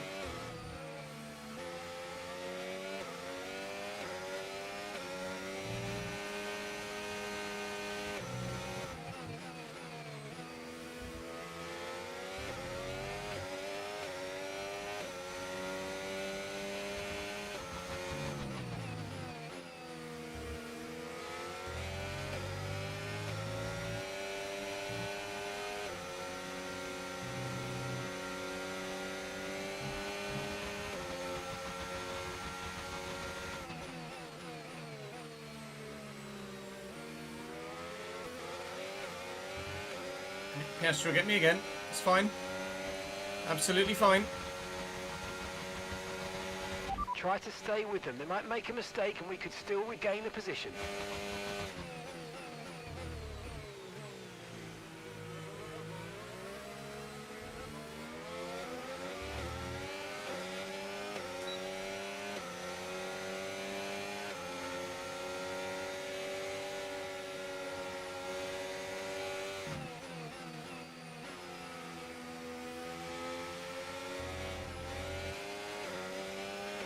No tyre concerns at the moment, just focus on the driving.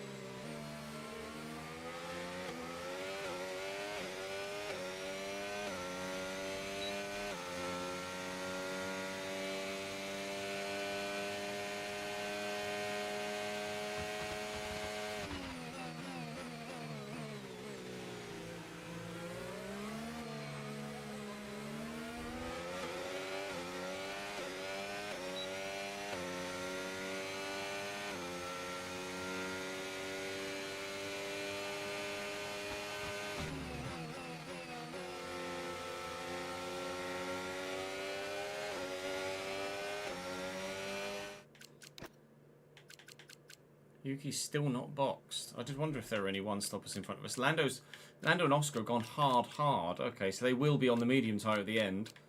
But Sainz and Leclerc will be on the hard tyre at the end. McLaren's going to be quick at the end of the race, but Sainz is definitely catchable. Whether we can get past either of the McLarens, I'm not sure, but Sainz is definitely catchable. And hope maybe Leclerc. What's the gap? Quite sizable, actually, if you look at the minimap, which I just did and then drove off the track. Quite sizable, the gap between Carlos Sainz and Charles Leclerc, unfortunately. Yuki is starting to hold up Leclerc. Yuki one-stopping. I mean, his progress was so good at the beginning of the race. I don't know if he really needed to one-stop. He probably could have two-stopped and still made a better position than he will do for one-stopping, but I'll try and stick with the McLarens as long as I possibly can, and it will give us a chance of taking more than just Sainz at the end of the race.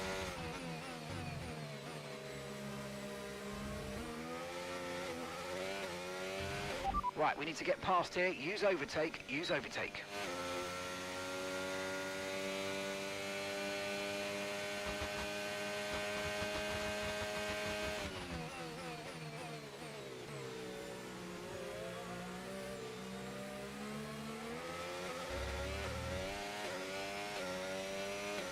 so much quicker than me on exit there. Just lost 0.2 to Piastri in the exit alone.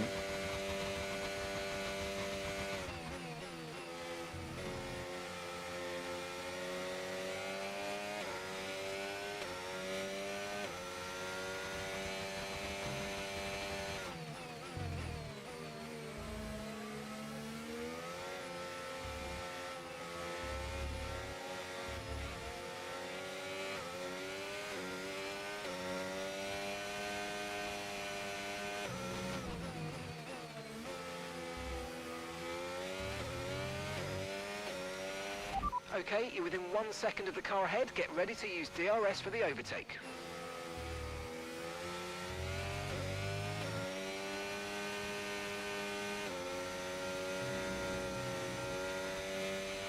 You're increasing the gap on the car behind by 0.5 a lap.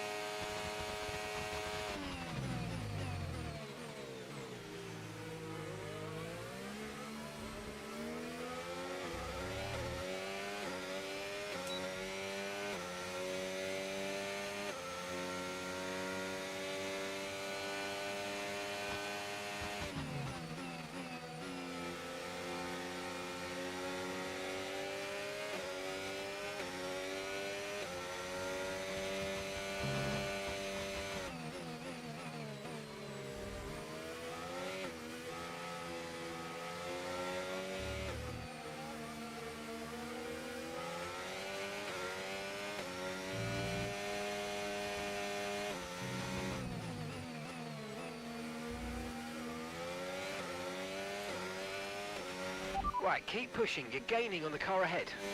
It's Yuki in the box. So Tsunoda has now pit. And you can see that the gap to Carlos Sainz is significantly smaller than it was. So the plan is currently working, where I am starting to struggle to stay within DRS range of Piastri. And I'm having to use quite a bit of battery to do so. But hopefully we can keep this going a couple more laps. Just come in for the hard tyres. Now Yuki's boxed and he's only 6 seconds behind. That's huge. What a stint from Yuki Tsunoda.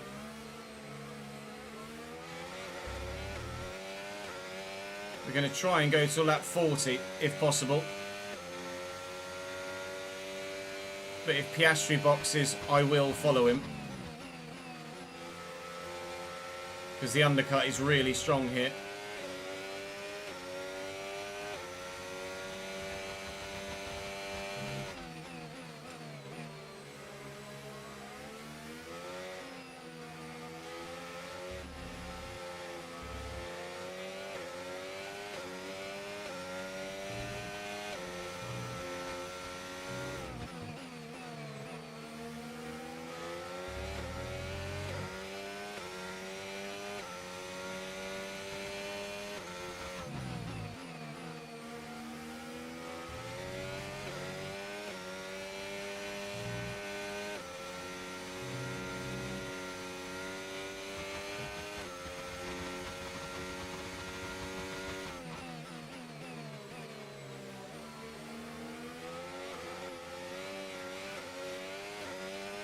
Pocket.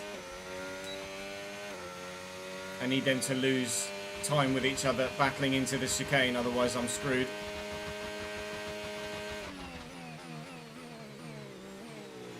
Contact, in fact, between the two.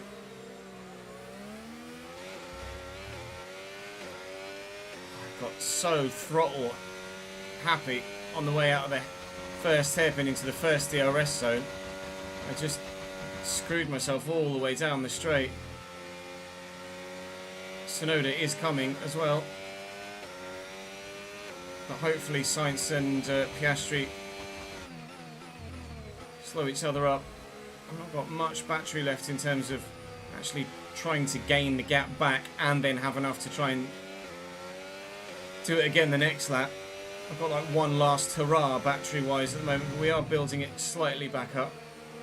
And we are Back within DRS range of Piastri and Sainz now. Still want to do another 10 laps if possible on this set of hard tyres. And actually Carlos Sainz's lack of competitiveness on those really worn mediums is actually significantly helping right now. So thank you, Carlos. Piastri can get you down the first straight. Hopefully I will get him down the second, or we will have DRS on Piastri down that second straight. We'll do what we can. Trying to maximise the potential after the damage from Max continually. Evening, Seb. How are we, lad? Well, I hope, mate.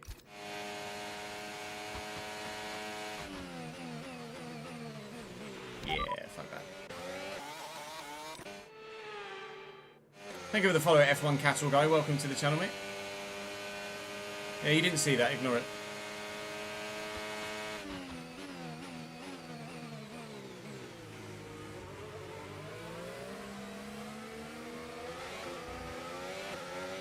I know I need to get Sainz. He's got the DRS. So I need to get Sainz to stay with Piastri, but I might just have to spring something on Carlos that he's not expecting. Otherwise, Oscar is just going to disappear out of DRS range. I think he's gone anyway, to be fair. I think we're going to have to give up on Piastri, but there is a potential, probably where we are right now, P9. Available at the end of the race. Yuki Tsunoda behind is going to the end, but I don't think we closed the gap on him between our last stop and the end of the race. So it's a case of take Sainz. You're dropping a second a lap to the car behind. 1 second. Lose the position to Tsunoda, and I think we're fighting for a P9 here. Probably a P9 only, unfortunately. It could have been significantly more.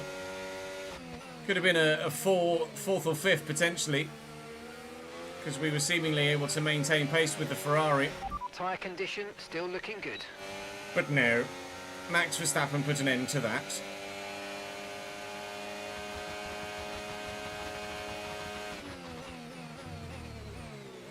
Carlos Sainz is fighting it.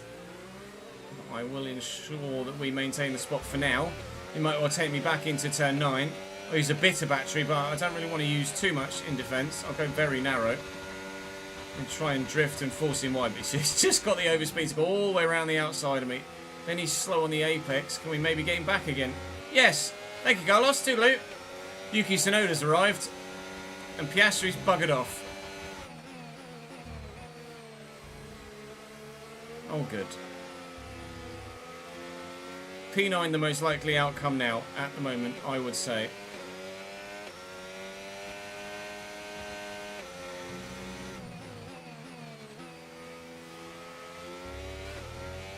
And yeah, that's exactly why you don't take your eyes off the road and read chat whilst coming up behind a couple of cars into a braking zone.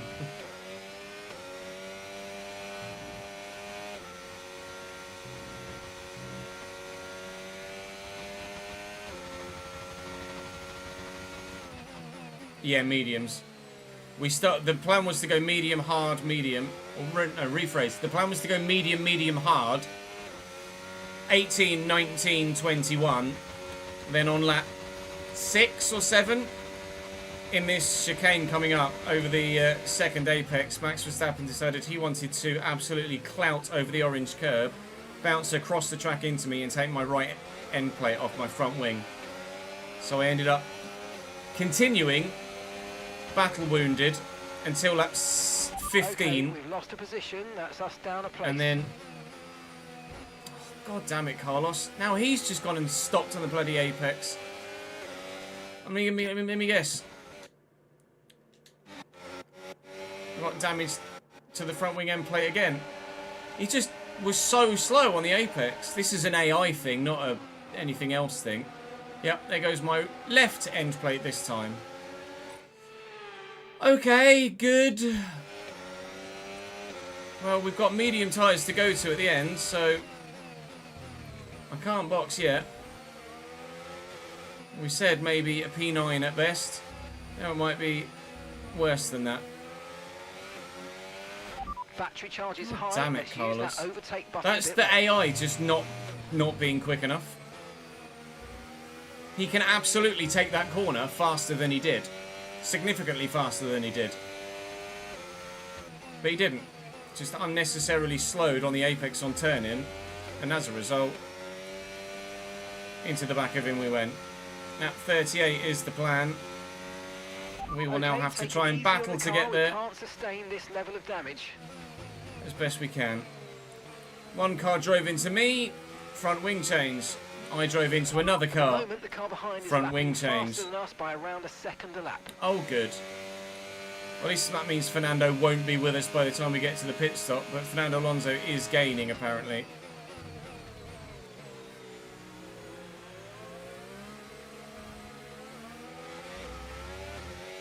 I have, yeah, we set wing change to yes both times.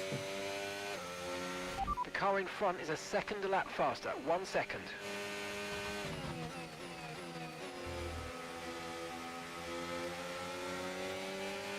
AI is so bad at corner entry and mid-corner this year.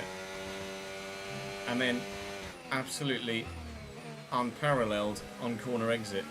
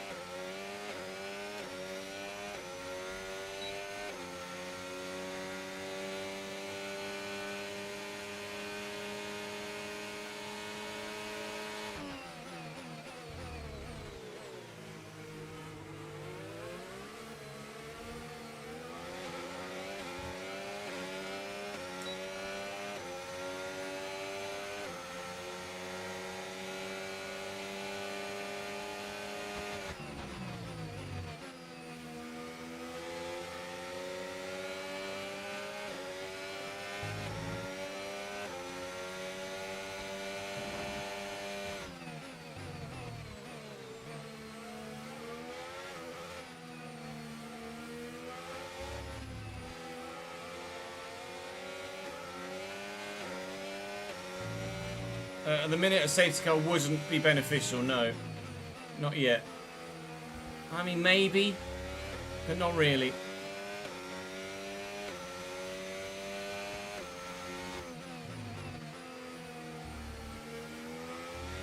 I'm going to need Zane to move out of the way of Carlos before the DRS detection point, please. Which he's not going to do. Thanks, teammate, for gifting my rival DRS. Very, very much appreciate that. We did slow him up on exit, to be fair. But now he's going to box me in, and I've got nowhere to go here.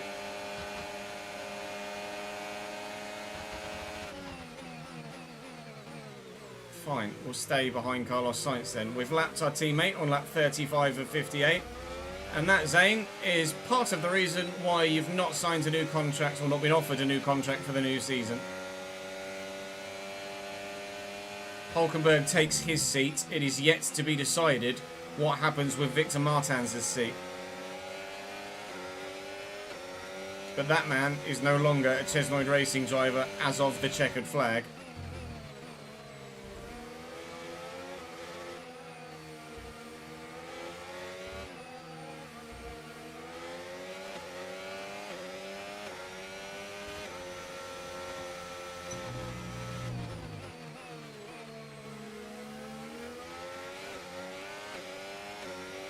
We're approaching the pit window and you're going to be on mediums.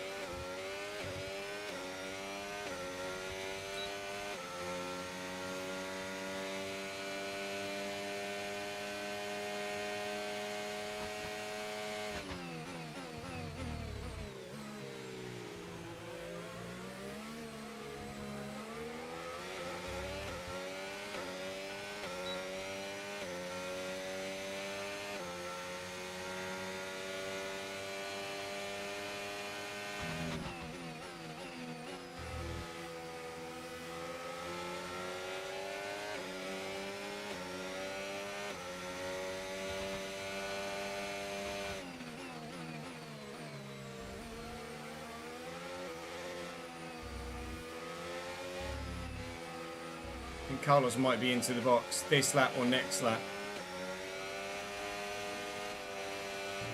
It's going to be next lap. He's gone medium so far. So he's going to box 37 for hards. And we're going to box 38 for mediums, is the plan. I could try and box on 37 with him to try and stay with, and then use the medium tyres to just get him and pull away. Although, to be fair, we've got to factor in our front wing change as well, to be fair. So I think I might box on 37 anyway. 21 laps is a long way to go, though, on a medium set of tyres. Although Max Verstappen, who is leading the race, is not that far behind us at the minute, although he does have another pit stop to make. But the fact that Max is coming into the hairpin now, and we both have another pit stop to make, I think we get lapped. So we don't have to do lap 58. So I think we box this lap, factor that into our calculations, and rather than box 38 and go to lap 58, we're going to box 37 and only have to go to lap 57. But we are going to have to change wing this lap and then recatch Carlos Sainz, because he will have a bog standard pit stop and gap us a bit, and then we have to hope that the medium tyre on our car is faster than the hard tyre on his.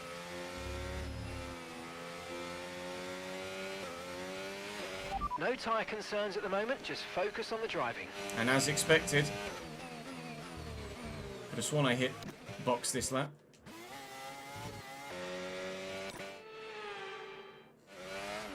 Good. Pitting this lap then, come into the pits at the end of this lap. As expected, Carlos is in as well. He'll be going to the hard, we're going to the medium, but we have a front wing change to do. What I need to do is really cool this office down, because it's fucking 33 degrees in here right now and I am dripping.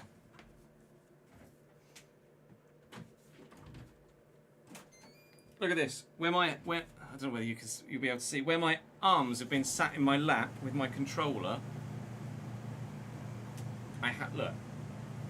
This is not a crotch shot, but look at the sweat lines on my shorts right now. My arms have been holding the controller. I've got 2 fucking diagonal sweat lines on my shorts. It's ridiculous. Ridiculous. Absolutely stupid.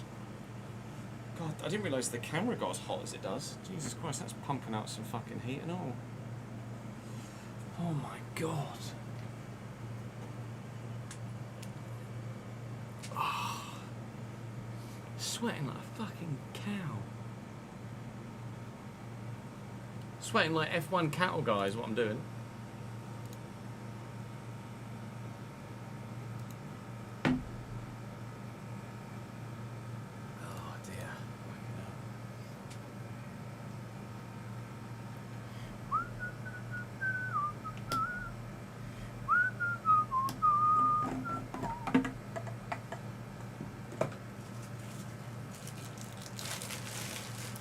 I'm gutted about that extra wing, this extra wing stop, or extra wing change.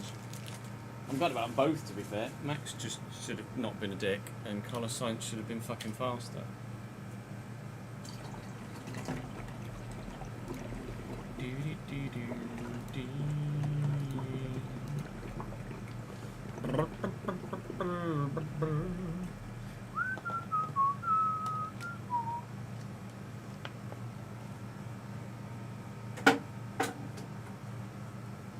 Andy's just made a great joke on on Twitter. I said, what's happening at Alpine right now? Colapinto's won his 5 races and been barely any better than Doohan. And Andy said, problem Briatore has is he can't instruct them when to crash if they do it all on their own.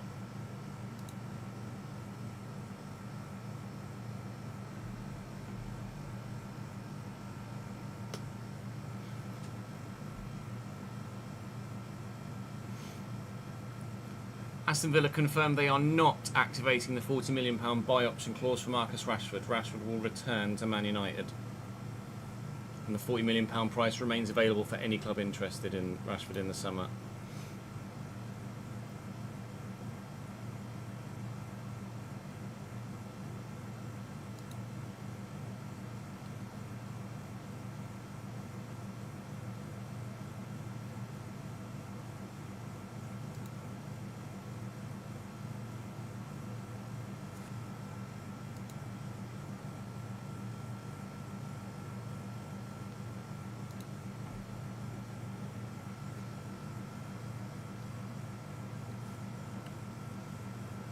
Johan Bonney to Inter as well, apparently.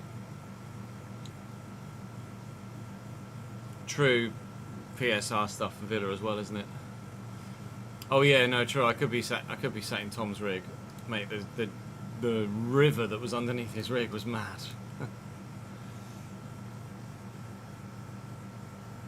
Yeah, wages for Rashford would be a concern as well. He's on like 350 grand a week at United, isn't he?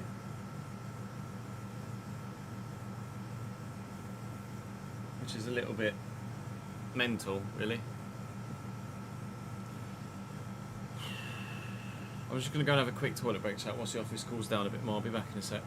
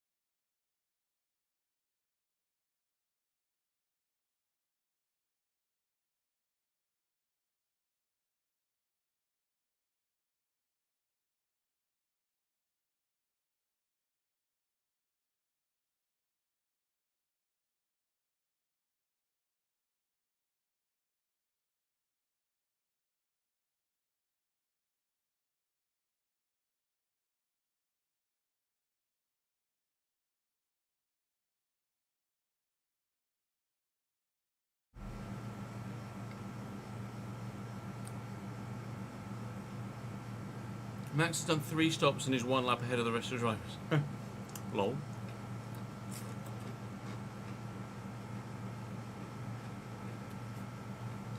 Holy moly.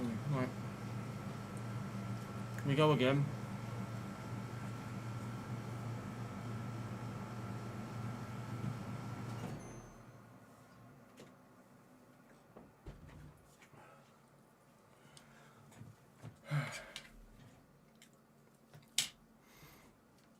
$32 Saints. And clammy.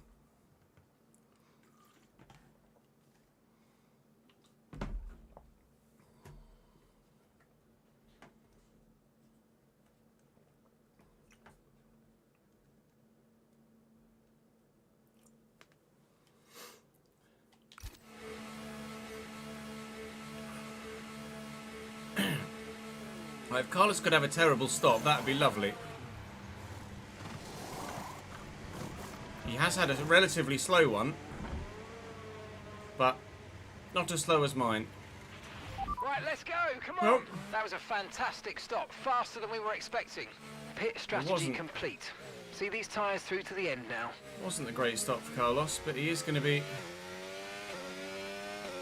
5 seconds ahead of us now.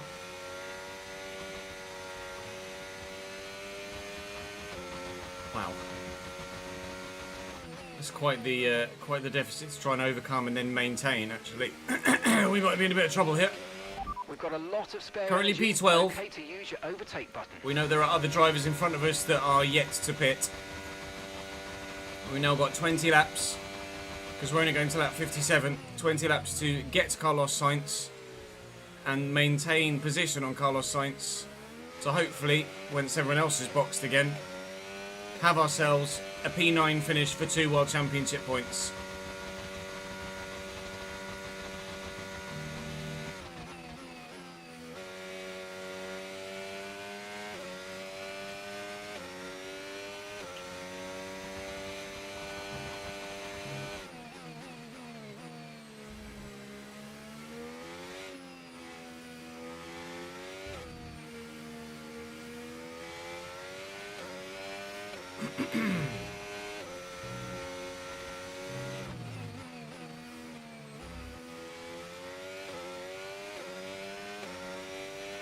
Okay, no issues with tyre wear for now. Keep taking care of them.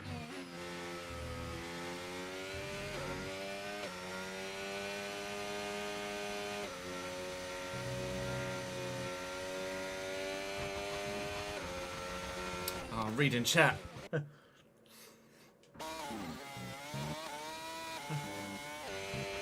She reading Az's message as I drive into the wall.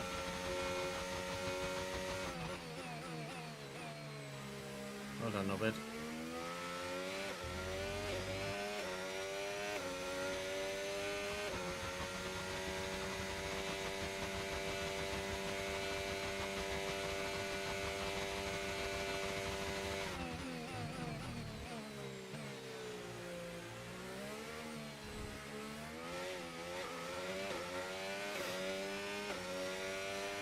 Literally nearly did it again.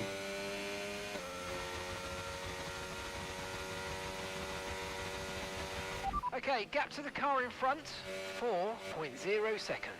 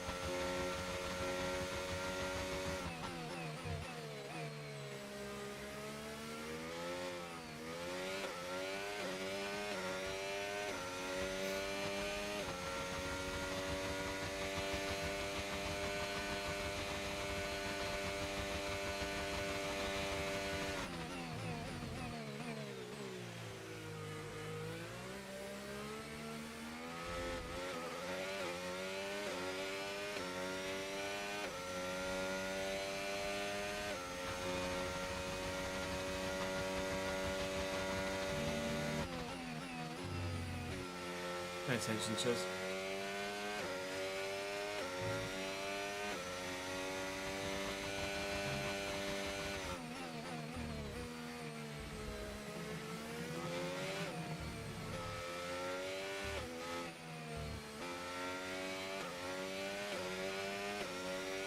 Albano in the box. That's going to be P11. And McLaren's just come out of the pits as well. It's Max Verstappen behind me is about to lap me. Has just set another fastest lap of the race, as he has done about 10 times in the 41 or 40 laps we've completed so far. Max and Russell are closing. The fact that Max Verstappen started 14th and is already significantly clear of George Russell, and they're between them half a lap ahead of P3. They are just the two drivers to beat right now, aren't they? Gap to Sainz is coming down. I believe Alonso has got a box again, but I might be mistaken. Pretty sure Alonso's got a box again. Yeah, Alonso hard, and then that's it really. So it's a case of pass Alonso when he boxes, and then try and catch and pass and stay ahead of Carlos for a P9 in the remaining 17 laps.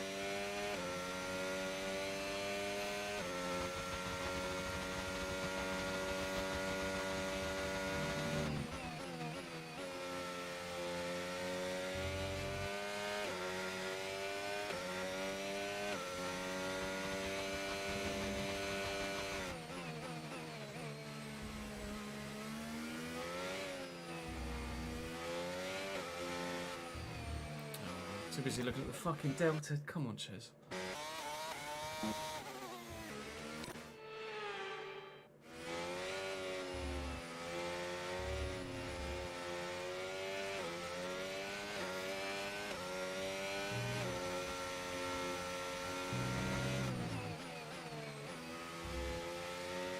And as if on cue, Alonso in the box, as well as my teammate. Max Verstappen has arrived. 2.5 seconds to Sainz. I'm going to let Max go here. Blue flag, blue flag. I think we just managed to do that before the DRS detection point. Yep, just.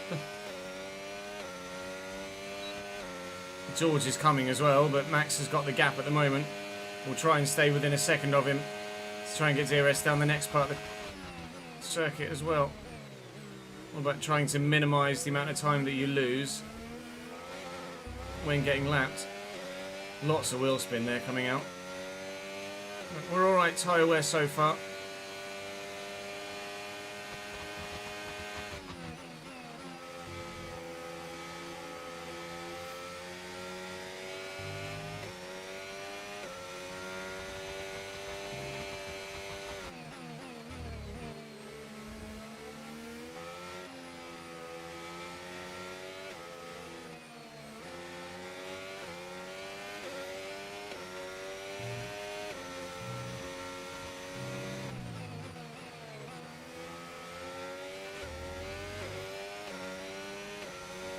Another fastest lap from Verstappen.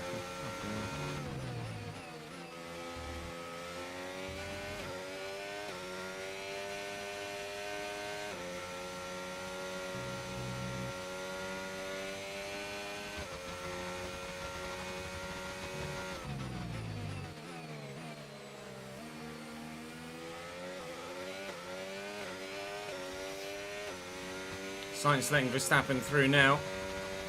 Trying to close as best I can. Really letting him through. Christ, he nearly drove back to Qatar then to let Max through. He's going to get the DRS as well off the back of him, annoyingly. But, I mean, I did the same, so it's only fair that he gets the opportunity to do so as well.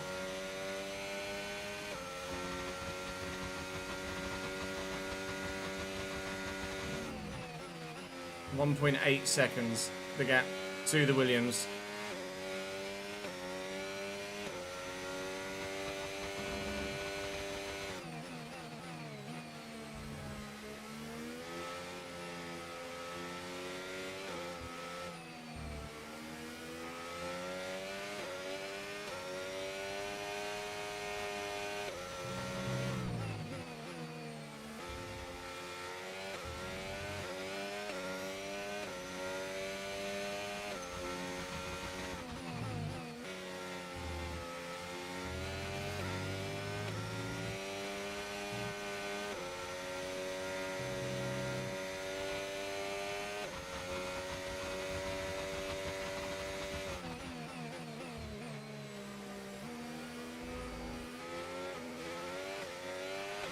flag.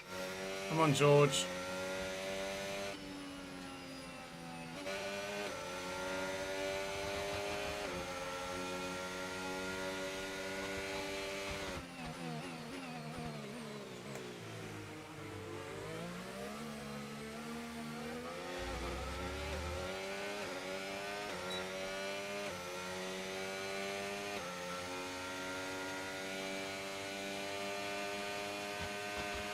Okay, here's the gap that we're trailing the car ahead by. 2.4 seconds. At the minute, Frederick, we have Nico Hulkenberg signed and no one else is confirmed as a driver for us next season at this moment in time.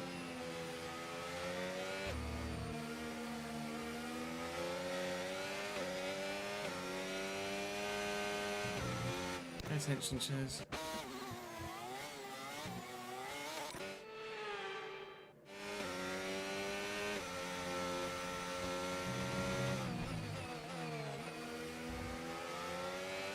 Thank you for the follow, Makusek. Welcome to the channel, mate, or Matusek.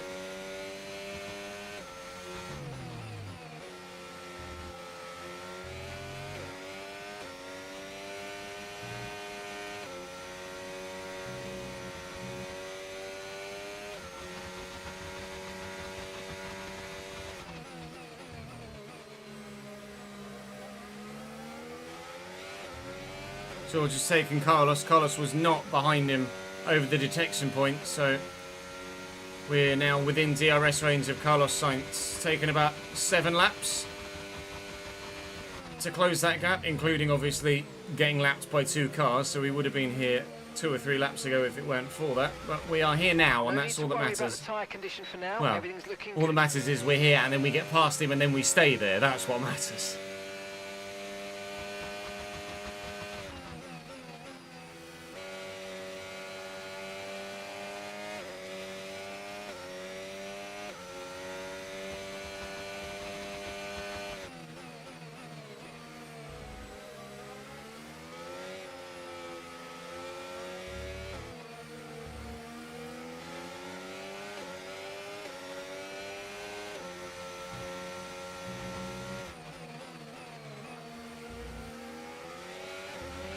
Right, we need to get past here. Use overtake, use overtake.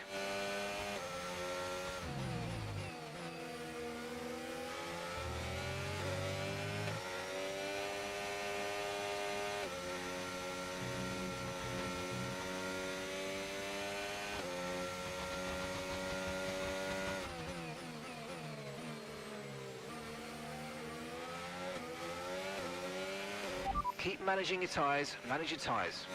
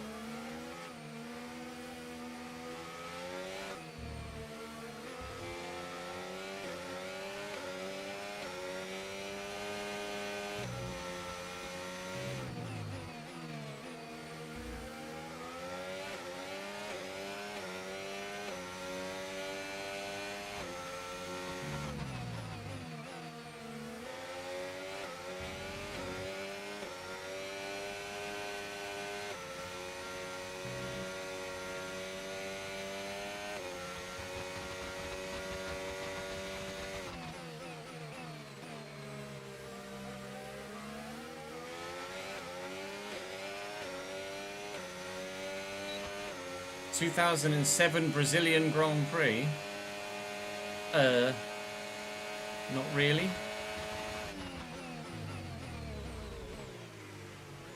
Just going to wait behind Sainz here. Take the DRS here, I think.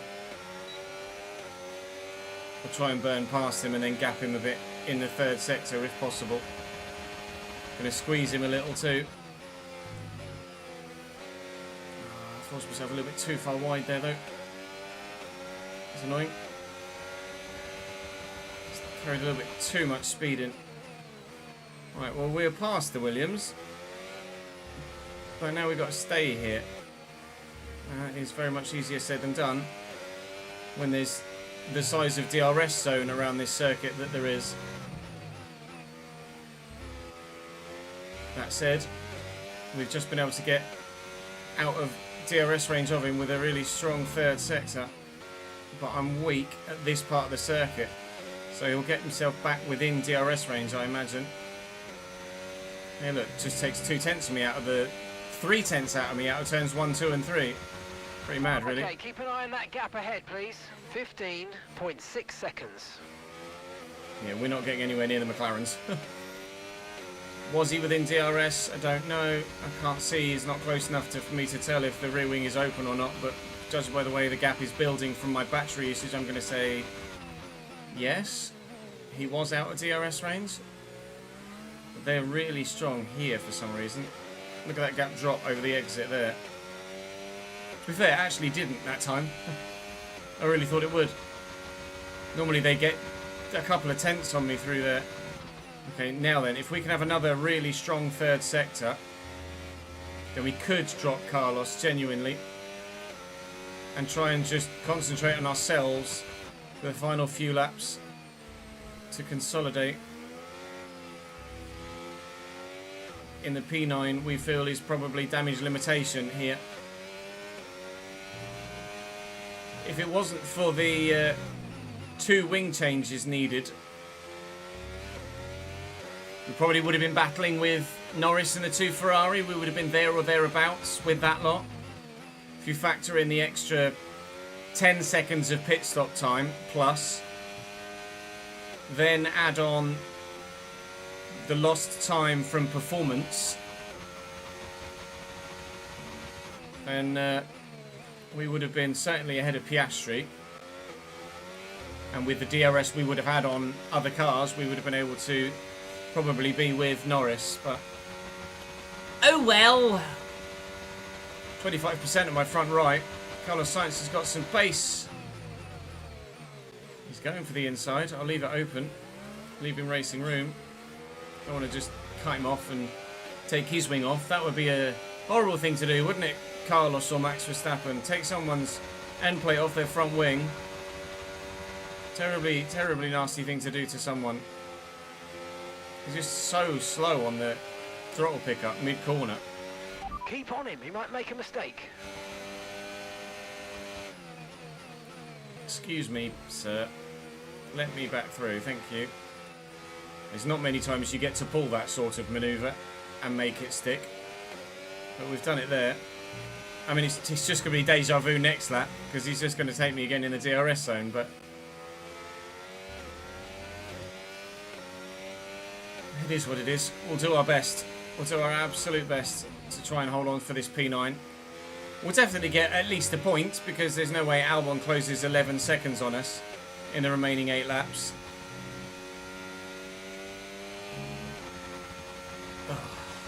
It is a case of what could have been, but at the same time, at this stage of our Formula 1 career as a team, points are points. A points finish is still a good finish. Here comes Carlos. There goes Carlos.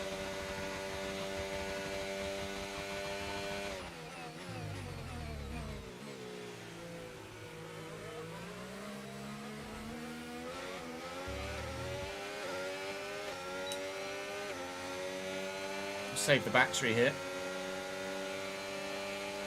Oh, God. I went to dummy him, go one way, then the other.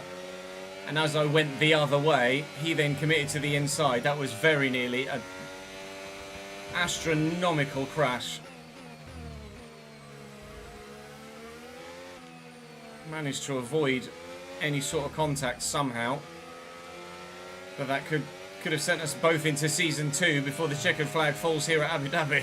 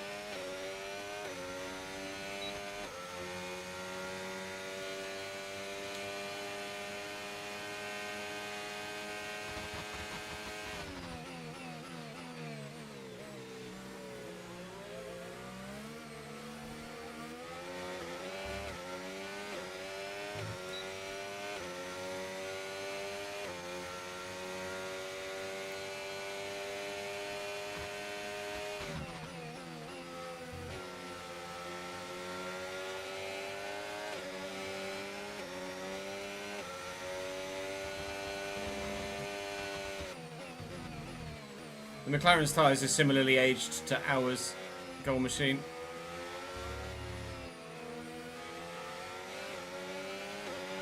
Let's use overtake and burn off some of this energy. Oh, I will, don't worry, I'm saving it.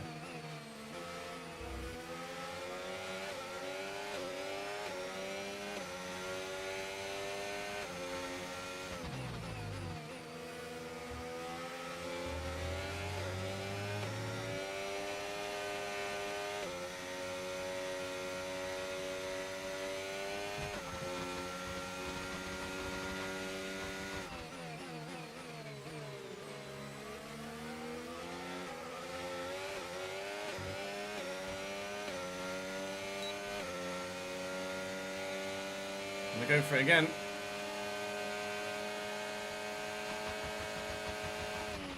Tyre condition still looking good. Took a big lurch left there, didn't he? That was weird. Remember when I said Alex Albon wouldn't catch us? He is closing quite a bit with our battling. Don't rule out Albon actually joining this battle before the end of the race. 19.2 seconds. Especially if I'm the one in front. Because my tyres are going. As you can quite clearly see, we've not got much performance left in the front right nor the rears, particularly the front right. And with laps 53, 4, 5, 6 and 7 to go as we cross the line, there is still a lot of racing left to be done here.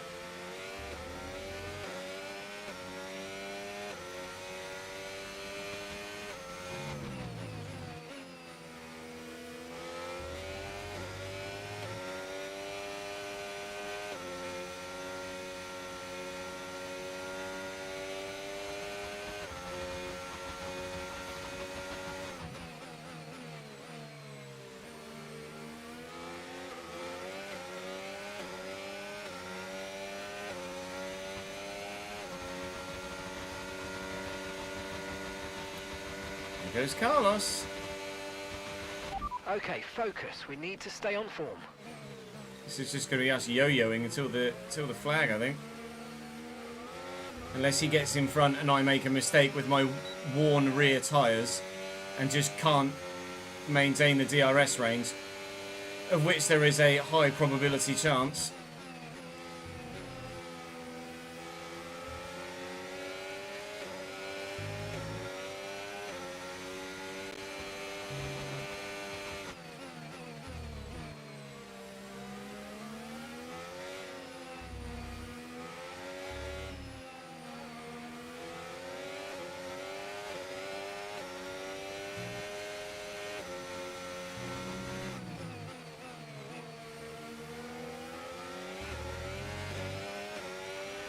Pace is strong, but be aware these tyres need to go the distance.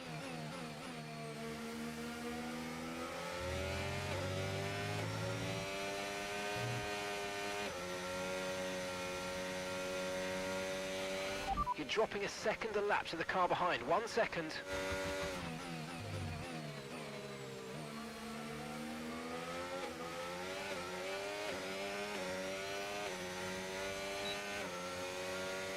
Qatar as well. Distinct. Are you going to go defensive? Little.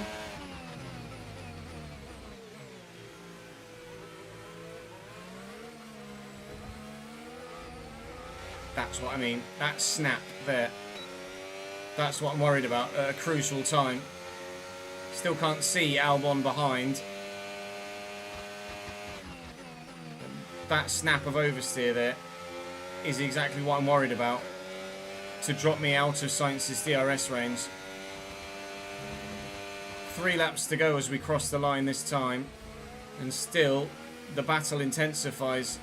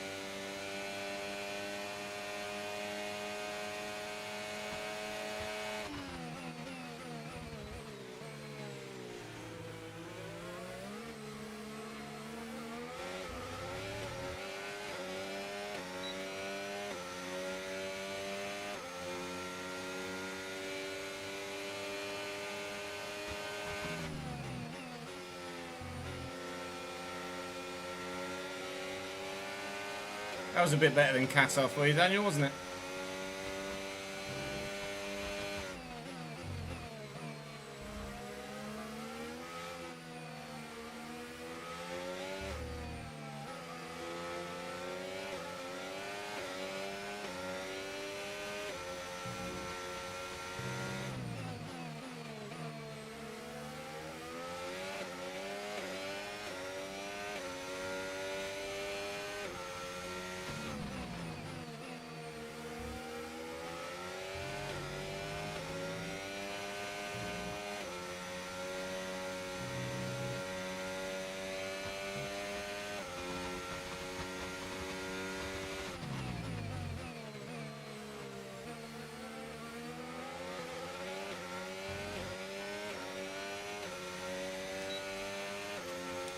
Been biding my time the past 2 laps.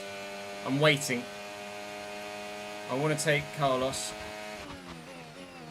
on lap 57 of 57, as it will be for us, and deny him the opportunity of getting me back again. That is the plan. The tyres are just about going to hang on long enough for us to be able to do it. Might even be George Russell on Lewis Hamilton-esque around this corner next lap. Gap to Albon is now 5.5. So he is really encroaching on us, but he's not close enough for us to think about what's in our mirrors.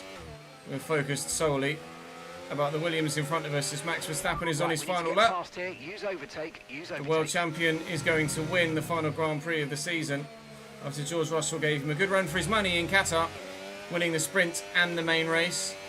But it's Max back on top here. Now, please bear with me. I'm not going to do much talking until I've guaranteed P9.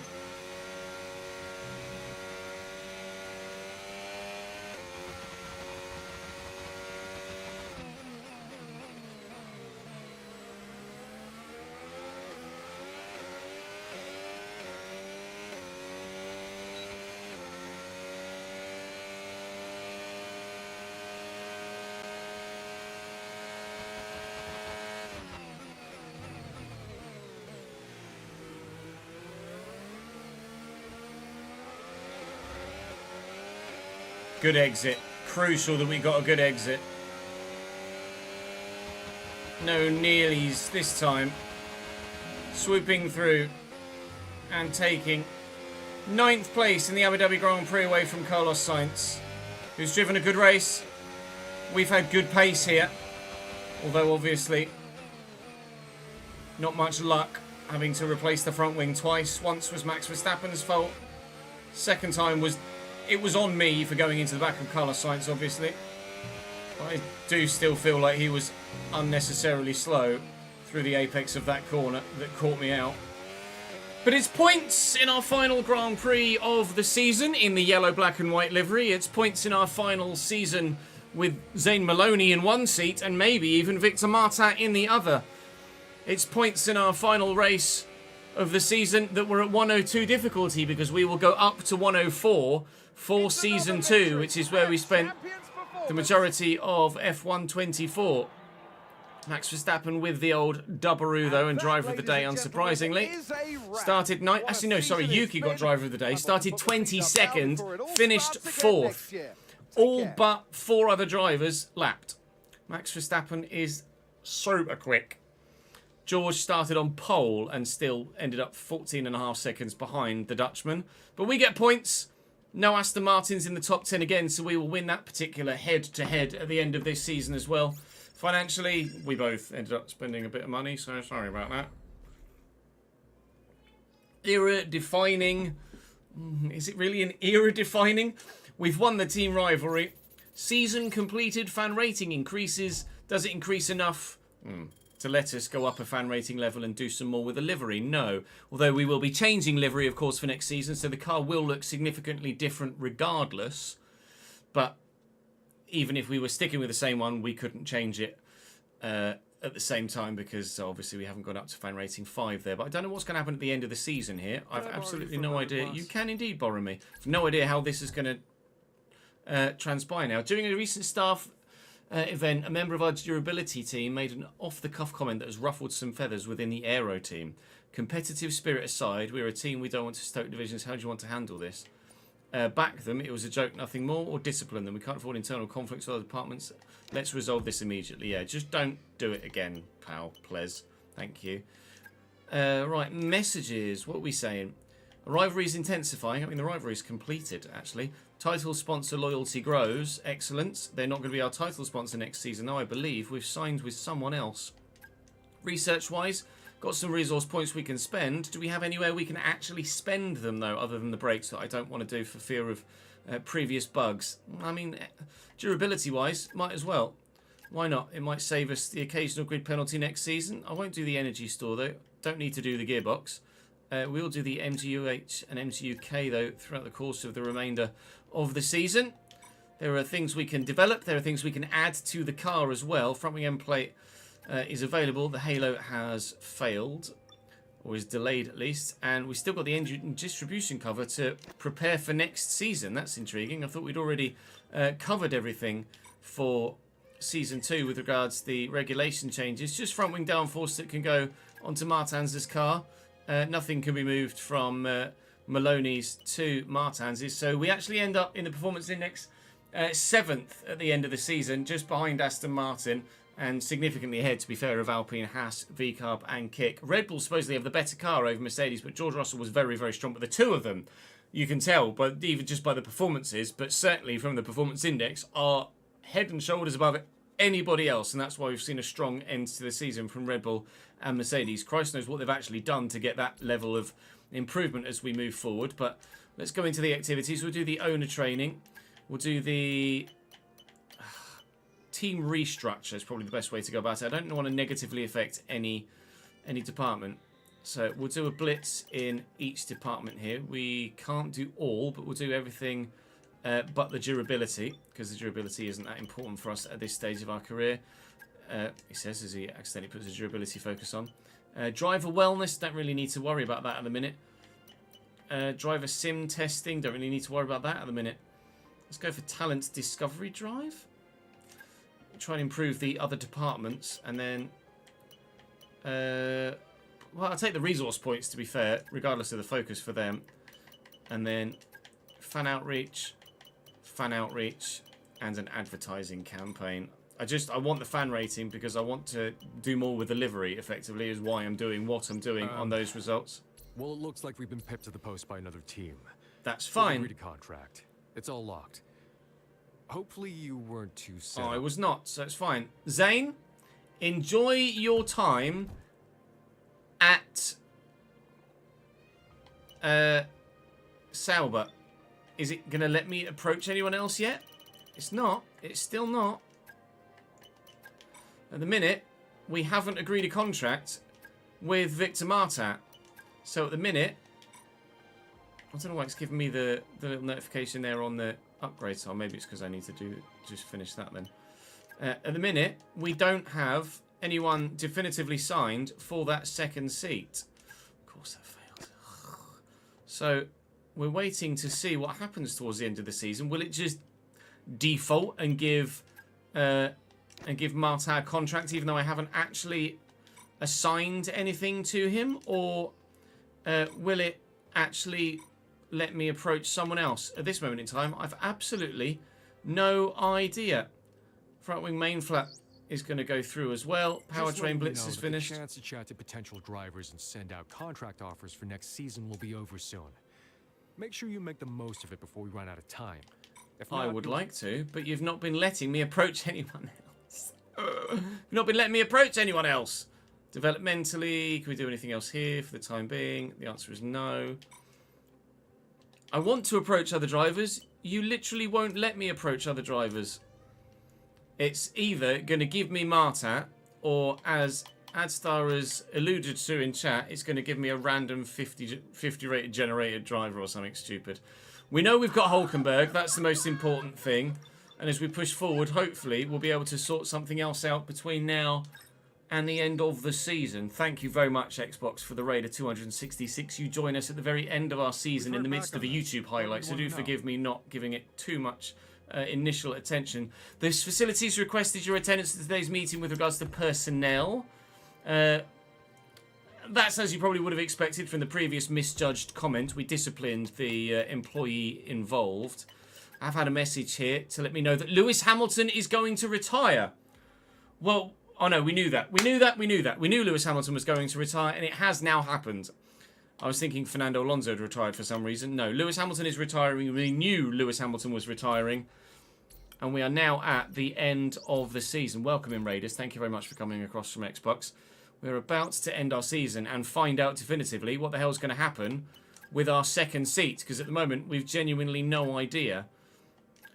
Lots has been upgraded there. I don't know as I'm going to have the resource points. So actually, I can do the front wing downforce. Okay, that's intriguing. It will let me do that. We're very nearly maxed out already in almost every department at the end of just one season. It's certainly a bit too accelerated for my personal liking at the moment, but they are looking into tweaking it, so I won't be too judgmental at the moment. They're at least acknowledging the potential flaws with the new game mode. Let's have a look. Okay, well, let's put 2 of the same thing on so that both cars get the upgrade for next season on the aero side. And then with regards to chassis, still failing or delaying. Come on, sort your life. I'm spending thousands of dollars here, hundreds of thousands of dollars, in fact, to try and get everything to actually go through here.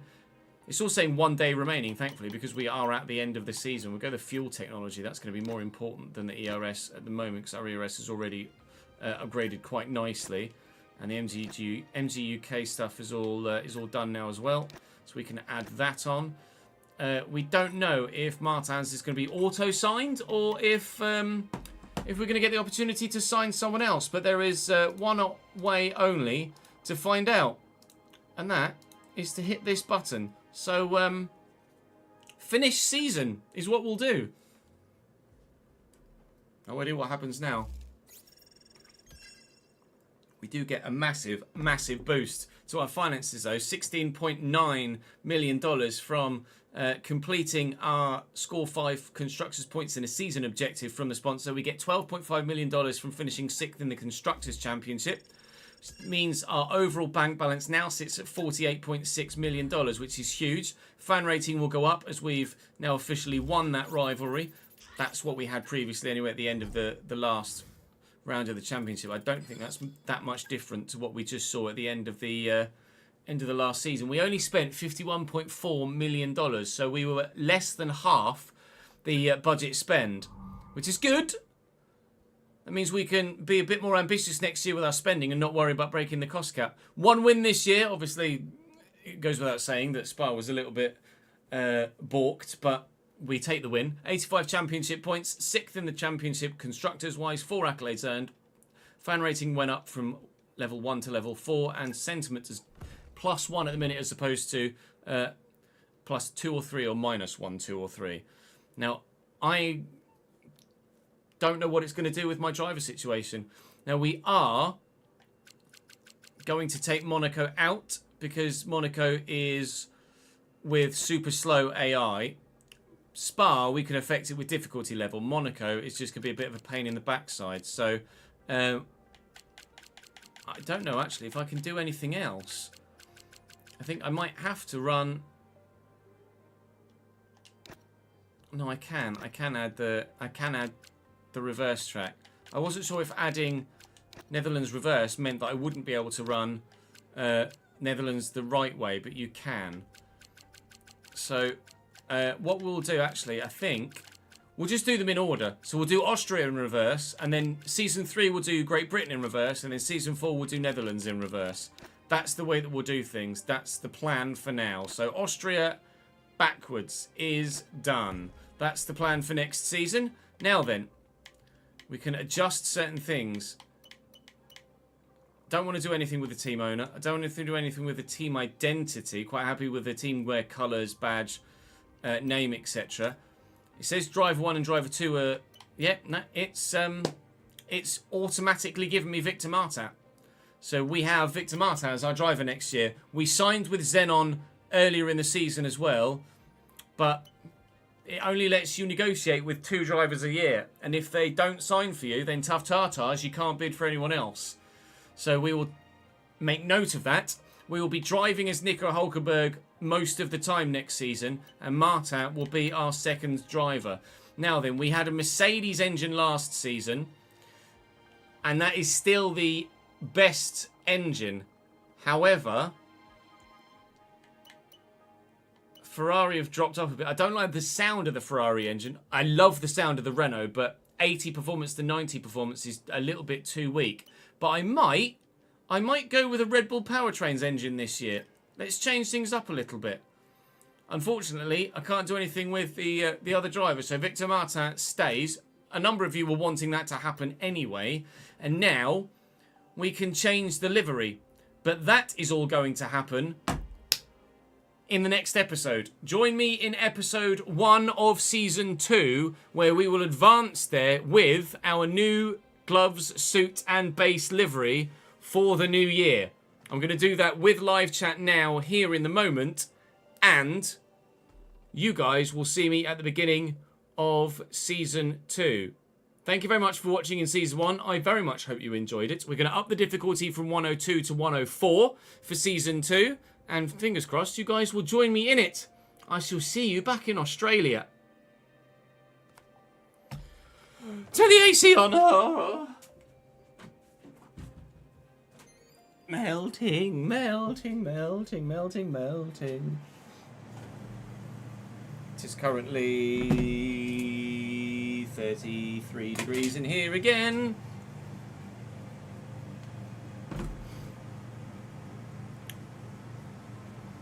Yeah, for those that... Sorry, I should have mentioned, the stream is not ending. I did say in that outro that we're about to do it live with you guys, so... I hoped that had portrayed the message, but yeah, as says, the stream isn't ending just yet. We're going to go and sort our livery out for next season now. So I'm not going to change anything about the owner. Team identity can stay the same. But we will change the car.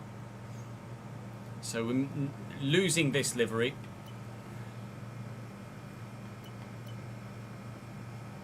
And I'm not sure which of these... We've only got 5 options, to be fair. So we'll probably go with this one, I imagine. And then we'll obviously completely redo all of the sponsors.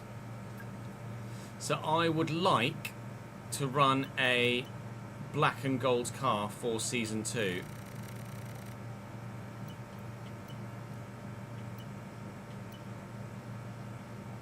And we'll go with a gloss finish, I think. Now, finding the right gold is going to be difficult.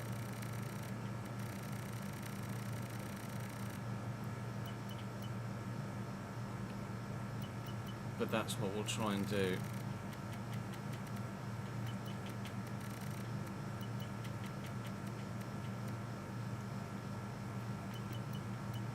To be fair, we could just run that one.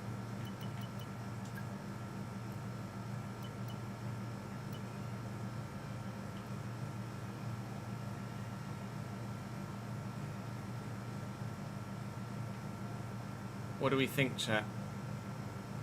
Of just ignore the sponsors for now. What do we think of the livery itself initially?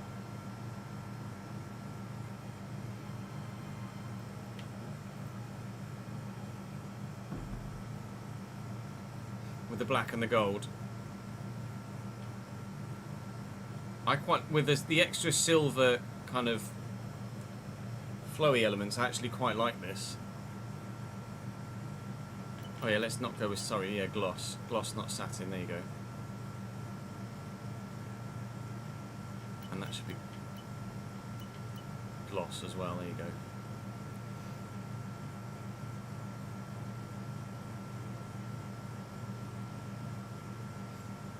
I really like that.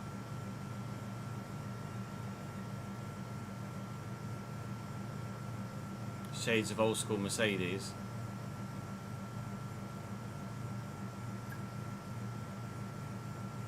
See what it's like the other way round?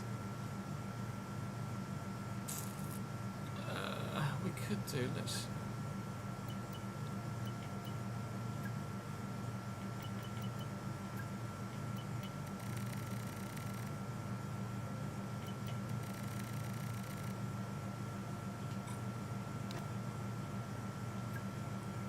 think it looks better in black with yellow accents.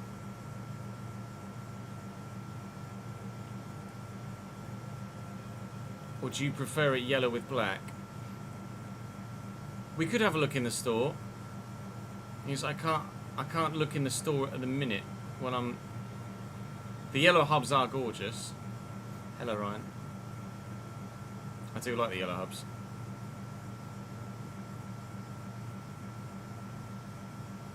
I can browse items. There you go. Look at that. Look.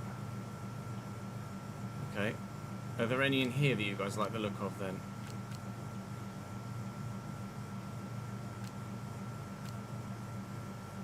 I presume the sponsors that are on these are irremovable though, like Exo Tiger, Rock.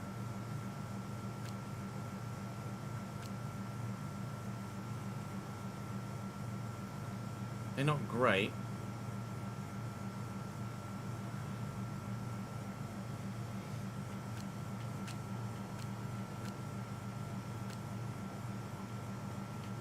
Unless I can change the lip. Can you change the sponsor on it? I don't think you can you? I agree, nothing really stands out there. I think I'd rather go with the black with the yellow accents rather than yellow with black accents, personally.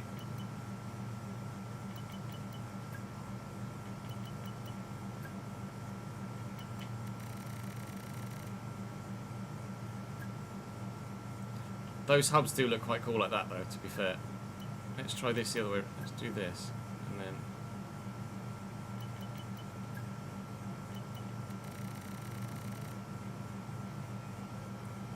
do it like that.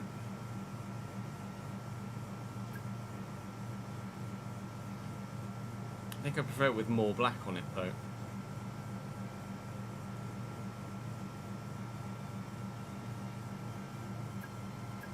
Unfortunately, it does mean losing the hubs, but I think I prefer it like that.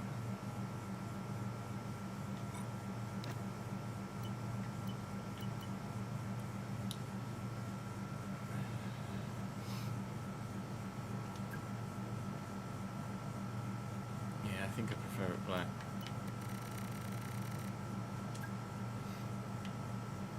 Okay, that's what we'll do then. Suit-wise,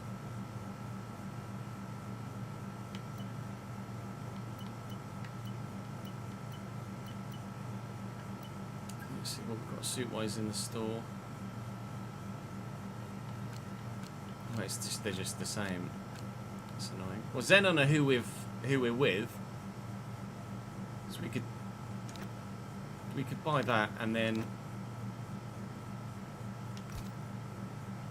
tweak it.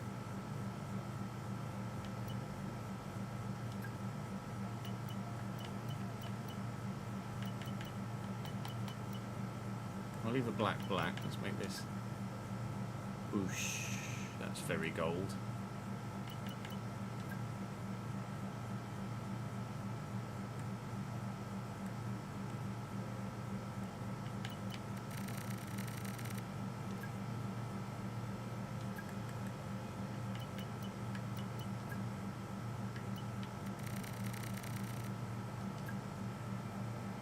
Damn.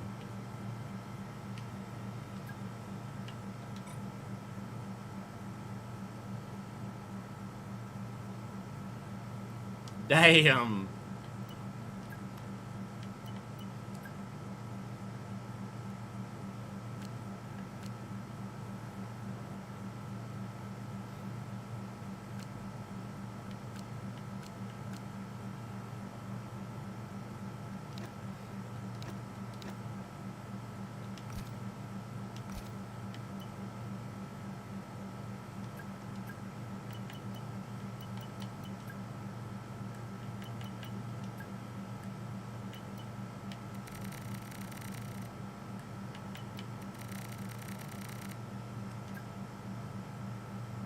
Black and gold, black and gold, black and gold. Then we just need to tweak the where the sponsors are.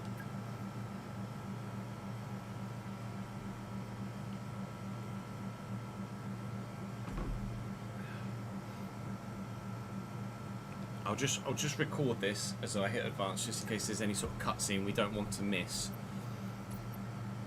It appears there is not a cutscene. There's not a cutscene we don't want to miss. Last season, we didn't manage to complete our driver lineup, so we took matters into our own hands and made a signing. Take a look at the driver's section for more info.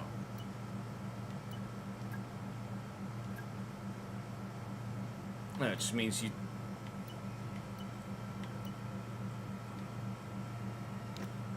All right, we've cooled our interest for now and let them know we're looking into other targets. They took it as well as can be expected. I'm sure they'll find a good drive soon. I suspect if you want to pick talks back up with them. It's fine. So Hulk will be our main driver for this year.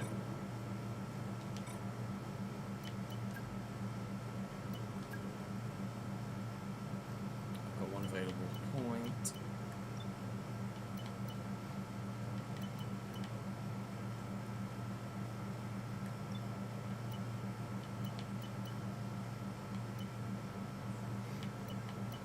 Oh, I mean, we're not winning or qualifying on pole anytime soon, are we?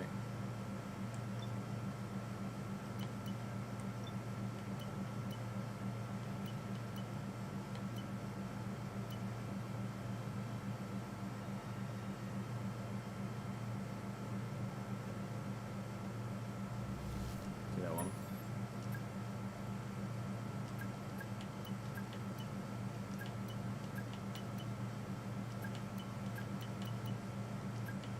Self-reflection, lol.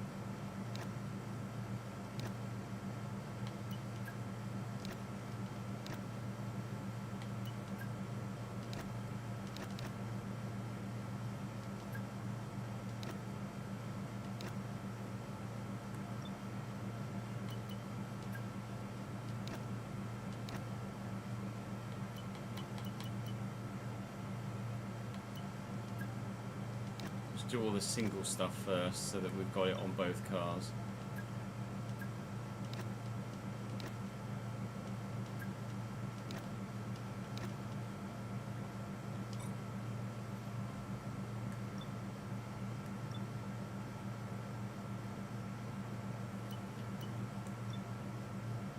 Let's have a look at facility improvements. What can we do?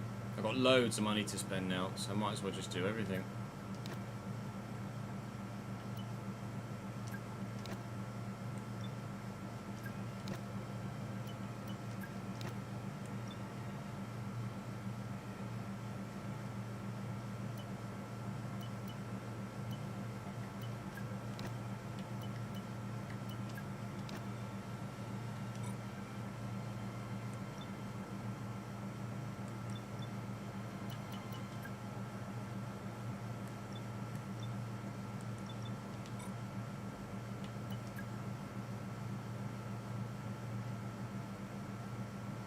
I'm just looking for driver changes. Maloney at Sauber.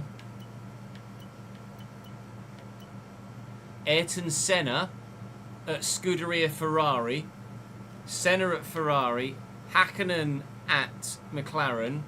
Colapinto at Aston Martin. And Paul Aaron at VCarb. There are some significant free agents going to be available. Lando Norris Lando Norris is out of a seat. Lando Norris released by McLaren, replaced with Mika Hakkinen. Lewis retired, Ryan. Fernando Alonso out of a seat. And, oh no, Liam Lawson's at Williams. So Carlos Sainz is out of a seat as well. No Sainz, no Norris. No Sainz, no Norris, no Alonso.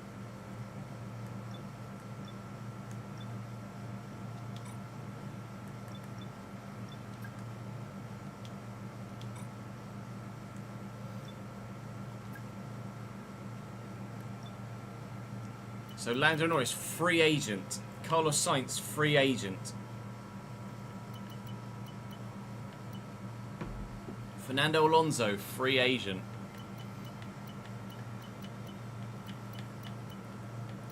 Damn.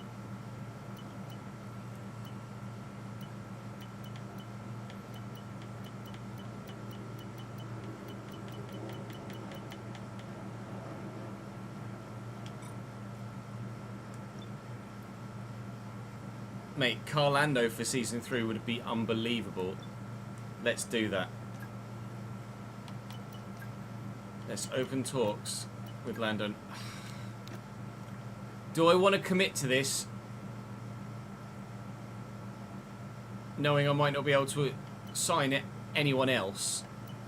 If I put myself in this position now, I might not be able to approach anyone else at the end of the season if I don't have the money.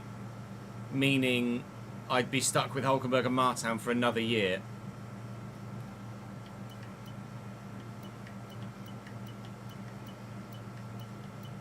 I'm happy to go for at least one, but which? Lando or Carlos?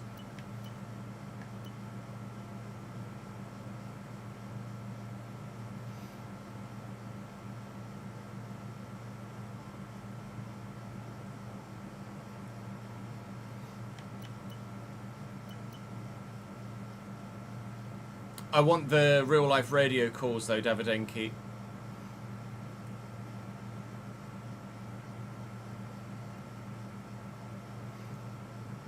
I'm going to go Carlos Sainz. I've reached out with a very early preliminary inquiry to their side. I'll let you know how it goes. Sorry, Paul. I mean, we can always go for Lando later.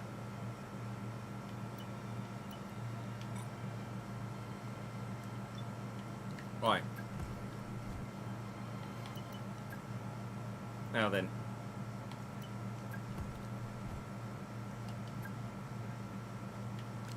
I'm going to delete all the decals on the car.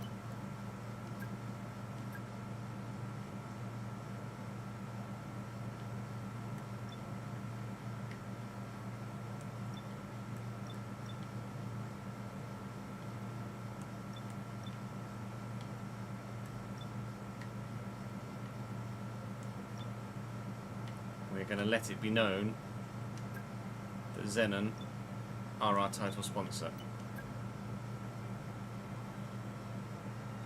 What have we got?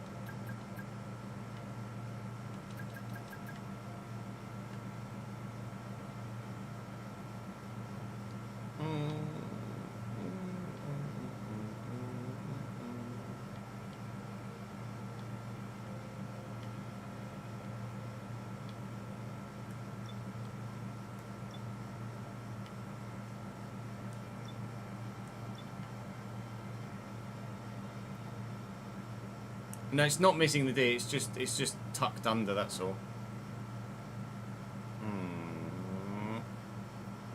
I don't know what to do now with the rest of it. This is where my lack of creativity as a human being comes into its own.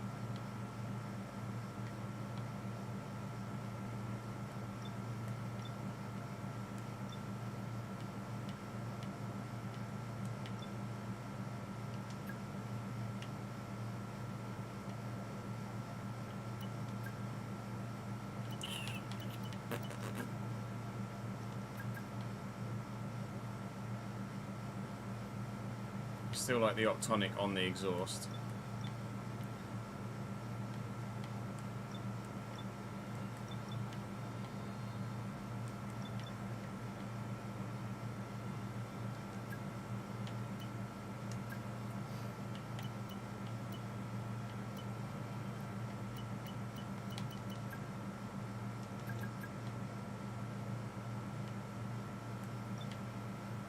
Let's whack a monomic there.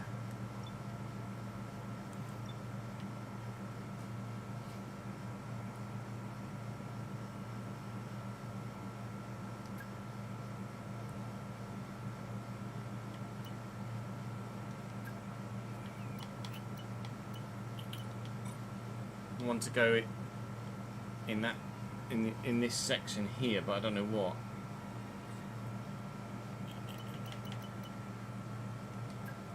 So we could whack.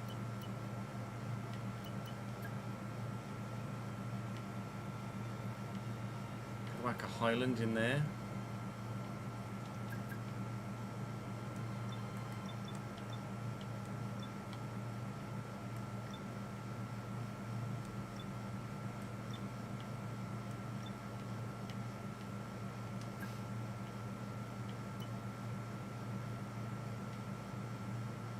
And then we've got space to go in that gap there when we get to fan rating 5. I like that.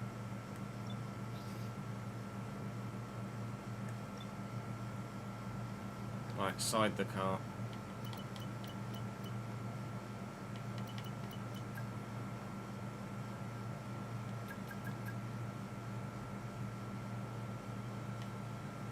No, I'm not feeling that.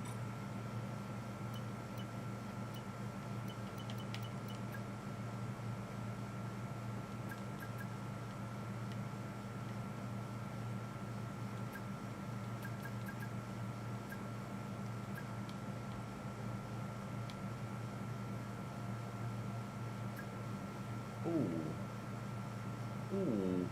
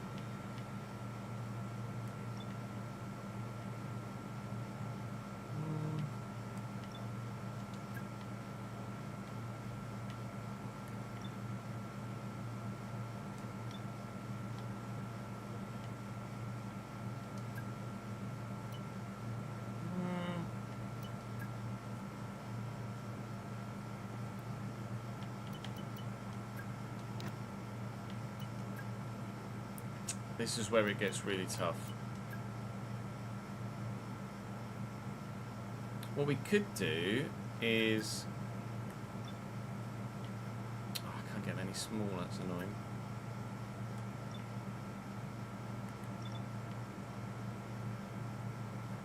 No, I was going to try and put them in the swoopy bit, but that's not going to work, is it?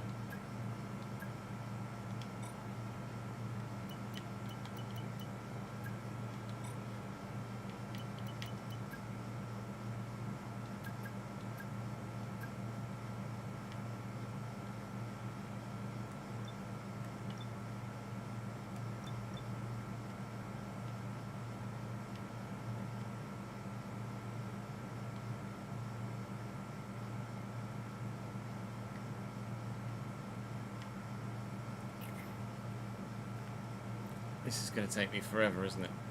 Like, actually forever. This might have to wait until tomorrow, or till another stream check, 'cause it's already 6:10.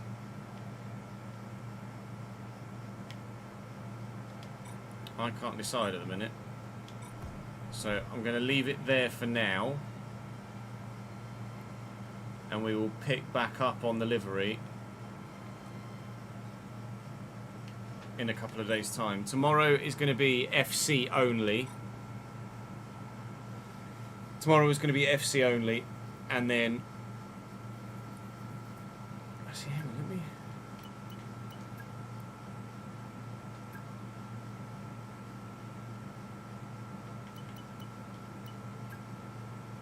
Yeah, I think that has to be white.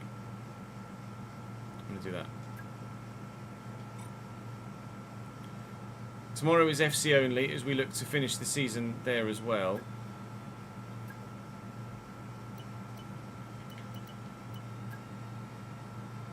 Let's do that. And then on Wednesday we will finish off the new livery before we then race in Australia. But that is going to be us for this episode. That's going to be us for this stream, guys. Thank you very much for watching. I will send you on a raid elsewhere, so don't go anywhere just yet. Thank you those of you that came across from Xbox. I appreciate it very much. Let's send you on to...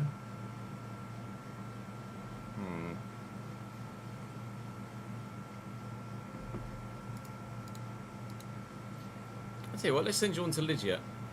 I don't know if I've ever raided Lydia before. Hello? What happened there? What happened now? Yeah, right, I'm going to send you guys over to Lydia. Go and say hello to Lydia from our community. Behave yourselves whilst you're there. Thank you very much for watching today. I am live again all day tomorrow with FC, and we'll be looking to finish the season there as well. But that's all from me for today. I appreciate your support as ever. Not a bad way to end the season. Not a great way to end the season with the 2 front wing changes, but still competitive and plenty of action, at least in that final race, as opposed to Qatar. I shall see you